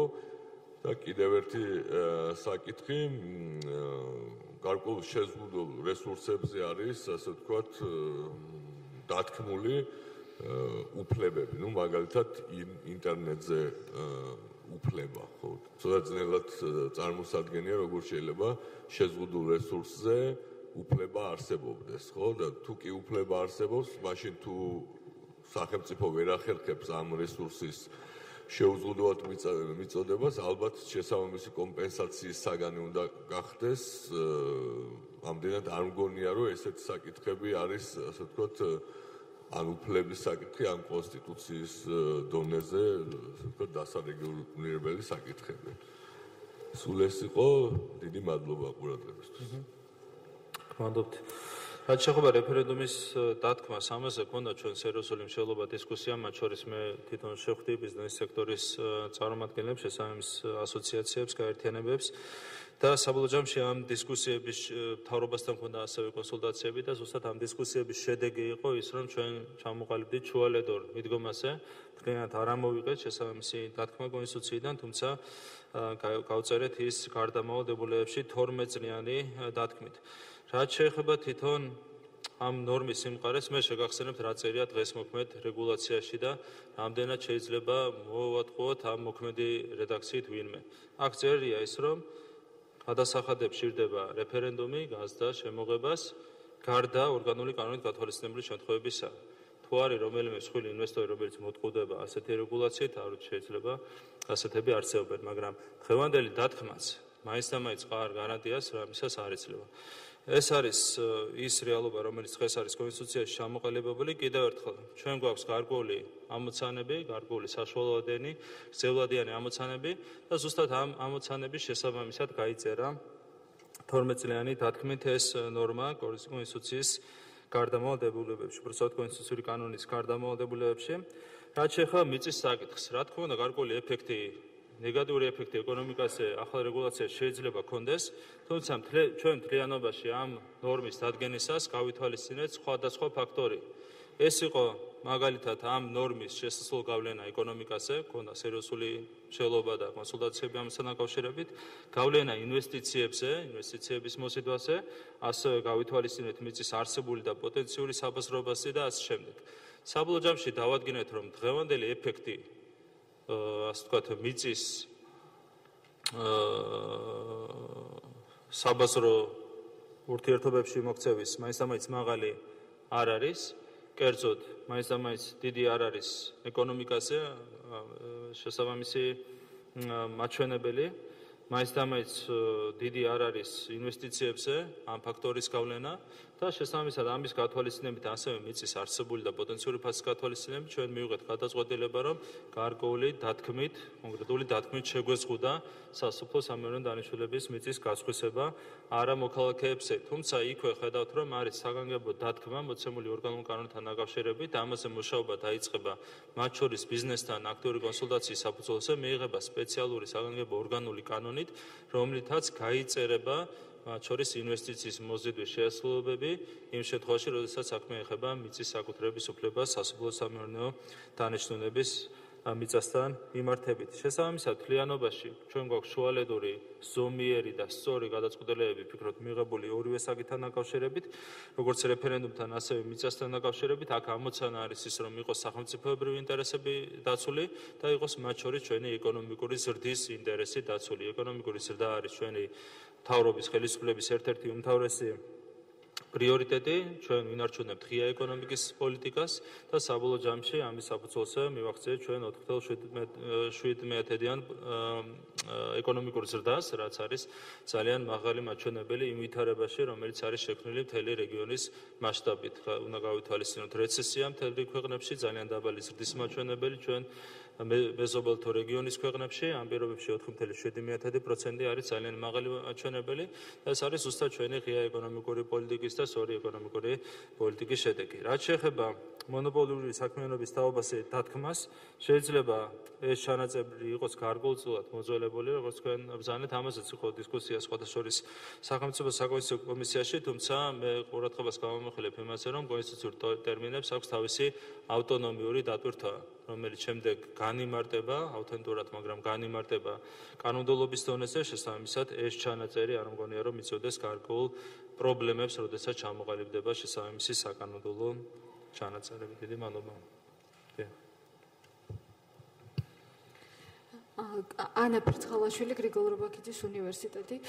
მოგესალმებით ბატონო პარლამენტის თავმჯდომარემ, ქალბატონებო, ბატონებო და მინდა ძალიან მოკლედ შევეცდები ჩემი შეკითხვა თუ რა ვიცი რეპლიკა გადმოგცეთ, რადგან მე მქონდა შესაძლებლობა კონსტიტუციის მეორე თავზე თვითონ საკონსტიტუციო კომისიის ფარგლებში მემუშავა და ამიტომ შევეცდები, რომ მხოლოდ დღევანდელ კანონპროექტთან დაკავშირებით დავაფიქსირო ჩემი მოსაზრება. ეს 5 პუნქტი მე ვფიქრობ უდაოდ დადებითად უნდა შეფასდეს, აქ მექნებოდა მხოლოდ ხმოსანთან დაკავშირებით შემოსაზრება მართალია თქვენ ბრძანეთ რომ იგი ქილიკის საგანი გახდა, თუმცა ჩვენ მე მგონი არ უნდა გვეშინოდეს ესეთი ქართული სიტყვებისა საქართველოს კონსტიტუციაში და ფიქრობ ეგ იყოს ზუსტად იმ სიტყვების და იმ აზრის მატარებელი, რაც პრინციპში ნაგულისხმები არის კიდეც ამ კოლეგიის წევრის ასე რომ ვთქვათ ფუნქციებად. გარდა ამისა მინდა მიგითითოთ 20 რადგან ფორმატი ასეთია რომ თქვენ ისაუბრეთ მთლიანად კონსტიტუციის ცვლილებების შესახებ, მეორე თავში გახლავთ ესეთი მუხლი 36 მუხლის მესამე პუნქტი, რომლითაც დგინდება რომ ადამიანის ძირითადი უფლებების შეზღუდვა უნდა შეესაბამებოდეს იმ ლეგიტიმური მიზნის მნიშვნელობას, რომლის მიღწევასაც იგი ემსახურება. შესაბამისად ვფიქრობ რომ ყველა მუხლზე ვრცელდება ადამიანის უფლებათა თავიდან ეს ჩანაწერი. როგორც თქვენ ბრძანეთ, მე-9 მუხლი არის ადამიანის ანუ უნივერსალური უფლება არის და იგი შეუზღუდავი არის. ხომ არ არის იმის საფრთხე რომ იგი მე-9 მუხლზეც გავრცელდეს, მიუხედავად იმისა რომ იქ ხელშეუხებელია სიტყვა წერია და ხომ არ შეიძლება იკითხებოდეს ისე რომ მე-9 მუხლის შეზღუდვაც შეიძლება ლეგიტიმური მიზნის გამო. აი ეს ხო არ არის ამის საფრთხე, ეს არის ჩემი შეკითხვა. მადლობთ. დიდი მადლობა შეკითხვისთვის და კომენტარისთვის. რაც შეეხება ტერმინ ხმოსანს. მე კიდევ ერთხელ გავიმეორებ, რომ ქილიკის საგანი გახდა როგორც ტერმინი, მიუხედავად იმისა, რომ ტერმინი თავისთავად ქართულია, კიდევ ერთხელ გავიმეორებ, ასევე თვითონ ქილიკის საგანი გახდა სამწუხაროდ კოლეგია, როგორც ინსტიტუტი. და ხშირად იყო საუბარი ჩვენი პოლიტიკური ოპონენტების და არა მხოლოდ პოლიტიკური ოპონენტების მხრიდან საუბარი იმაზე, რომ ვიღაც 300 კაცი აირჩევს პრეზიდენტს. აქედან გამომდინარე, ჩვენ გუნდში ხშირად ქონდა საუბარი იმაზე, ხომ არ ჯობია დავუბრუნდეთ ისევ საპარლამენტო არჩევის წესს, იმიტომ რომ პარლამენტზე ვერავინ ვერ ეთქოს, რომ ვიღაც 150 კაცი ირჩევს პრეზიდენტს.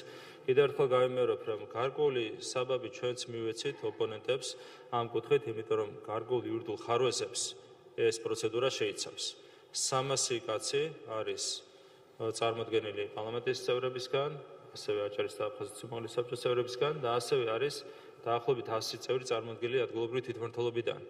ადგილობრივი თვითმმართველობა არ არის მმართველობის პოლიტიკური დონე, ეს არის მმართველობის ადმინისტრაციული დონე. აქედან გამომდინარე, გარკვეული ხარვეზებით არის წარმოდგენილი მთლიანობაში კოლეგიის ფორმირების წესი. და ამ საბაბით სარგებლობენ აქტიურად ჩვენი ოპონენტები და ხშირად საუბრობენ იმაზე, რომ ვიღაც 300 ხმოსანი, მგოცანი და ფრთოსანი ირჩევს პრეზიდენტს 2024 წლიდან. კიდევ ერთხელ ეს არის, რა თქმა უნდა, გარკვეული ხარვეზის შემცველი რეგულაცია, ჩვენ ტერმინის დონეზე გადავწყვეტეთ ამის გასწორება, იმისათვის რომ ამ ნაწილში მაინც ავირიდოთ თავიდან სპეკულაციები, თუ საჭირო ჩაითვლება, თუ პროგრამა შეიძლება საჭიროებს ძალიანად კოლეგიის ფორმირების წესი, ამისთვისაც ბუნებრივია მზადვართ. კიდევ ერთხელ წესი ორივე შეიძლება იყოს ლეგიტიმური კოლეგიას და პარლამენტის, თუმცა ამ შემთხვევაში კოლეგია არის გარკვეულწილად პრობლემური, ზუსტად ამის გამო, რომ ჩვენ პოლიტიკური რგოლი რეგიონის დონეზე ჩამოყალიბებული არ გვაქვს, გარდა ორისა, ხო, ეს არის აფხაზეთის და აჭარის ავტონომიური რესპუბლიკები. ეს იყო საერთო საფუძველი ტერმინის შეცვლის, თუმცა შეგვიძლია ამაზე მსჯელობა, რა თქმა უნდა, განვახცეთ. რაც შეეხება პროპორციულობის პრინციპს და მის გავლენას ღირსების ძირითად უფლებაზე, ჩვენ გქონდა სერიოზული დისკუსია გახსოვთ ტერმინებთან დაკავშირებით, ხელშეუვალი ტერმინი გამოიყენებოდა რამდენიმე ძირითადი უფლების მიმართ. მათ შორის მაგალითად ინტელექტუალური საკუთრება იყო ხელშეუვლად გამოცხადებული, რაც ჩვენი აზრით იყო ხარვეზი, იგივე ეხებოდა სხვა ძირითად უფლებებს, რომლებიც არ იყო აბსოლუტური თავისი ბუნებით. ამიტომ ჩვენ გადავწყვეტეთ, რომ ტერმინი ხელშეუვალი გამოგვეყენებინა მხოლოდ ღირსების უფლების მიმართ. და ეს არის განმარტებით ბარათშიც, კანონპროექტის განმარტებით ბარათში, კერძოდ იქ არის აღნიშნული, რომ ზუსტად ამიტომ უწოდებ ჩვენ ღირსების უფლებას ხელშეუვალს, რომ ის არის ერთადერთი აბსოლუტურად დაცული ძირითადი უფლება. აქედან გამომდინარე, მთლიანობაში თავისი განმარტებითი ბარათით ყველაფერი გვაძლევს იმის საფუძველს, რომ ღირსების უფლება გამოვაცხადოთ აბსოლუტურად დაცულ ძირითად უფლებად და წესით ამ ჩანაწერმა არ უნდა შეექმნას საფრთხე მე-9 მუხლს, ანუ ადამიანის ღირსების ძირითადი უფლების განმტკიცებელ მუხლს. დიდი მადლობა შენიშნისთვის. კეთილი შეიძლება. მოგესალმებით. პირველ რიგში ცხადია დიდი მადლობა მინდა მოგახსენოთ პრეზენტაციისთვის და ერთ მნიშვნელოვნად ყოველგვარი გადაჭარბების გარეშე მინდა თქვა, რომ ეს ნარატივი კონსტიტუციის არის ნამდვილად საზოგადოდ გასაგები და სახალხო და მარტივ ენაზე გაწერილი და ეს ერთ-ერთი მნიშვნელოვანი მომენტია ზოგადად კონსტიტუციაში, იმიტომ რომ ისი უნდა იყოს გასაგები ყველასთვის და არა ვიწრო წრეებისთვის. მე მექნება სულ ორი შეკითხვა, თვისობრივი, რაღაც დეტალური და არა ესეთი განზოგადოებული. ასე მაგალითად, საუბარია პირველი თავის მესამე მუხლზე, რომელშიც ვკითხულობთ შემდეგს. სახელმწიფო ზრუნავს ქვეყნის მთელ ტერიტორიაზე თანაბარი სოციალურ-ეკონომიკური და დემოგრაფიულ განვითარებაზე. ალბათ დამეთანხმებით იმასთან დაკავშირებით, რომ კონსტიტუციაში ნებისმიერი ჩანაწერი ნებისმიერი ჩანაწერის წინაპირობა არის გარკვეული ტიპის მეცნიერული ხედვა, ასე ვთქვათ, თეორიების შეჯამება და შემდეგ ის უკვე გადატანილი კონსტიტუციაში იმ სამართლებრივი ენით მოწესრიგებული. ხომ არ ფიქრობთ, რომ ეს ჩანაწერი მცირედ აკნინებს, არ არის ალბათ, არ აკნინებს უბრალოდ ბუნდოვანს ხდის, ასე მაგალითად რეგიონული პრინციპის განვითარებას დემოგრაფიასთან მიმართებაში, იმ დემოგრაფიულ პოლიტიკას, რომელიც ძალიან მნიშვნელოვანია სწორედ რეგიონული სპეციფიკებიდან გამომდინარე და ხომ არ იქნებოდა უმჯობესი, რომ ასე მაგალითად სახელმწიფო თანაბრად ზრუნავს, რომელიც მოხსნიდა ამ კითხვას და სწორედაც დივერსიფიცირებულად მოგცემდა შესაძლებლობას გვემსჯელა და უფრო მოქნილი იქნებოდა მუშაობის პროცესში შემდეგ უკვე რეგიონებთან მიმართებაში. აი ნახეთ, აქ იკითხება თანაბარ სოციალურ-ეკონომიკურ და დემოგრაფიულ განვითარებაზე, რომელიც რეალობას სინამდვილეში არ შეესაბამება, ვინაიდან და რადგანაც საქართველო არის ზედმეტად სპეციფიური ფიზიკურ-გეოგრაფიული გარემოს მატარებელი. ეს ერთი. და რაც შეეხება თუ არის შესაძლებელი, ბუნებრივია, მეორე კითხვა, ეს არის თავი მეოთხე მუხლი, სახელმწიფო ქმნის განსაკუთრებულ პირობებს შეზღუდული შესაძლებლობების მქონე პირთა უფლებებისა და ინტერესების რეალიზებისთვის, ვინაიდან და რადგანაც და ეს არ არის ნამდვილად ამ შემთხვევაში ჩემი პირადი მოსაზრება, საზოგადოდ გაცხადებულია, რომ შეზღუდული შესაძლებლობები და შესაბამისად შეშემო პირები როგორც ცნება, ესე ვთქვათ, ინტენსიურად აღარ გამოიყენება, ხომ არ იქნება უმჯობესი ჩანაწერში იყოს ადაპტირებული და შესაბამისი და ადაპტირებული გარემოს შექმნა. და ერთიც, რომელიც ალბათ აქ არ და ვაზუსტებ ვინაიდან და რადგანაც უბრალოდ ვიტყვი რეპლიკის სახით, რომ მუხლი 29, რომელიც ეხება გარემოს დაცვის უფლებებს, დიდი პატივისცემის და მოკრძალებით ფიქრობ, რომ მცირედ დასაკორექტირებელია. დიდი მადლობა, უღრმესი მადლობა.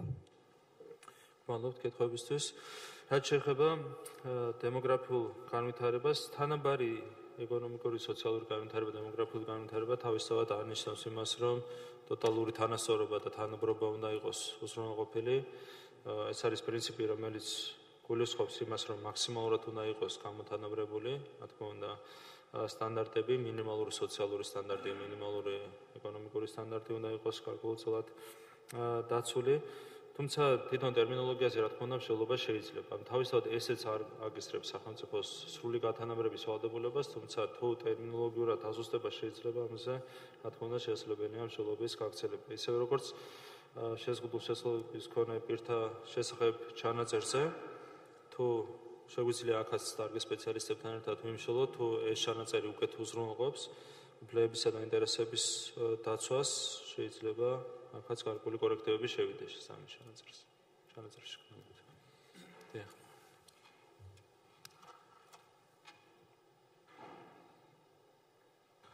მოგესალმებით, გიორგი გორაძე. ამჯერად აქ წარმოვადგენ საქართველოს კავკასიის საერთაშორისო უნივერსიტეტს. ორი კონკრეტული საკითხი მინდა წამოჭრა. ერთი ეს არის აფხაზეთის ავტონომიური რესპუბლიკის უფლებამოსილებებთან დაკავშირებით. დღესაც არსებული რედაქციით კონსტიტუციაში გვიწერია, რომ აჭარის და აფხაზეთის ავტონომიური რესპუბლიკების სტატუსი განისაზღვრებაო კონსტიტუციური კანონითო, თუმცა გვაქვს აჭარასთან დაკავშირებით და არ გვაქვს აფხაზეთთან დაკავშირებით. და ფაქტობრივად შეიძლება ითქვას, რომ დღესაც გვაქვს ეგეთი ახალ რედაქციაში არის, რომ მათი უფლებამოსილებები კონსტიტუციური კანონით რეგულირდება, მაგრამ ჯერჯერობით არ არის აფხაზეთთან დაკავშირებით მსგავსი კანონი. და შეიძლება ითქვას, რომ მსგავსი უმოქმედობით, ესე ვთქვათ, კონსტიტუცია ირღვევა. იმიტომ რომ შეიძლება, ანუ ჩვენ ფაქტობრივად არც ერთ დროს, ანუ რაც ეს კონსტიტუცია მიღებული, არ გვაქვს სახელმწიფოს პოზიცია აფხაზეთთან დაკავშირებით. შეიძლებოდა ვთქვათ, გაკეთდეს კანონ პროექტი, ვთქვათ, კანონი, კონსტიტუციური კანონი აფხაზეთთან დაკავშირებით და უბრალოდ ჩაიწეროს, რომ ეს ამოქმედდება, ან შეიძლება დაზუსტდეს, როგორც შემდეგ პუნქტში არის, რომ ეს გადაიხედება, გადაისინჯება, მსგავსი რაღაც შეიძლება, ანუ კონსტიტუციური კანონით ჯერ ერთი რომ კონსტიტუცია შევასრულებთ, მოთხოვნას კონსტიტუციის და მეორე, რომ სახელმწიფოს ხედვა გამოჩნდება, კონკრეტულად რა უფლებას ვაძლევთ, რას არ ვაძლევთ და ეს შემდეგ. ეს ერთი საკითხი. რა თქმა უნდა, რომელიც შეიძლება გადაისინჯოს პერსპექტივაში. და მეორე საკითხი კონკრეტულად ეხლა პარლამენტის უფლებამოსილებასთან დაკავშირებით, ეს შენიშნა სხვათა შორის, რამდენადაც მახსოვს, ქონდა ვენეციის კომისიასაც, ეს არის საბიუჯეტო კონტროლის თემა, ანუ ვენეციის კომისიაც წერდა, რომ უკეთესი იქნებოდაო, რომ პარლამენტს მეტი უფლებები ჰქონდეს ბიუჯეტის მიღებასთან დაკავშირებითო, კონკრეტულად, რომ მას არ შეუძლია დამოუკიდებლად რაიმე ცვლილება შეიტანოს მასში და პლუს ამას, ეხლა ამოღებულია ისიც, რომ თუ ვთქვათ, ბიუჯეტის კანონი ჩააგდო პარლამენტმა, ასეთ შემთხვევაში არანაირი პასუხისმგებლობა ამითქედან გამომდინარე მთავრობას არ ეკისრება. აი, ხო არ ჯობდა, რომ აი მეტი კონტროლის ფუნქცია ყოფილიყო, მით უმეტეს, როდესაც უფრო მტკიცედ საპარლამენტო მოდელზე გადავდივართ. გმადლობთ. გმადლობთ. რაც შეეხება აფხაზეთის შესახებ კონსტიტუციურ კანონს, აქ როგორც უკვე აღნიშნეთ, აქამდე ჭყალებში იყო მოცემული კანონების სათაურები, შხალნები მოიხსნა და ზოგადად არის აღნიშნული, რომ ორივე ავტონომიური რესპუბლიკის უფლებამოსილები განისაზღვრება კონსტიტუციური კანონებით, ამით ჩვენ ეს უხერხულობა მოხსენით. რაც შეეხება სპეციალური სახელმწიფო კონსტიტუციური კანონის მიღებას აფხაზეთის თაობაზე, ეს არის ბუნებრივია პოლიტიკური გადაწყვეტილება და ჩვენ ფიქრობდით, რომ ამ ეტაპზე არ იყო მიზანშეწონილი ახალი კონსტიტუციური კანონის მიღება, ზუსტად იგივე მოსაზრებებიდან გამომდინარე, რაც მანამდე ითქვა, ანუ რაიმე არსებითი ცვლილების შეტანა ამ ნაწილში ჩვენი აზრით არ არის სწორი, ვიდრე არ დაიწყება კონკრეტულად საუბარი ტერიტორიული მთლიანობის აღდგენაზე და ვიდრე არ გვექნება ჩვენ იმის შესაძლებლობა, რომ ერთად ვისაუბროთ აფხაზეთის და ცხინვალის რეგიონის მოსახლეობასთან ერთად ამ ტერიტორიულ საკითხებზე. ეს იყო პოლიტიკური გადაწყვეტილება, აქედან გამომდინარე ჩვენ ჭყალები მოხსენით, სათაურები აღარ ჩავწერეთ კონსტიტუციის რედაქციაში და შესაბამისად ზოგადად გაიწერა, რომ ორივე ავტონომიის უფლებამოსილები განისაზღვრება კონსტიტუციური კანონებით. ჯერჯერობით, ასე ვთქვათ, გადაწყვეტილება იქნა მიღებული, რომ დამატებითი კონკრეტიკა ამ ყველაფერში არ შევიდეს. რაც შეეხება საბიუჯეტო უფლებამოსილებებს, ამაზე ქონდა ჩვენ მსჯელობა, როგორც კომისიის ფორმატში, ასევე ვენეციის კომისიასთან. კერძოდ რეკომენდაციის არსი მდგომარეობდა იმაში, რომ პარლამენტს უნდა ქონოდა მთავრობის თანხმობის გარეშე ბიუჯეტში ცვლილების შეტანის შესაძლებლობა. ჩვენთვის ეს იყო წმინდა შინაარსობრივი კუთხით, ასე ვთქვათ, მიუღებელი, აქ პოლიტიკური ნამდვილად არ იყო ეს საკითხი. შინაარსობრივად ჩვენ ფიქრობდით, რომ კომპეტენციების უკეთ მოწესრიგებას, უფრო მეტად უკეთ მოწესრიგების ინტერესს უფრო მეტად შეესაბამებოდა ის რეგულაცია, რომელიც დღეს არის წარმოადგენელი. ზოგადად მენეჯმენტი ამ სახით უკეთ ფუნქციონირებს, როდესაც მთავრობას აქვს ექსკლუზიური უფლება მომზადებაზე, ინიცირებაზე და პარლამენტს აქვს ექსკლუზიური უფლება მიღებაზე. ანუ ორივეს თავისი ექსკლუზივი აქვს მინიჭებული მთავრობასაც და პარლამენტსაც და ამით არის საუკეთესოდ მოწესრიგებული ურთიერთობები აღმასრულებელ და საკანონმდებლო ორგანოებს შორის. და გარდა ამისა, მარტივი მაგალითებიც რომ მოვიყვანოთ, ხო, ჩვენ ეს მაგალითები მოვყვება, თუმცა პასუხები ვერ მივიღეთ. მაგალითად წარმოიდგინეთ, რომ პარლამენტის აზრით საყოველთაო ჯანდაცვის პროგრამას უნდა მოაგდეს 200 მილიონი პირობითად. და მთავრობა არ არის თანახმა, პარლამენტი ამას მაინც აკეთებს. ან პირიქით ხნათესვაზე არ არის გათვალისწინებული რაღაც თანხა და პარლამენტს მიაჩნია, რომ უნდა დაემატოს. და შეაქვს მთავრობის გარეშე ცვლილება. მთლიანობაში დგება უნდობლობის საკითხი, ხო? თუ პარლამენტს არ მოწევს მთავრობის საქმიანობა. მთავრობა გამოვა და იტყვის მარტივად, რომ პარლამენტმა თვითონ შეიტანა კორექტივები ბიუჯეტში და აქედან გამომდინარე ვეღარ მოთხოვს მთავრობას პასუხს, მაგალითად იმასთან დაკავშირებით, რომ სათანადო ეკონომიკური ზრდა არ აქვს, ან სათანადო სოციალური ეფექტი არ აქვს. კაფიად უნდა იყოს გამიჯნული პასუხისმგებლობები და კომპეტენციები პარლამენტსა და მთავრობას შორის. ექსკლუზივი უნდა დარჩეს ჩვენი აზრით მთავრობას ინიციირებაზე, პარლამენტი უნდა იყოს დამტკიცებაზე პასუხისმგებელი. და გარდა ამისა, თუ ორი მხარე ვერ თანხმდება, აქამდე პრობლემა რაში მდგომარეობდა. ძალიან გართულებული იყო პარლამენტისთვის უნდობლობის გამოცხადება მთავრობის მიმართ, ეს საკითხი არის მოწესრიგებული. როგორც კი დადგება დღის რიგში ასეთი საკითხი, როდესაც ვერ შეთანხმდებიან ერთმანეთთან პარლამენტი და მთავრობა ბიუჯეტზე განსაკუთრებით, მაშინ მარტივად შეუძლია პარლამენტს მთავრობისთვის უნდობლობის გამოცხადება. ზუსტად უნდობლობის გამოცხადების პროცედურის გამარტივება მოაწესრიგა მთლიანობაში ეს საკითხი. კიდევ ერთხელ რჩება ექსკლუზიური უფლება ინიციირებაზე მთავრობას, დამტკიცებაზე პარლამენტს და იმ შემთხვევაში თუ ვერ თანხმდებიან მხარეები ერთმანეთთან, ამ შემთხვევაში უკვე პარლამენტი დაითხოვს მთავრობას. ეს არის შინაარსი იმ რეგულაციის, რომელიც არის მთლიანობაში წარმოდგენილი. არგუმენტებით ქონდა ჩვენ საუბარი ვენეციის კომისიასთან, სახელმწიფო საკონსტიტუციო კომისიის წევრებთან, როდესაც ვერ მივიღეთ მყარი პასუხები ჩვენ შეკითხვებზე, ჩვენ არგუმენტებზე, ამის შემდეგ უკვე გადაწყვეტეთ, რომ ამ სახით ჩამოგვეყალიბებინა ეს პროცედურა. მადლობთ. გამარჯობა, გიორგი ციცაკი, საქართველოს ეროვნული უნივერსიტეტი. 47 მუხთან დაკავშირებით მინდა პატარა შენიშვნის გაკეთება, რომელიც ეხება საერთაშორისო ხელშეკრულებებს. აქ საუბარია პარლამენტის უფლებებზე საერთაშორისო ხელშეკრულების რატიფიკაციის, დენონსაციისა და გაუქმების შესახებ, თუმცა ალბათ აჯობებდა, რომ ჩამონადოლში ყოფილიყო გამოსვლის გაკეთების უფლებაც, ვინაიდან ვენის კონვენცია საერთაშორისო ხელშეკრულებების შესახებ ამ უფლებას იცნობს, ისევე როგორც ზოგადი საერთაშორისო სამართალი. დენონსაციასა და გამოსვლას შორის კიდევ არსებობს განსხვავება, ამიტომ დენონსაციის უკან თქვა ხელშეკრულებიდან გამოსვლის იდეის ჩადება ცოტა არ იქნებოდა გამართული. ამიტომ დენონსაციასთან ერთად რომ იყოს გამოსვლის უფლებაც იქნებოდა უფრო გამართული. მადლობა. გვალობთ, კიდე აქაც ვიტყოდი, რომ კონსტიტუციის ტერმინებს აქვს თავისი ავტონომიური მნიშვნელობა. რომ შეიძლება იყოს ავთენტურობის ფარგლებში უფრო ფართოდ განმარტებული, ვიდრე, ასე ვთქვათ, მოიაზრება კანონმდებლობის დონეზე, ვიწროთ შესაბამისი ტერმინი. აქედან გამომდინარე თავის შინაარსით გამოსვლასაც მოიცავს ის ჩანაწერები, რომელიც აქ არის წარმოდგენილი. ანუ სწორედ ამ პრინციპიდან გამომდინარე. უბრალოდ საერთაშორისო სამართალი განსხვავებულ დატვირთვას აძლევს დენონსაციას. მაგის გათვალისწინებით. კი, არის განსხვავებები საერთაშორისო სამართალში, კანონმდებლობაში შეიძლება იყოს ტერმინები განსხვავებულად ჩამოყალიბებული, თუმცა კონსტიტუციურ ტერმინებს თავისი ავტონომიური დატვირთვა აქვს და შესაბამისად კონსტიტუციაში ერთი ტერმინი შეიძლება სხვაგვარად იყოს განმარტებული უკვე საერთაშორისო სამართლის და კანონმდებლობის დონეზე. ანუ ეს იმას მოიცავს, შეიძლება ითქვას. მადლობა. მოგესალმებით, კარლ ნიკოლაიშვილი, თბილისის სახელმწიფო უნივერსიტეტი. ანუ რამდენიმე საკითხს შევეხები. პირველი მეხუთე მუხტლის მე-7 ნაწილთან დაკავშირებით. სადაც საუბარი არის, რომ სახელმწიფო ზრუნავს უცხოეთში მცხოვრები თანამემამულეების სამშობლოთან კავშირის შენარჩუნებაზე. უბრალოდ ტერმინოლოგიური კუთხით სიტყვები თანამემამულეები და სამშობლო უფრო სოციალური ხასიათის შინაარსს ხომ არ ატარებს და სამართლებრივად რამდენად ბუნდოვანებას ხო არ იწვევს, ეს საკითხი მაინტერესებს.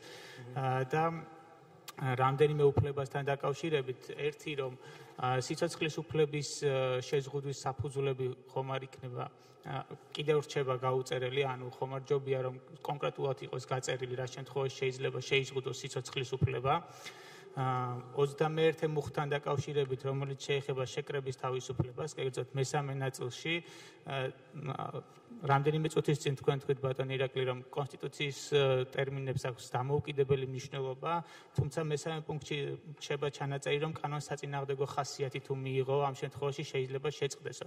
ხომ არ ჯობია ზუსტად და კონკრეტულად გაიწეროს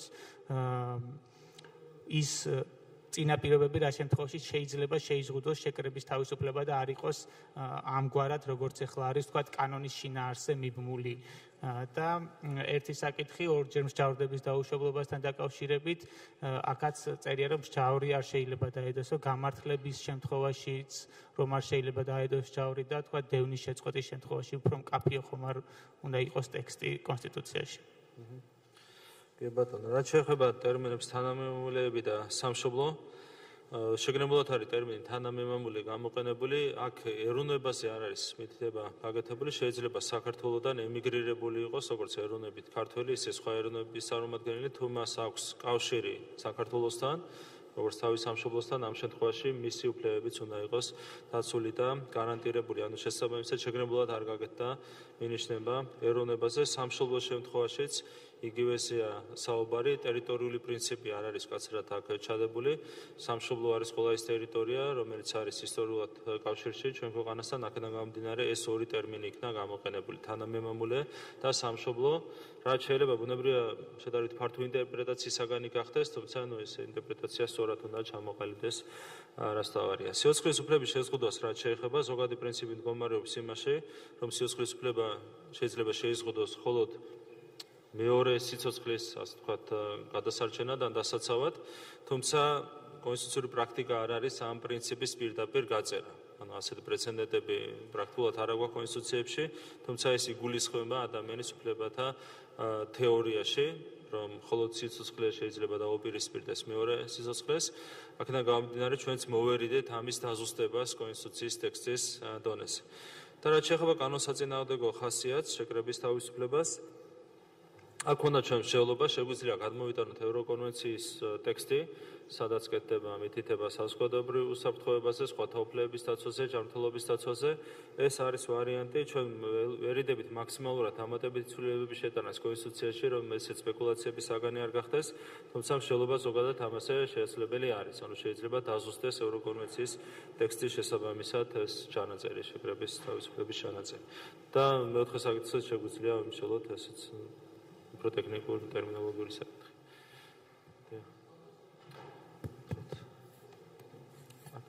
მოგესალმებით, გიორგი ანდრიაძე, საპატრიარქოს უნივერსიტეტი. პირველ რიგში დიდი მადლობა ძალიან საინტერესო პრეზენტაციისათვის.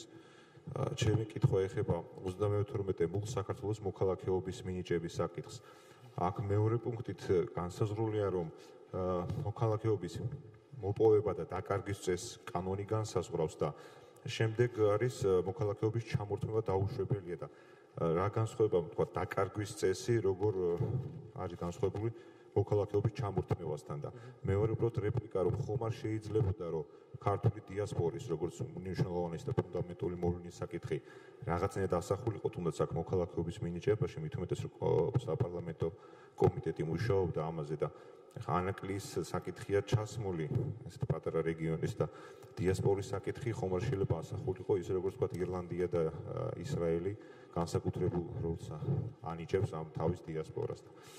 პირველი კითხვა არის ეს, მეორე მხოლოდ რეპლიკა არის ჩამორთმევისა და დაკარგვის წესს შორის დაახლოებით რა ის არის. მადლობა. კი ბატონო, გმადლობთ. განსხვავება დაკარგვასა და ჩამორთმევას შორის არის შემდეგი, ჩამორთმევა ეს არის სანქცია. ну, როდესაც ადამიანი ჩაიდენს გარკვეულ ქმედებას და ამისათვის უპირისპირებს სანქციას, ეს არის დაუშვებელი, არ შეიძლება სანქციის სახით იყოს გაწერილი მოქალაქეობის, ასე ვთქვათ, შეწყვეტა. დაკარგვა ეს არ არის სანქცია. დაკარგვა უკავშირდება გარკვეულ გარემოებებს, რომელიც შეიძლება სულაც არ იყოს სამართალდარღვევა, მაგალითად შეიძლება ადამიანი კანონის დაცვით შევიდეს სხვა სახელმწიფო სამსახურში, იგივე სამართალდამცავ სტრუქტურებში, ეს არ არის სამართალდარღვევა თავისთავად, თუმცა ეს შეიძლება გახდეს მოქალაქეობის შეწყვეტის საფუძველი. ანუ სანქციად გამოყენება მოქალაქეობის შეწყვეტის არ შეიძლება, თუმცა გარკვეული გარემოებები შეიძლება არსებობდეს, რომელსაც კანონმდებლობა უკავშირებს მოქალაქეობის შეწყვეტას. ანუ მთავარი პრინციპი არის შადებული ის, რომ არ შეიძლება შეუფარდოთ ადამიანს, ასე ვთქვათ, სანქციის სახით მოქალაქეობის ჩამორთმევა. რაც შეეხება დიასპორის საკითხებს, ჩვენ საგანგებო პუნქტი დაუთმეთ ამ საკითხს კონსტიტუციის პირველ თავში, სადაც საუბარია იმაზე, რომ სახელმწიფოს ზრუნავს უცხოეთში მცხოვრები ჩვენი თანამემამულეების სამშობლოსთან კავშირის შენარჩუნებასა და განვითარებაზე. ანუ არის ძალიან მკაფიო ჩანაწერი, რომელიც ბუნებრივია თავის გავლენას ახდენს მოქალაქეობის საკითხებზეც. დეტალებში ეს საკითხი კონსტიტუციის დონეზე ბუნებრივია ვერ გაიწერება, თუმცა კანონმდებლისთვის ბუნებრივია პირველი თავის ჩანაწერი გახდება საფუძველი, როდესაც ის მოაწესრიგებს მოქალაქეობის მინიჭების წესს უკვე მოქალაქეობის შესახებ ორგანული კანონის დონეზე. ანუ სათანადოდ არის გამოხატული დიასპორის ინტერესები, დიასპორის უფლებები კონსტიტუციაში, რაც შემდეგ უკვე ორგანულ კანონში შედარებით დეტალურად უნდა გაიწეროს და ისახოს. ბატონო გიხდით. გია ჟარვაშიძე, თბილისის სახელმწიფო უნივერსიტეტი. უპირველესად დიდი მადლობა ძალიან საინტერესო მოხსენებისთვის, ბატონო ირაკლი. ერთი ესეთი კომენტარი და შეკითხვათან. ალბათ სამაგალითო კონსტიტუცია იქნება ნამდვილად ჩვენი კონსტიტუცია, რადგანაც გაჩნდა ცნება აკადემიური თავისუფლების, რაც მართლაც მაგალითის მიმცემია ძალიან ბევრი ქვეყნისთვის ევროპაში. ბოლომდე რომ მაგალითის მიმცემები გავხდეთ, ხომ არ არის თუ რომ გაჩნდეს მეორე ცნება სამოძრაულად აისახოს კონსტიტუციაში, რომელიც შეეხება უნივერსიტეტის ავტონომიის პრინციპს. ნალოთ. დიდი მადლობა, ბატონო გია.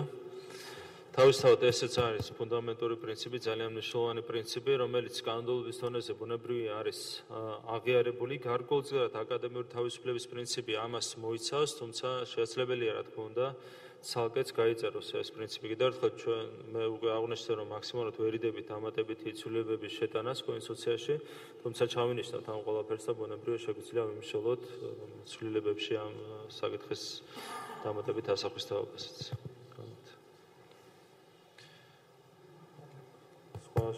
შეკითხვები, კომენტარები?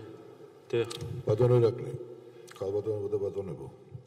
გიდასტურებთ პატივისცემას სოხუმის სახელმწიფო უნივერსიტეტის ზურაბ ხონელიძე. მადლობას მოგახსენებთ მოწვევისთვის და შესაძლებლობისთვის გამოვთქვათ ჩვენი მოსაზრება. სურვილის დონეზე. მუხლი მე-7 ტერიტორიული მოწყობის საკითხები, პუნქტი მე-5. საუბარია ორგანული კანონით ანაკლიაში განსაკუთრებული ეკონომიკური ზონის შექმნის თაობაზე. თქვენი განმარტება აბსოლუტურად დამაკმაყოფილებელია, მაგრამ ხომ არ იქნებოდა უფრო გამართლებული ან მისაღები, რომ გაიწეროს შემდეგი ტექსტი ორგანული კანონით და მიუთითოთ კონკრეტულად ანაკლი არჩევანი რატო გაკეთდა. ეს ხო არ არის მარტო ეკონომიკური სარგებელი და ის რომ დიდი რაოდენობით ინვესტიცია იდება. რა თქმა უნდა, ესეც მნიშვნელოვანი ფაქტორია, მაგრამ როგორც ხედავ, ეს არის სამშვიდობო პროცესი, რომელიც უნდა მოემსახუროს რეინტეგრაციის, მთლიანობაში რეინტეგრაციის პროცესი.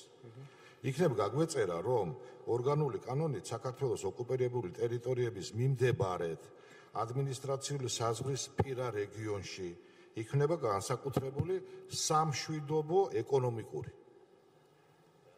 და ამასთანავე გამოვიყენოთ ასევე ამ ფორმატში, სამშვიდობო ფორმატში პოტენციალი, რომლის რეალიზაციაც სამწუხაროდ დღემდე სათანადო არ ყოფილა, ეს არის საგანმანათლებლო, აკადემიური და საუნივერსიტეტო სამშვიდობო ზონა და გავრცელდეს მათზეც შესაბამისი რეგულაცია სამართლებრივი. და რატო ვამბობ ყოველივე ამას? ფიქრობ საჭიროა და აუცილებლობა უფრო მკვეთრად დავაფიქსიროთ სახელმწიფოს ხედვა, დამოკიდებულება პრობლემისადმი და მისი გადაჭრის გზები, როგორ ხედავს ქვეყანა და რა მექანიზმები აქვს. და ეს ორი მნიშვნელოვანი ფაქტორად მიმაჩნია. თუ იქნება გათვალისწინებული. მადლობთ ყურადღებისთვის. მადლობთ.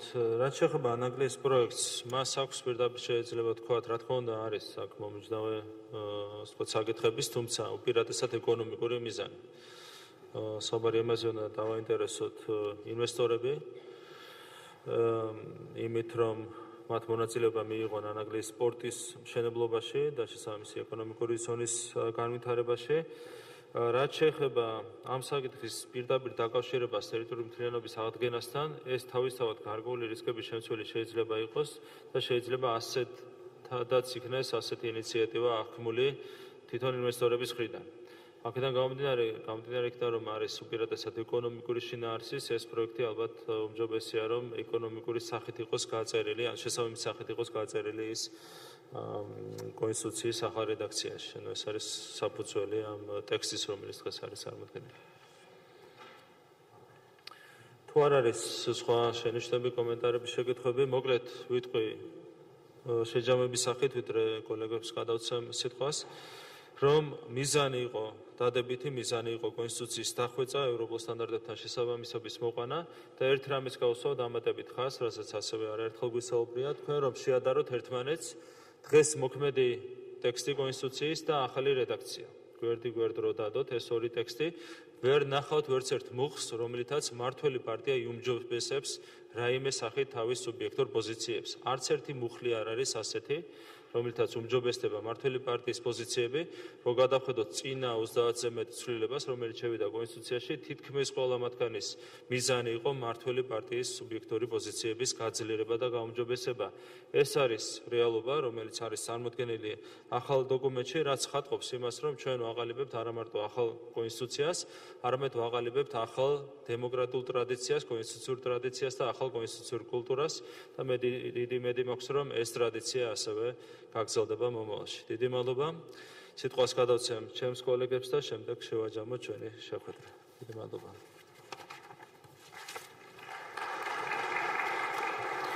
ბატონ არჩილთა ლაკვაძეს ხო?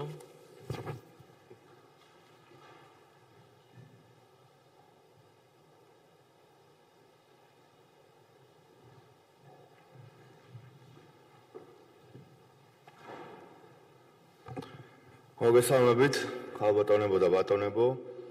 კიდევ ერთხელ დიდი მადლობა თქვენი დროისთვის, დიდი მადლობა მხარდაჭერისთვის და მონაწილეობისთვის იმ მნიშვნელოვან პროცესში, რასაც საკონსტიტუციო რეფორმა ჰქვია. ალბათ გასაკვირი არც არის, რომ თქვენი აზრი ამ საკონსტიტუციო რეფორმის შესახებ, იმ ტექსტის შესახებ, რომელიც რეფორმის შედეგად ჩვენ მივიღეთ, ალბათ ერთ-ერთი ყველაზე მეტად მნიშვნელოვანია.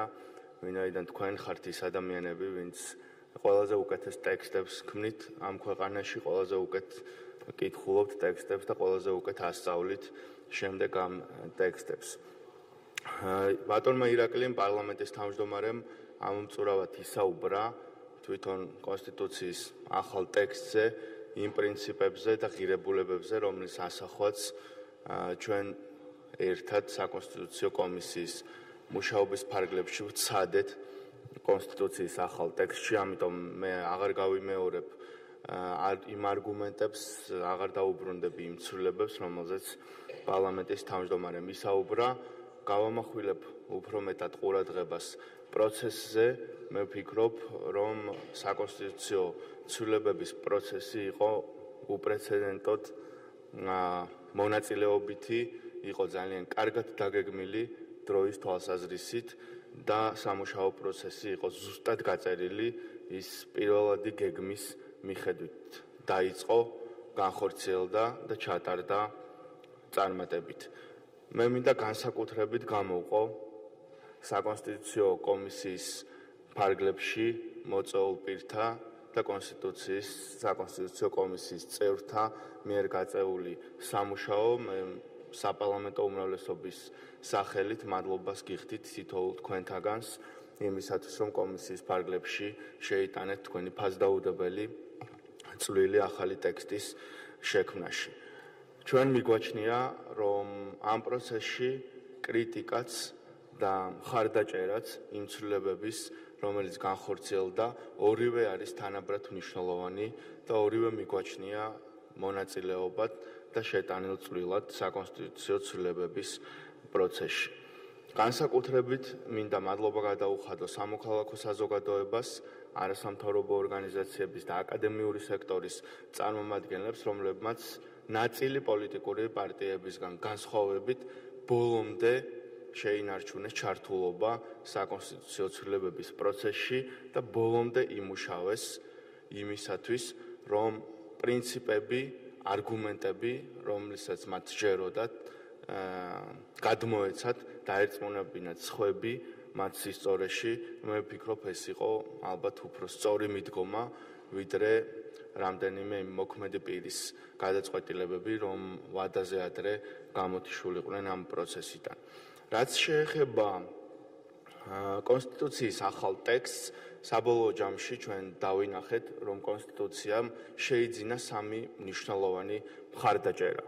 პირველი, ეს არის საზოგადოების მხარდაჭერა, ჩვენ ჩავატარეთ უპრეცედენტოდ ფართო განხილვები, საჯარო განხილვები მთელი საქართველოს მასშტაბით, სადაც პრაქტიკულად ჩვენ გავიგეთ ზუსტად თუ რას ფიქრობდა საზოგადოება, რას ფიქრობდა მოსახლეობა, სხვადასხვა სოციალური ჯგუფი ამა თუ იმ ცვლილების შესახებ და შემდგომში, როგორც ნახეთ, პოლიტიკურ დისკუსიაში, პოლიტიკურ დებატებშიც ეს განწყობები მთლიანად იყო ასახული. ასევე უნდა ვთქვა ის 4 ძირითადი პრინციპი, რაც იყო მამოძრავებელი ამ საკონსტიტუციო ცვლილებების, ეს არის ძლიერი პარლამენტი, ანუ ძლიერი საჯარო კონტროლი, მეორე ეს არის ქმედითი მთავრობა, მესამე ეს არის დამოუკიდებელი მართლმსაჯულება და მეოთხე ეს არის ზეპარტიული პრეზიდენტი. ეს იყო ის 4 ძირითადი შედეგი, რის გარშემოც ჩვენ განვახორციელეთ საკონსტიტუციო ცვლილებები და მე მჯერა, რომ ახალი კონსტიტუცია რეალურ ცხოვრებაში თითოეული მოქალაქისთვის და მთლიანად საზოგადოებისთვის ამ 4 პრინციპის განხორციელებას შეძლებს. რა თქმა უნდა, იმთავითვე საკამათო არ ყოფილა საკონსტიტუციო ცვლილებების საჭიროება. ყველა მართველი გუნდიც, ოპოზიციაც, სამოქალაქო საზოგადოებაც, ექსპერტებიც თანხმდებოდნენ თავიდანვე იმაზე, რომ არსებული კონსტიტუცია ნამდვილად საჭიროებდა შეცვლას. ჩვენ ყველამ კარგად ვიცით არსებული კონსტიტუციის პოლიტიკური ბიოგრაფია, ჩვენ კარგად ვიცით თუ რას ემსახურებოდა და როგორ ჩამოყალიბდა ის პოლიტიკური და საკონსტიტუციო კონფიგურაცია, რომელიც არსებულ კონსტიტუციაში იყო მოცემული. ეს ერთი შეხედვითაც კარგად ჩანს, დასკვნების გაკეთება ადვილია, იმიტომ რომ ბოლო წლებში გაკეთებული ცვლილებები, რომელსაც უნდა მოჰყოლოდა შემდგომ თანმიმდევრული, ასე ვთქვათ, გადაბალანსება კონსტიტუციაში, სხვა მუხლების, სხვა პრინციპების და ბერკეტების და ინსტრუმენტების არ მომხდარა, ამიტომ პირდაპირ ჩანს არსებულ საკონსტიტუციო ტექსტში, რომ ცვლილებები, რომელიც გაკეთდა, ნამდვილად ემსახურებოდა წარსულში რომელიმე კონკრეტული სახელისუფლებო გუნდის ინტერესებს. მე ვფიქრობ პირადად, რომ ამ საკონსტიტუციო ცვლილებებით კონსტიტუცია, რომელიც ყველა წინა ხელისუფლებას უნდოდა თავისთვის დაუბრუნდა ხალხს, დღეს ის უფრო მეტად ეკუთვნის ხალხს და დღეს ის უფრო მეტად შეიძლება გამოადგეს თითოეულ მოქალაქეს ყოველდღიურ ცხოვრებაში. ბატონმა ირაკლი მისაუბრა პოლიტიკურ კონტექსტზე, ნამდვილად ძალიან პოლიტიზებული იყო მთელი პროცესი და პირდაპირ ჩანდა, რომ პოლიტიკური დებატების ძირითადი ყველაზე საინტერესო საკითხები იყო სწორედ საარჩევნო სისტემა, პრეზიდენტის არჩევნების წესი და ამ ყველაფერმა გადაფარა მთელი რიგი სიკეთეები, სტანდარტების გაუმჯობესება, რომელიც ახალი კონსტიტუციის ტექსტში არის მოცემული. აქ თქვენც ისაუბრეთ და მე კიდევ ერთხელ გავუსვამ ხაზს, რომ ადამიანის უფლებათა დაცვის გარანტიები, იქნება ეს მეწარმეების უფლებები, იქნება ეს შეზღუდული შესაძლებლობის მქონე პირთა უფლებები, იქნება ეს ხელმისაწვდომობა ინფორმაციაზე, მთელი რიგი მიმართულებები, რომელიც დღევანდელ და ხვალინდელ ცხოვრებაშიც ადამიანის უფლებათა დაცვის კუთხით არის მნიშვნელოვანი, კონსტიტუციის ახალ ტექსტში არის კიდევ უფრო მეტად გარანტირებული, კიდევ უფრო ძლიერად გამოთქმული და გამოხატული. ამიტომ ამ მიმართულებითაც ეს ვენეციის კომისიის დასკვნას დაადასტურა, რომ ახალ კონსტიტუციაში არის ხელშესახები გაუმჯობესება. რაც შეეხება თვითონ საკონსტიტუციო ცვლილებების პროცესის დისკრედიტაციის ცდელობას, რასაც ნამდვილად ჰქონდა ადგილი მთელი ამ პერიოდის განმავლობაში და ბოლო შეიძლება ითქვას პოლიტიკური შეფასებები, რომ თითქოს ახალ კონსტიტუციას კიდევ სჭირდება დამატებითი ცვლილებები, სამართლიანობა მოითხოვს და მე როგორც საპარლამენტო უმრავლესობის ლიდერი ვალდებული ვარ ხაზი გაუსვა და კიდევ ერთხელ განმარტება გავაკეთო თუ რატომ ვახორციელებთ ჩვენ ამ დამატებით ცვლილებებს, რომელიც მეტწილად ტექნიკურია ვიდრე არსებითი, ვახორციელებთ ერთადერთი მიზნით. ეს არის პოლიტიკური კომპრომისი და ცვლილებები, რომელიც ეხება ეგრეთ წოდებულ 3B პაკეტს, ეს არის ბარიერი, ბლოკი და ბონუსი, ზუსტად გადაწყვეტილებები, რომელიც ამ 3B-სთან დაკავშირებით ჩვენ მივიღეთ, ის რომ ერთჯერადად ჩვენ დავტოვეთ ბლოკების, რის ის ნამდვილად აგვჯერა გრძელვადიან პერსპექტივაში, რომ ეს საქართველოში ჯანსაღი პოლიტიკური სისტემის ჩამოყალიბებას მოემსახურება, ის რომ ჩვენ დავწიეთ ბარიერი 3%-მდე ერთჯერადად შემდეგი არჩევნებისთვის, ესეც იცით რომ ევროპული პრაქტიკაა და დიაპაზონი ცნობილია ბარიერთან დაკავშირებით და მესამე, როდესაც ჩვენ გავაუქმეთ და უარი ვთქვით ბონუსზე, რომელიც შესაძლოა პოლიტიკური გადაწყვეტილებების სიჩქარისთვის ერთ-ერთი მნიშვნელოვანი ფაქტორი ყოფილიყო, ეს არის მხოლოდ და მხოლოდ პოლიტიკური კომპრომისები. ვინაიდან ჩვენს მიმართ ჰქონდა ბრალდებებს ადგილი, რომ თითქოს ეს პროცესი მხოლოდ და მხოლოდ მართველი გუნდის გემოვნებაზე, მართველი გუნდის ვიწრო ინტერესებზე იყო მორგებული. ჩვენ ასევე პოლიტიკური კომპრომისი გავაკეთეთ და მივიღეთ თქვენთვის, საზოგადოებისთვის უფრო მეტად ალბათ მისაღები გადაწყვეტილებები საპრეზიდენტო არჩევნებთან დაკავშირებით, როდესაც გადავდეთ ეს პროცესი შემდეგისთვის და ვთქვით, რომ ახლანდელი, მომავალი საპრეზიდენტო არჩევნები ჩატარდება ისევ პირდაპირი წესით. პრაქტიკულად მმართველმა გუნდმა, საპარლამენტო უმრავლესობამ ყველა პრინციპულ საკითხზე გააკეთა კომპრომისი. საბოლოო ჯამში მივიღეთ ის კონსენსუსი, რომელიც მივიღეთ, რა თქმა უნდა, ჩვენი სურვილი იყო უფრო მეტი კონსენსუსი, მაგრამ აქვე უნდა ვთქვა ხაზგასმით, რომ ჩვენი მთავარი მიზანი იყო კარგი კონსტიტუცია, გამართული ტექსტი და მხოლოდ ამის შემდგომ ალბათ იყო მთავარი, რომ ფართო კონსენსუსი ყოფილიყო ამ ყველაფრის გარშემო. ჩვენ არ ვთვლით, რომ დღეს არსებული კონსენსუსი არ არის ფართო. ჩვენ ვთვლით, რომ საზოგადოების მხარდაჭერა, რომელიც ახალმა კონსტიტუციამ მიიღო და ეს მხარდაჭერა ირიბად თუ პირდაპირ დაადასტურა ადგილობრივი თვითმმართველობის არჩევნებმა. ის რომ ჩვენმა პოლიტიკურმა ძალამ ადგილობრივი თვითმმართველობის არჩევნებში იმ პოლიტიკური დებატების შემდეგ, როდესაც პირდაპირ ოპოზიცია ამბობდა, რომ ადგილობრივ არჩევნებში თქვენ დაინახავთ ხალხის რეაქციას, თქვენ დაინახავთ, რომ საზოგადოება არ ეთანხმება საკონსტიტუციო ცვლილებებს, არ ეთანხმება რეფორმებს და იმ ახალ ბალანსს, რომელიც თქვენ შექმნით. ადგილობრივმა არჩევნებმა დაადასტურა, რომ საზოგადოებამ მხარი დაუჭირა, დიახაც მხარი დაუჭირა საკონსტიტუციო რეფორმას, იმიტომ რომ საკონსტიტუციო რეფორმა ოპოზიციურმა პარტიებმა პრაქტიკულად ჩამოკიდეს მმართველი გუნდის ტესტად და ამ ტესტზე პასუხი გასცა საზოგადოებამ ადგილობრივი თვითმმართველობის არჩევნებში. შესაბამისად, ამ ცვლილებებს დღეს აქვს უფრო მეტი ლეგიტიმაცია, ვიდრე ეს ჰქონდა ადგილობრივი თვითმმართველობის არჩევნებამდე.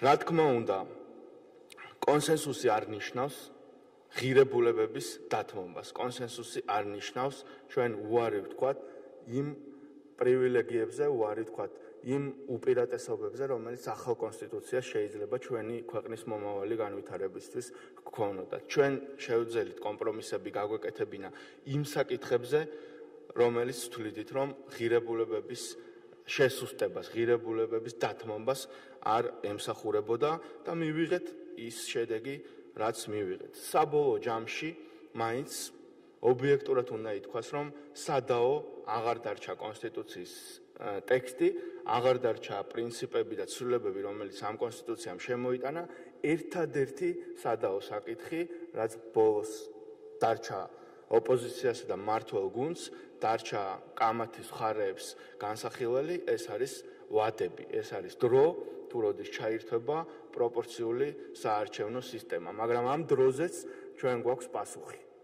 ზუსტად იმ პოლიტიკურმა ჯგუფებმა საკუთარი ვიწრო გადაწყვეტილებებით, სულ რაღაც რამდენიმე წლის წინ, ეს იყო 2012 წლის შემდეგ პარლამენტში მიღებული თუ დაბლოკილი გადაწყვეტილებები, სწორედ მათი პასუხისგებლობაა ეს გადავადება, სწორედ მათი ბრალია, რომ შემდეგი არჩევნების ჩატარების პროპორციული წესის ჩატარების შესახებ დღეს ვერ მოხერხდა საერთო კონსენსუსის მიღწევა.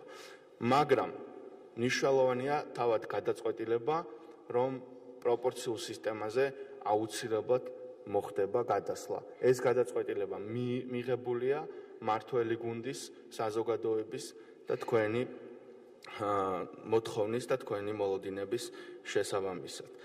კიდევ ერთხელ სურს მადლობა გადაუხადო ყველა მონაწილეს, მადლობა გადაუხადო სამოქალაქო საზოგადოებას, მედიას ამ პროცესის აქტიური გაშუქებისთვის, ასევე ვენეციის კომისიას კონსულტაციების რამდენიმე რაუნდისთვის. მე დარწმუნებული ვარ, რომ საქართველოს დღეს აქვს ეროვნულ ინტერესებზე დაფუძნებული ევროპული ტიპის კონსტიტუცია, რომელიც ჩვენი ქვეყნის მშვიდობიან დემოკრატიულ განვითარებას უზრუნველყოფს. ასევე მინდა მადლობა გადაუხადო ჩვენს კოლეგას პარლამენტის თავმჯდომარეს ირაკლი კობახიძეს, რომელმაც მაღალი პროფესიონალიზმის, სწორი მენეჯმენტის, ჩართულობის და ჯანსაღი დისკუსიის ხარჯზე შეძლო საკონსტიტუციო ცვლილებების პროცესის სწორი გეგმით განხორციელება, დათქმულ დროში განხორციელება და ეს შედეგი უკვე სახეზეა. დიდი მადლობა.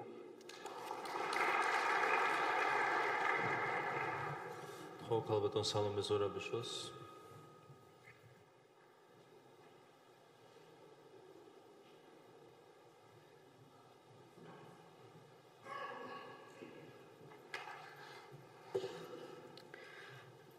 მოგესალმებით, ბატონებო და ქალბატონებო. ძალიან მოკლედ გამოვალ, ვიცი რომ უკვე გადავაცილეთ ყველა ფარგლებს. მინდოდა ჯერ პირველ რიგში მეთქვა, რომ ჩემთვის მონაწილეობა ამ საკონსტიტუციო კომისიაში იყო ძალიან დიდი პატივი. და ზოგჯერ მიკვირს, რატო სხვა პარლამენტის წევრებისთვის ეს არ იყო ასეთივე პატივი, რადგანაც ვთვლი მე, რომ ეს არის ჩვენი მოვალეობა, ჩვენი ამომრჩევლების წინაშე, რომ ასეთ სახელმწიფო საქმეში მივიღოთ ბოლომდე და სრული მონაწილეობა. ეს არ ხდება ყოველდღე და კონსტიტუციის მიღება არის ჩვენი ერთიანი ყველასი პასუხისგებლობა და პირველ რიგში საკანონმდებლო ორგანოს წევრებისათვის. და გასაგები არის, რატომ ზოგიერთმა არ მიიღო მონაწილეობა, იმიტომ იმთავითვე გახდა ეს პროცესი პოლიტიზირებული და ეს არის ერთ-ერთი პრობლემა, რომელმაც განაპირობა შემდეგ შეიძლება ზოგი რაღაცები უფრო დახვეწილი იქნებოდა, თუ კი არ იქნებოდა კონსტიტუცია ამდენად პოლიტიზირებული და უფრო მეტი ყურადღება და დრო გვექნებოდა იმისთვის, რომ ზოგიერთი საკითხზე უფრო სიღრმისეულად გაგვეჩერებინა ჩვენი ყურადღება. კიდევ ერთი რამე მინდა ვთქვა და ძალიან სწორი შენიშვნა იყო 21 წლის კონსტიტუციის მიმართ და სამართალმემკვიდრეობაზე. სამწუხაროდ ეს წყვეტილება შემოტანილი იქნა 1995 წელს. როცა იმის მაგივრად, რომ სრული სამართლებრივი მემკვიდრეობა აღდგენილი ყოფილიყო, შეტანილი იქნა ის, რაც დღეს გვაქვს, ესე იგი დეკლარირებულად სამართალმემკვიდრეობა და არა რეალურად. მე მგონი, რომ დღეს ამისი აღდგენა უკვე სამწუხაროდ გვიან არის და ამან განაპირობა თავის დროზე ისტორიულად და პოლიტიკურად ჩვენ სახელმწიფოსთვის მძიმე შედეგები, მაგრამ ესეც კიდევ უკვე ეკუთვნის წარსულს. პოლიტიზირებაზე კიდევ ის მინდა ვთქვა, რომ სამწუხაროდ ეს გადავიდა მედიაშიც და მთავარი ყურადღება იმის მაგივრად რომ ყოფილიყო იმ საკითხებზე, რომელიც საზოგადოებისთვის არის ყველაზე მნიშვნელოვანი, ანუ არა ბლოკები პარტიების, არა როგორ თქვით 3B, კარგი ის არის, რომელსაც დავიმახსოვრებ.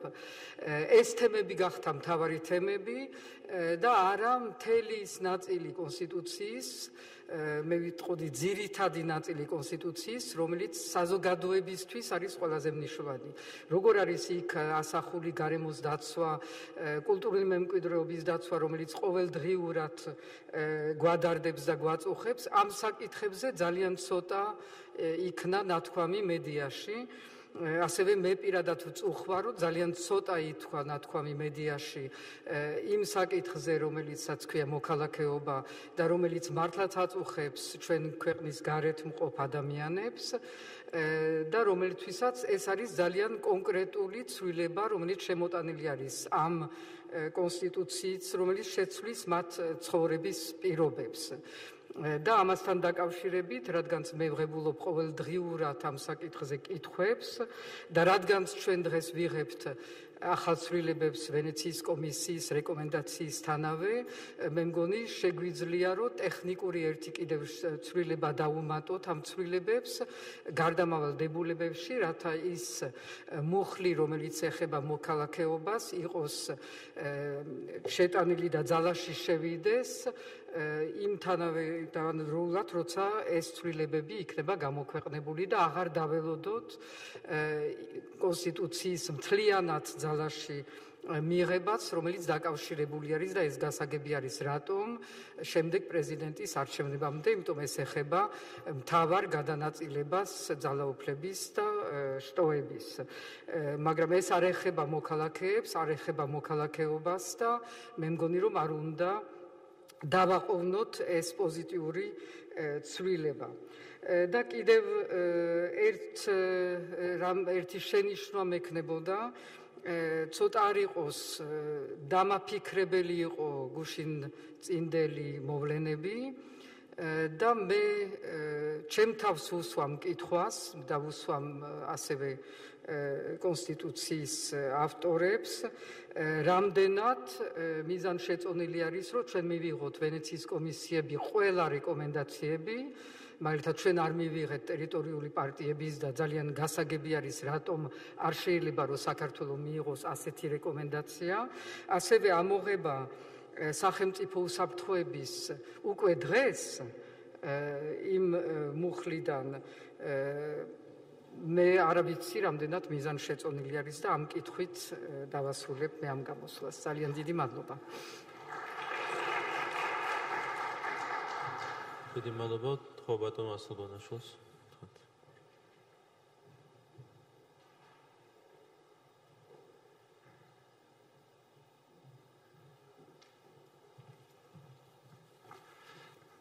მოგესალმებით. პირველ რიგში დავიწყებ იმით, რომ საკონსტიტუციო პროცესი უპრეცედენტოდ წარიმართა ორგანიზებულად და გამჭვირვალედ. მე არ მახსენდება საქართველოში არც ერთი საკონსტიტუციო პროცესი, რომელსაც უშუალოდ ყველა ჯგუფის ხდომას ესწრებოდა პარლამენტის თავმჯდომარე და ეს ქმნიდა ხოლმე გარკვეულ უხერხულობებს ყოველთვის თვითონ კომისიის წევრებს შორის, იმიტომ რომ ჯგუფში რაღაც საკითხებზე მოხდებოდა შეთანხმება, მაგრამ საბოლოო ჯამში გადაწყვეტილების მიღება არ ხდებოდა ხოლმე. მაგრამ დღეს ამ საკონსტიტუციო კომისიის პროცესში პარლამენტის თავმჯდომარე ესწრებოდა ყველა ხდომას თავიდან ბოლომდე, არა მხოლოდ კომისიის ხდომებს, არამედ მთელ ჯგუფის ხდომებს, რომელიც მიმდინარეობდა შეიძლება დილიდან საღამომდე, გვიანობამდე, 10 საათზე და 11 საათამდე და ყველა საკითხზე იქვე ხდებოდა ხოლმე შეჯერება. გარდა ამისა, პროცესი იყო ასევე გამჭვირვალე, იმიტომ რომ გარდა კომისიის წევრებისა, მასში მონაწილეობის უფლება ჰქონდა და არავის არ ჰქონდა შეზღუდული არასამთავრობო ორგანიზაციებს კერძოდ. იყო ისეთი ხდომები, სადაც კომისიის წევრზე მეტნი ასევე არასამთავრობო ორგანიზაციები იყვნენ და მათთვის არავის არ უთქვავს, რომ სიტყვის გამოსვლა აეკრძალა, ან გარკვეული მათი მოსაზრებები არ ყოფილიყო გათვალისწინებული. ყველა მათ მიერ გამოთქმული მოსაზრება იყო გათვალისწინებული, გონივრული მოსაზრება და შესაბამისად პროექტში ასახული. ძალიან მნიშვნელოვანი იყო, ვთქვათ, ბატონი მალხაზ მაცაბერიძე საუბრობდა კონსტიტუციის დეტალიზებაზე, ანუ რამდენად დეტალიზებული უნდა იყოს კონსტიტუცია უკვე შინაარსში რომ გადავიდეთ. კონსტიტუციები არსებობს ლაკონური და უფრო ფართო კონსტიტუციების. ჩვენ თუ ევროპული ქვეყნების კონსტიტუციებს ვნახავთ, აი დაახლოებით ის სტანდარტია, ფაქტიურად შეიძლება ითქვას, აღმოსავლეთ ევროპის ქვეყნების კონსტიტუციები, სადაც დაახლოებით 8-დან 10,000 სიტყვამდე დევს კონსტიტუციაში. ფაქტიურად ჩვენ კონსტიტუციაში ყველა ის ძირითადი გარანტია, რომელიც უნდა იყოს, თქვა ძირითად პასუხისმგებლობა, ბალანსის დამცველი და რამაც უნდა უზრუნველყოს ძირითადი გარანტიები სახელმწიფო ორგანოების და მათ შორის ადამიანის უფლებებისა და თავისუფლებების დევს კონსტიტუციის დონეზე. ამ პრინციპზეა სწორედ ჩვენი კონსტიტუცია აგებული, ხო მათ შორის თქვა ადამიანის უფლებებისა და თავისუფლებების ნაწილში. გვაქვს ჩვენ აღიარებული კონკრეტული უფლება და მისი შეზღუდვის ფარგლები. რაც შეეხება მის შინაარსს თითოეულ უფლების, კონსტიტუცია ამაში არ შედის, ესიც თანამედროვე სტანდარტია, იმიტომ რომ დანარჩენი ეს ყველაფერი უკვე შესაბამისად კანონმდებლობამ უნდა დაარეგულიროს. რა იყო საკონსტიტუციო კომისიის და საკონსტიტუციო რეფორმის ფარგლები? ეს იყო კონსტიტუციის ევროპულ სტანდარტებთან მოყვანა. რა იგულისხმებდა ასევე თქვა ძალიან ბევრ საკითხში გათვალისწინებული იქნა ქართული პრაქტიკა, ქართული რეალობა იურიდიული ტექნიკის თვალსაზრისით, რომელიც 1995 წლის შემდეგ საქართველოში წარმოიშვა და არც ერთ კომისიამ საკონსტიტუციო რეფორმის ფარგლებში ამ საკითხებზე არ გაამახვილა ყურადღება. დღეს ამ საკონსტიტუციო კომისიის ფარგლებში ეს საკითხი დეტალიზებული იქნა და გაანალიზებული და შესწავლილი და გაზიარებული იქნა თითოეული ასეთი საკითხი. რაში მდგომარეობს კონსტიტუციური რეფორმის ევროპულობა და კონსტიტუციის პროექტის ევროპულობა. პირველ რიგში დავიწყოთ მმართველობის ფორმით, ანუ საპარლამენტო რესპუბლიკით. გადავხედოთ ევროპის ქვეყნების უმეტესობას. ევროპის ქვეყნებში არის ერთი საპრეზიდენტო რესპუბლიკა და არის დაახლოებით 4-5 შერეული ტიპის რესპუბლიკა. სხვა ყველა რესპუბლიკა იქნება ცენტრალური ევროპის ქვეყნები თუ აღმოსავლეთ ევროპის ქვეყნები, აქცენტს აკეთებენ იმაზე, რომ ქვეყანა იყოს საპარლამენტო რესპუბლიკა და რატო საპარლამენტო რესპუბლიკა? იმიტომ რომ ერთხელ და სამუდამოდ საქართველოში, ისევე როგორც სხვა ქვეყნებში, გამოირიცხოს, რომ რომელიმე კონკრეტულმა ერთმა თანამდებობის პირმა მოახდინოს ხელისუფლების უზურპაცია. ეს იქნება პრემიერ-მინისტრის სახით თუ პრეზიდენტის სახით, საპარლამენტო რესპუბლიკებში არის მაქსიმალურად გამორიცხული. სხვა ტიპის რესპუბლიკები ამის შესაძლებლობას ტოვებენ. საპარლამენტო რესპუბლიკაში ასეთი რამ შესაბამისად გამორიცხულია. პროპორციულ საარჩევნო სისტემაზე გადასვლა. ევროპის ქვეყნების უმეტესობა ორი რესპუბლიკაა ევროპაში, რომელიც არის გადასული ზოგადად მაჟორიტარულ საარჩევნო სისტემაზე, დაახლოებით 7 არის, რომელიც შერეული ტიპის რესპუბლიკა საარჩევნო სისტემა აქვს, ხოლო სხვა ქვეყნებს, ანუ ევროპის ქვეყნების 2/3-ზე მეც აქვს სწორედ პროპორციული საარჩევნო სისტემა. საქართველოს ერთხელ და სამუდამოდ არ აქვს მნიშვნელობა ამას. უკეთესი იყო, რომ ეხლავე მომხდარიყო ამის კონსენსუსი და ეხლავე გადასულიყო საქართველოს პროპორციულ საარჩევნო სისტემაზე, მაგრამ თუნდაც მომავალ არჩევნებისთვის რომ იქნება საქართველოში ერთხელ და სამუდამოდ პროპორციული საარჩევნო სისტემა, ეს არის ძალიან წინგადადგმული ნაბიჯი და ვენეციის კომისია, ისევე როგორც სხვა ქვეყნებს, ჩვენ ყოველთვის ამას მიგვითითებდა ხოლმე, რომ მაქსიმალურად სწრაფად გადავსულიყავით პროპორციულ საარჩევნო სისტემაზე. საარჩევნო ბარიერი რჩება 5%. მე მინდა გითხრათ, ესიც არის სწორედ ევროპული ტენდენცია. ევროპაში არის 3 სახელმწიფო, სადაც არის 3%-იანი ბარიერი, არის რამოდენიმე სახელმწიფო ასევე, სადაც არის 4%-იანი ბარიერი და უმეტეს ქვეყნებში 10-12 ქვეყანაში არის სწორედ 5%-იანი ბარიერი გათვალისწინებული და ეს არის ყველაზე უფრო დემოკრატიული ქვეყნები. არის თქვა 8%-იანი ბარიერის ლიხტენშტაინში და ასე შემდეგ, მაგრამ ესიც სწორედ ევროპული ტენდენციაა, რომ 5%-იანი ბარიერი რჩება საქართველოში. ბლოკების სისტემა. ბლოკების სისტემა ევროპაში ერთ-ერთი მნიშვნელოვანი ტენდენცია არის აკრძალული. ანუ ბლოკი და პარტია არ შეიძლება იყოს თანასწორი სუბიექტები. იმ ქვეყნებში, სადაც ბლოკური სისტემა არის დარჩენილი, მაგალითად იტალიაში, მაგალითად ჩეხეთში, ამ ქვეყნებში პარტიებისთვის და ბლოკებისთვის არის განსხვავებული საარჩევნო ბარიერი დადგენილი. მაგალითად იტალიაში თუ არის პარტიებისთვის დადგენილი 4%-იანი ბარიერი, ბლოკებისთვის დადგენილი არის 10%-იანი ბარიერი. სწორედ ამიტომ არის შენარჩუნებული. სხვა შემთხვევებში არ შეიძლება, რომ ნორმალურად, თქვა ნორმალურ საზოგადოებაში, ნორმალურ საარჩევნო სისტემაში ბლოკი და პარტია იყოს თანასწორნი და შენარჩუნებული იქნას, თქვათ, ბლოკური სისტემა. ბონუსი იყო ერთ-ერთი ისეთი საკითხი, თქვათ, ნაკლოვანება საარჩევნო სისტემის, რომელსაც არ ქონდა ისეთი ევროპული ტენდენცია, მაგრამ ხდებოდა ის იტალიაში, ხდებოდა საბერძნეთში და ზოგიერთ სხვა ქვეყანაში, მაგრამ დღეს წარმოდგენილი კონსტიტუციური ცვლილებებით ეს სადაო საკითხის ამოღება ხდება და იმ, თქვათ, ხმებს, რომლებსაც პარტიები მიიღებენ, გადანაწილდება შესაბამისად ყველა პარტიაზე თანაზომიერად მიღებული ხმების რაოდენობის შესაბამისად და არც ერთი, თქვათ, პირველ ადგილზე გასული პარტია არ მიიღებს ხმათა განუსაზღვრელ რაოდენობას, ესიც ნამდვილად წინგადადგმული ნაბიჯია. უნდობლობის მექანიზმის არსებობა და სრულყოფა. დღეს ჩვენ საქართველოში როგორი მოდელი ქონდა აქამდე? უნდობლობის მექანიზმი იყო ძალიან რთული. უნდობლობის მექანიზმი ფაქტიურად საპარლამენტო რესპუბლიკა გაყავდა, საპარლამენტო რესპუბლიკას არ უზრუნველყოფდა ის, იმიტომ რომ მთავრობა გაყავდა კონტროლიდან. ანუ წარმოიდგინეთ ახლა საპარლამენტო რესპუბლიკაში, როდესაც პარლამენტი აკომპლექტებს მთავრობას და შემდეგ მთავრობის თანამდებობიდან გადაყენება უკვე რთულია, რომელიც გახანგრძლივებულია ვადებით და წევრთა რაოდენობით. ხო, უკვე 90-მდე ადიოდა წევრთა რაოდენობა. ეს სისტემა იცვლება, რაც არის უმნიშვნელოვანესი, აქამდე ვერასდროს ვერ მოხერხდა ამის მიღწევა. დღეს ამ რეფორმის შედეგად ჩვეულებრივ ძალიან მარტივად, გამომდინარე იქიდან, რომ პარლამენტი ძლიერდება, პარლამენტის 66 წევრით ნდობას გამოუცხადებს მთავრობას და ნებისმიერ შემთხვევაში, როდესაც საჭიროდ ჩათვლის, ასევე უნდობლობას გამოუცხადებს, ძალიან მარტივად 2 კვირის ვადაში და გადააყენებს თანამდებობიდან მთავრობას. ანუ მთავრობა შესაბამისად ვერ გაძლიერდება, იმიტომ რომ ის ყოველთვის მუდმივად იქნება პარლამენტის წინაშე ანგარიშვალდებული და პარლამენტის წინაშე კონტროლის ქვეშ. იზრდება ასევე ოპოზიციის უფლებები. ოპოზიციას განუსაზღვრელი რაოდენობის საგამოძიებო კომისიების შექმნის უფლება შეეძლება და ნებისმიერ საკითხზე, რომელსაც თვითონ შეცვლის.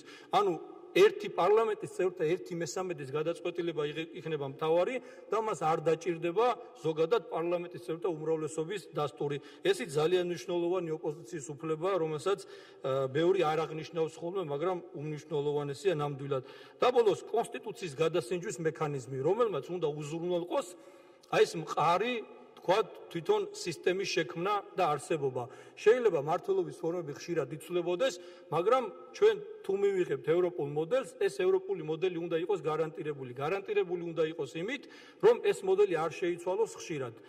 ამას უზრუნველყოფს კონსტიტუციის გადასინჯვის საკმაოდ მნიშვნელოვანი ევროპული წესი, რომელიც გავრცელებულია სკანდინავიის ქვეყნებში და ყველაზე მეტად უზრუნველყოფს კონსტიტუციის სტაბილურობას. ეს გულისხმობს იმას, რომ არა ერთი რომელიმე მოწვევის პარლამენტი შეცვლის კონსტიტუციას, არამედ ერთი მოწვევის პარლამენტი 2/3-ით მიიღებს კონსტიტუციის ტექსტს და შემდგომ 4 წლის შემდეგ რომ მოვა მეორე მოწვევის პარლამენტი, შემდეგ იმან უნდა დაამტკიცოს იმავე რედაქციის ტექსტი, რომ შემდეგ შევიდეს ცვლილება ძალაში. ამაზე უფრო სრულყოფილი მექანიზმი კონსტიტუციის გადასინჯვის პირდაპირ შემიძლია გითხრათ, რომ ევროპაში არ არსებობს. ძალიან დიდი მადლობა. Ogres maloba bolos txo baton xlashat ogres gtxot.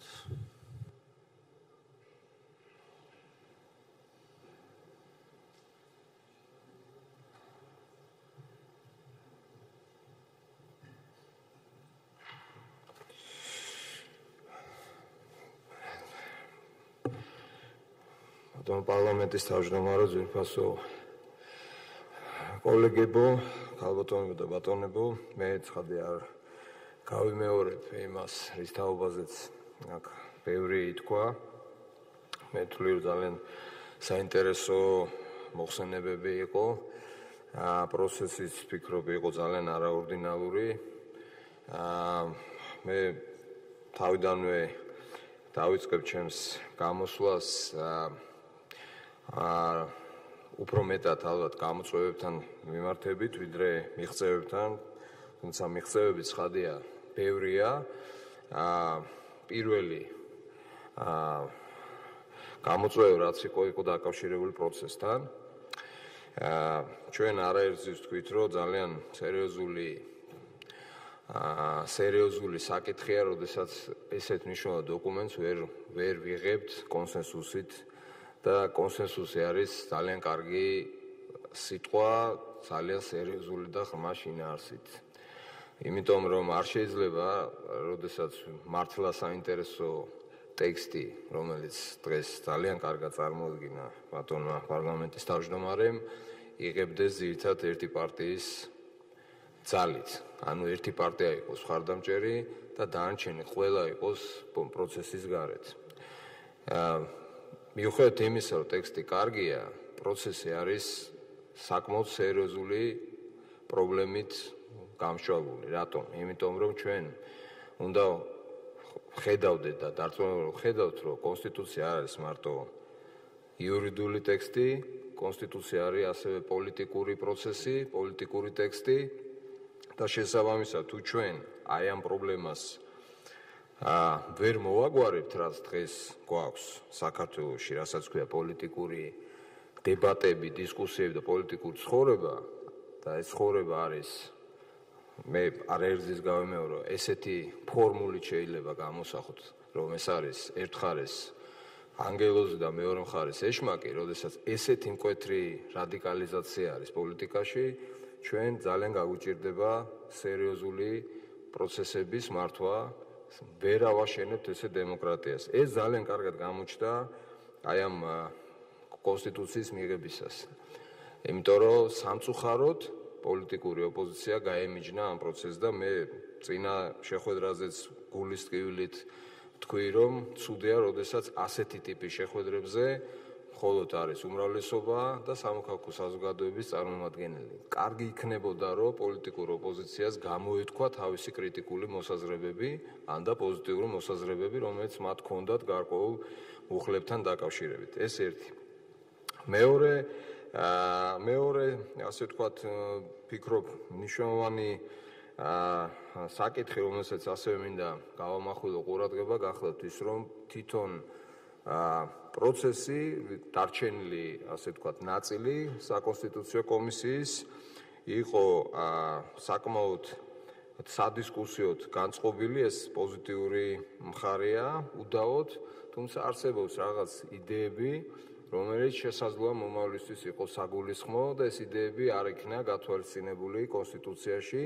მე არ ვამბობ, რომ ეს ცუდია, თუმცა მე მინდა რამდენიმე საკითხ შევეხო, რომლის ირგვლივ ჩვენ ქონდა საკმაოდ ცხარე დისკუსიები დაწყებული იქიდან, რომ რატომ არ შეიძლება დღესვე ვიფიქროთ უფრო დაბალანსებულ მოდელზე, მაგალითად ორპალატიან პარლამენტზე და რამდენად არის სწორი, როდესაც ჩვენ ვიზიარებთ იმ მიდგომებს, რომელიც იყო 95 წელს, როდესაც ომი იყო ახალი დამთავრებული და ჩვენ ვამბობდით, რომ დაველოდებით ჩვენს აფხაზ და ოს ძმებს, ახაც ესეთი ტერმინი გამოვიყენეთ, ცხადე ისინი არიან ჩვენი ძმები, მაგრამ თუ მოდელი კარგია საქართველოსთვის, იქნებ ღირდეს გვეფიქრა, რომ სხვანაირად ველაპარაკოთ ჩვენს ძმებს და დებს და ეს მოდელი იქნებ ღირდეს, რომ უპრიანი იყოს, რომ რაღაც პერიოდის შემდეგ იქნეს დანერგილი ქვეყანაში. ასევე სერიოზული დისკუსიები გამოიწვია მაგალითად მიწის საკითხმა. მე აქვე მინდა გითხრათ, რომ კომისიის უმრავლესობა ფიქრობდა, რომ საჭიროა გარკვეული რეგულაციები, მაგრამ არა კონსტიტუციის ფარგლებში, არამედ უფრო მეტი მოქნილობაა საჭირო და ეს იქნებ გადაგვეტანა კანონისთვის, კანონის მოსაწესრიგებლად, თუმცა რა მოხდა, მე არ ვიცი, ეს ასე ვთქვათ, ნორმა შემდეგ შეიცვალა და დღეს კონსტიტუციაში მივიღეთ ისეთი ჩანაწერი, რომელიც ევროპის არც ერთ ქვეყანაში არ არის. მე არ ვამბობ, რომ რეგულაცია არ უნდა არსებობდეს, თუმცა არ შემიძლია არ ვთქვა, რომ ეს ნორმა სხვანაირად არის მოწესრიგებული აბსოლუტურად ყველა ქვეყანაში ევროპის. არცად არ წერია ეს კონსტიტუციაში. იქ არის კანონები, რომელიც ამას აწესრიგებს, იმიტომ მათ დაიტოვეს უფრო მოქნილი ბერკეტი, თუმცა შეიძლება სულისკვეთება მისაღები იყოს, მაგრამ ეს საკითხი საკმაოდ სადისკუსიო. მე რატომ თქვი ესეთი თემები, რატო ავწევ, იმიტომ რომ არის საკითხები, რომელიც ხადია შემიძლია სია ასე ვთქვათ გავაგრძელო და ბევრ თემას შევეხო, რომელიც სადისკუსიოა და მე არ ვარ დარწმუნებული, რომ ყველაფერი სწორია და არ არსებობდა სხვა მიდგომები. მიუხედავად იმისა, რომ ვამბობთ, რომ ტექსტი კარგია და უკეთესია, მაგრამ ჩვენ უნდა ვიცოდეთ, რომ არის ბევრი ეგეთი საკითხი. ეხლა რაც შეეხება ყველაზე მწვავე თემებს, მაინც ეს იყო პოლიტიკური თემები, რომელიც დაკავშირებულია გარკვეულწილად იმ ცვლილებებთან, რომელიც დღეს იყო განხილვის საგანი, ეს 5 საკითხი. პირველი ეხება ასე ვთქვათ, მთლიანად პროპორციულ სისტემის დროს მთლიანად გადასვლას, ასე ვთქვათ, ამ ხმების გადანაწილებასთან მიმართებით და ბონუსის სისტემაზე უარის თქმას.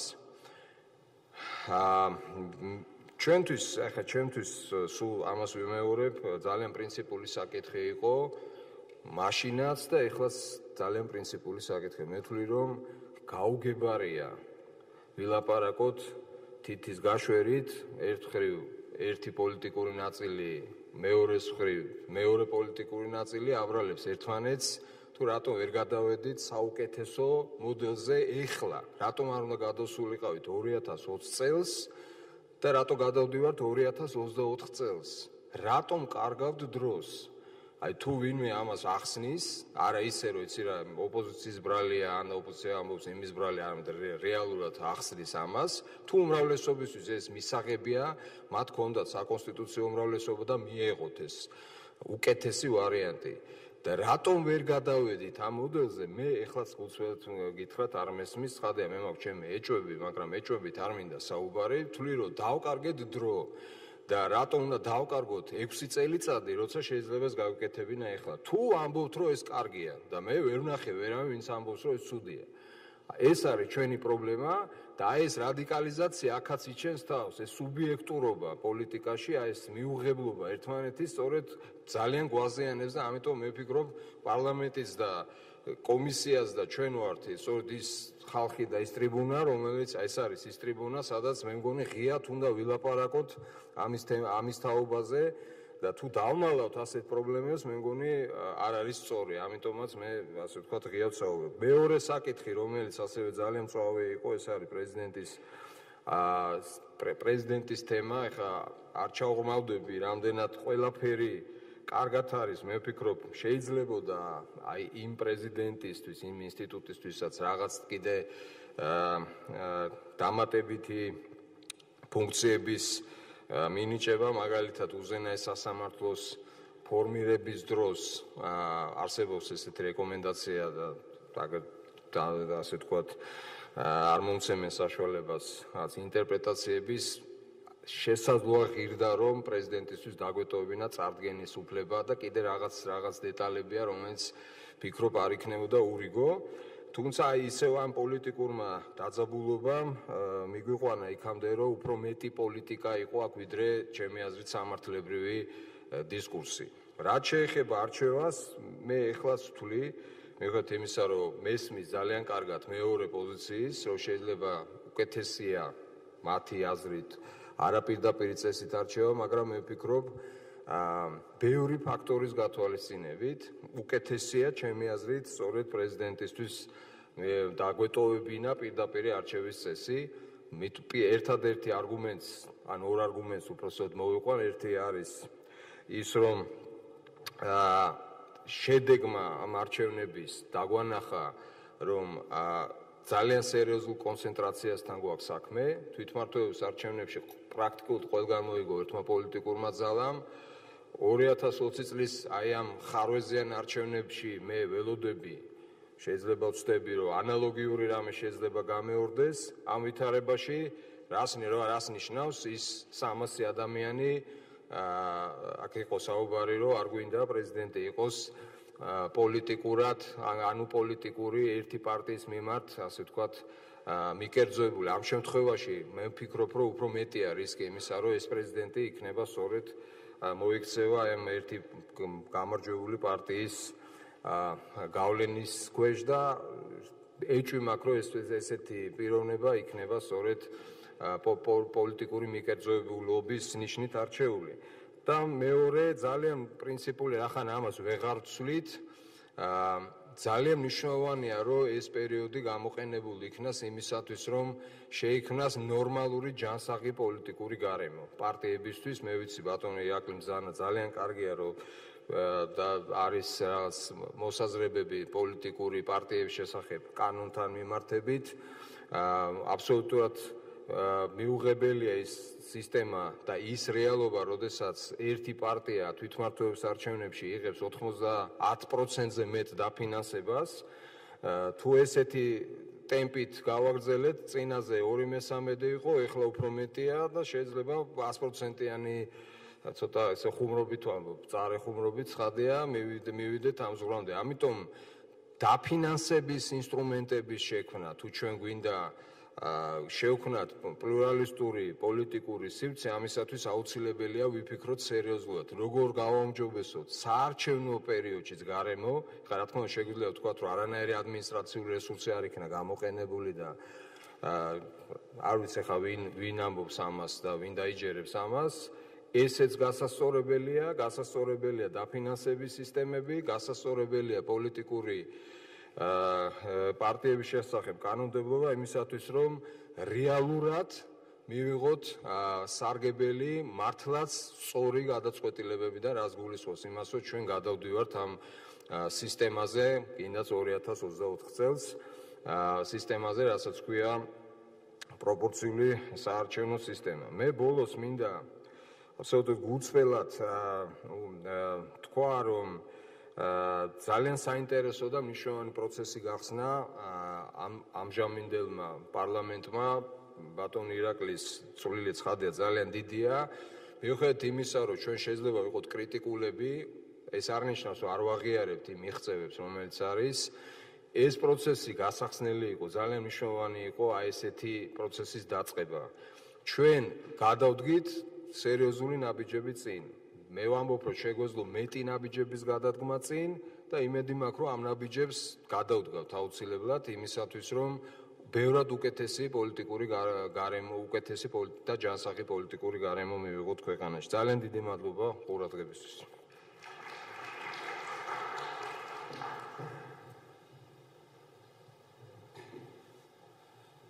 ხალბატონებო და ბატონებო, კიდევ ერთხელ დიდი მადლობა მინდა გადაგეხადოთ მობრძანებისთვის, დიდი მადლობა ყურადღებისათვის.